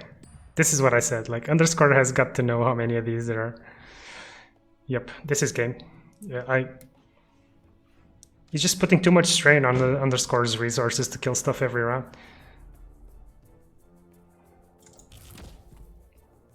Six attack on DLC. DLC isn't coming in, but still.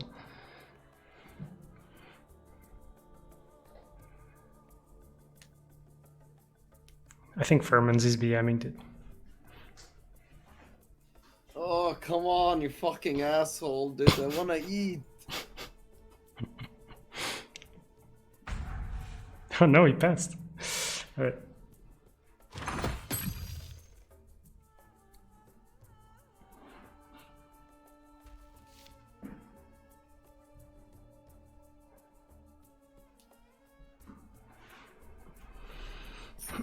So how is Underscore gonna survive? He's gotta deal with left too, like, let's not forget that. Because if nothing happens, he loses left to Ancient too. So he's gotta go left. He can concussive into Mystic Flare that doesn't kill the Centaur. Does kill the other two though. And then he's gotta worry about the Blink Scroll.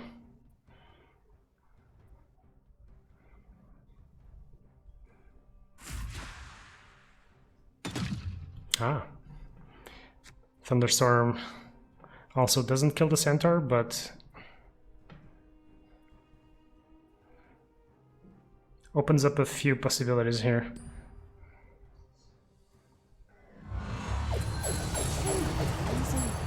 A pity you couldn't put up more of a fight. Alright, he's got mid, he can blink Lina elsewhere. Wait, is Underscore gonna win this? Blink to right. It's an extra 9 damage, 20. No. Not far from it though, but he's still... At least he's... 9, it's 8. He has to get rid of one of the creeps. Ah, sure, yeah. At least the Twisted Path goes away. Dude, I think Underscore is actually in a good spot now. Yeah, he can take initiative. No, is he gonna pull it? He can take initiative for next turn, and then it's LC. Can Mystic Flare. Does she have items equipped? Who? Elsie. Yeah. She's got the Midas and she's got damage from the veterans inside.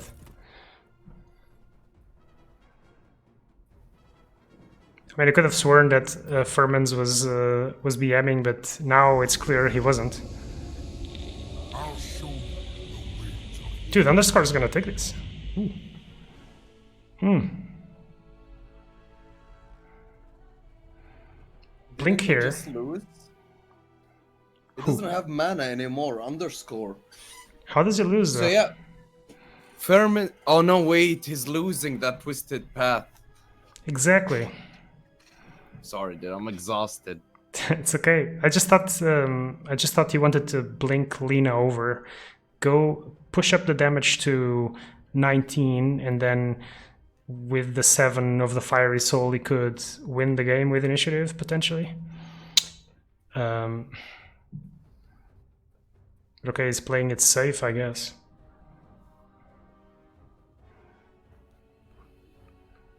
Oof, Furman's hand must be horrible that he's taking so long, like...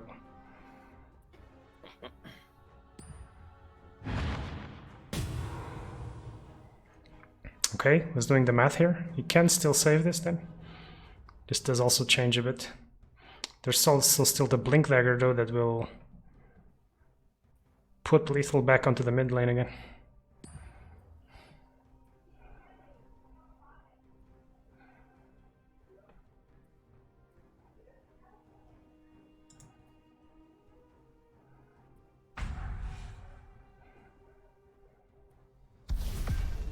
Ugh. For him to be playing Temple of War, I'm sure his hand stinks, dude. Underscore is making him spend mana. I guess we're gonna see the blink come down now. Oh, he's just insta-passing, hoping for him to spend all his mana.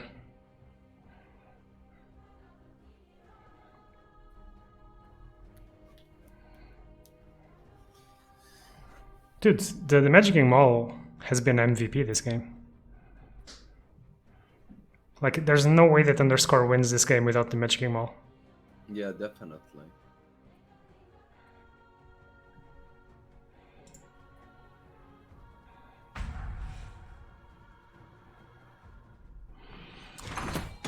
Something I'm realizing, dude, is that people complained a lot about, you know, like not being able to see all the lanes in 1.0 and stuff, that we had to keep moving around and stuff, but at least it made the game a bit dynamic, because now we're just staring at the same board for like nothing's moving, staring at the board for ages. And it made it easier to follow, dude. Like, I just have to focus on one lane at a time. Now there's so much shit on my screen, I don't know where to look. Oof, he almost got the upkeep kill on LC, so...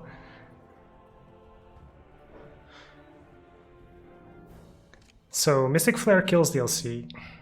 Mystic Flare also kills the Ursa. I think Underscore's got this, dude.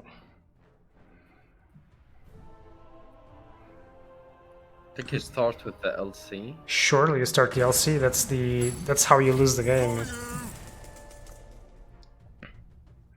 Right lane is how you lose the game, so you gotta do it.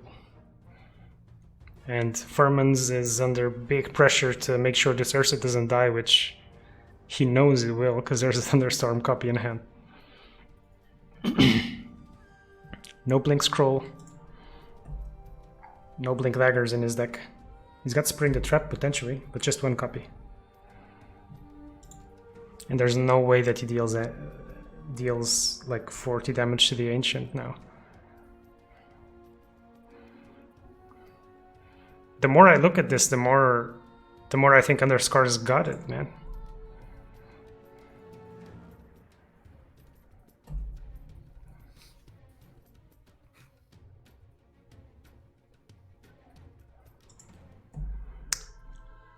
This game would have been super, super hype if the turns were faster. Like, it's just the fact that you have to wait for so long. Oh, smashes his own card. To be fair, Furmans could have taken the smash the defenses out between games. You call yourself a warrior? And that's game. Blink the Lina over.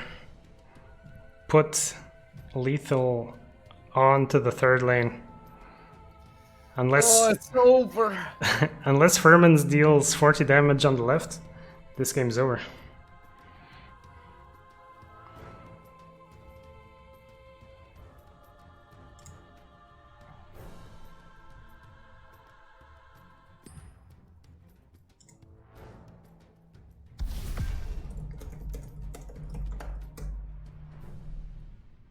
I just saw that Furmans texted me that he can see my cards, but I don't know what it means.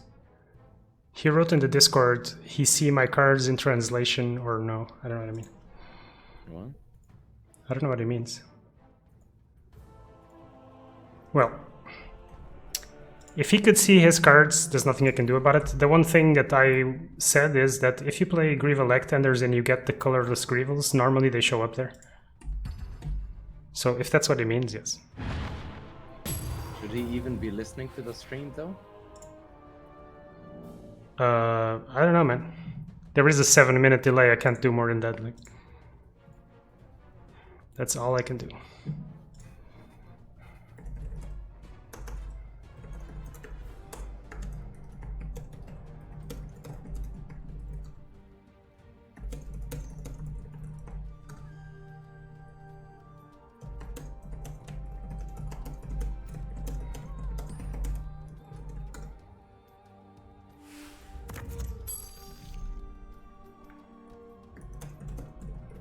I mean, but even if he's watching the stream, like, I cannot see Furman's hand, so I don't know what he's on about. With the moon.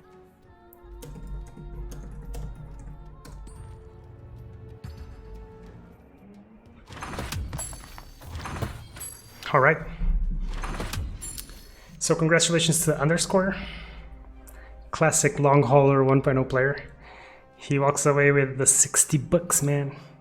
Hey, Furmans. Oh, he just joined the channel, but he left. That was quick. I don't know what the Furmans means, man. Furmans thinks that Underscore saw his cards, but I don't know how on the earth that would be possible. The one way would be if we saw his hand on the stream, but we don't. So, if anything, Furmans could see Underscore's hand. So, whatever, guys. So, congratulations to Underscore. Really, really happy to see him playing and to see him take this down. Seems like the meta is the meta for these small tournaments is shifting into blue-red. People are exciting to play blue now that everything's been buffed. Dude, I'm getting flashbacks to 1.0. First, it was mono red that dominated, then mono blue came over. Nah, these are early days. But yeah, dude, I don't know if you want to set up your stream, I'll host you. Otherwise, No, I wanna... I'm gonna go eat, dude. And I'm streaming Gwent anyways. Without any of these. Oh yeah, that's true. Yeah. Let me know when you stream and good game, dude. Thanks to everyone for joining and watching and playing and taking part and everything. Yeah, super hyped to see what Volvo is doing with this game eventually. We'll just have to wait a year or something. Otherwise, yeah, $60 for Underscore. We'll see when I'll have the chance to organize one of these again. I'll surely be up for it in regular intervals, but no promises. So yeah, guys, join that constructed room, play some constructed. Let's evolve this meta. And yeah, it was a lot of fun. Thanks for joining. Follow, watch the Long Haul podcast, subscribe to my YouTube, do all that shit. And slam the notification button. Exactly.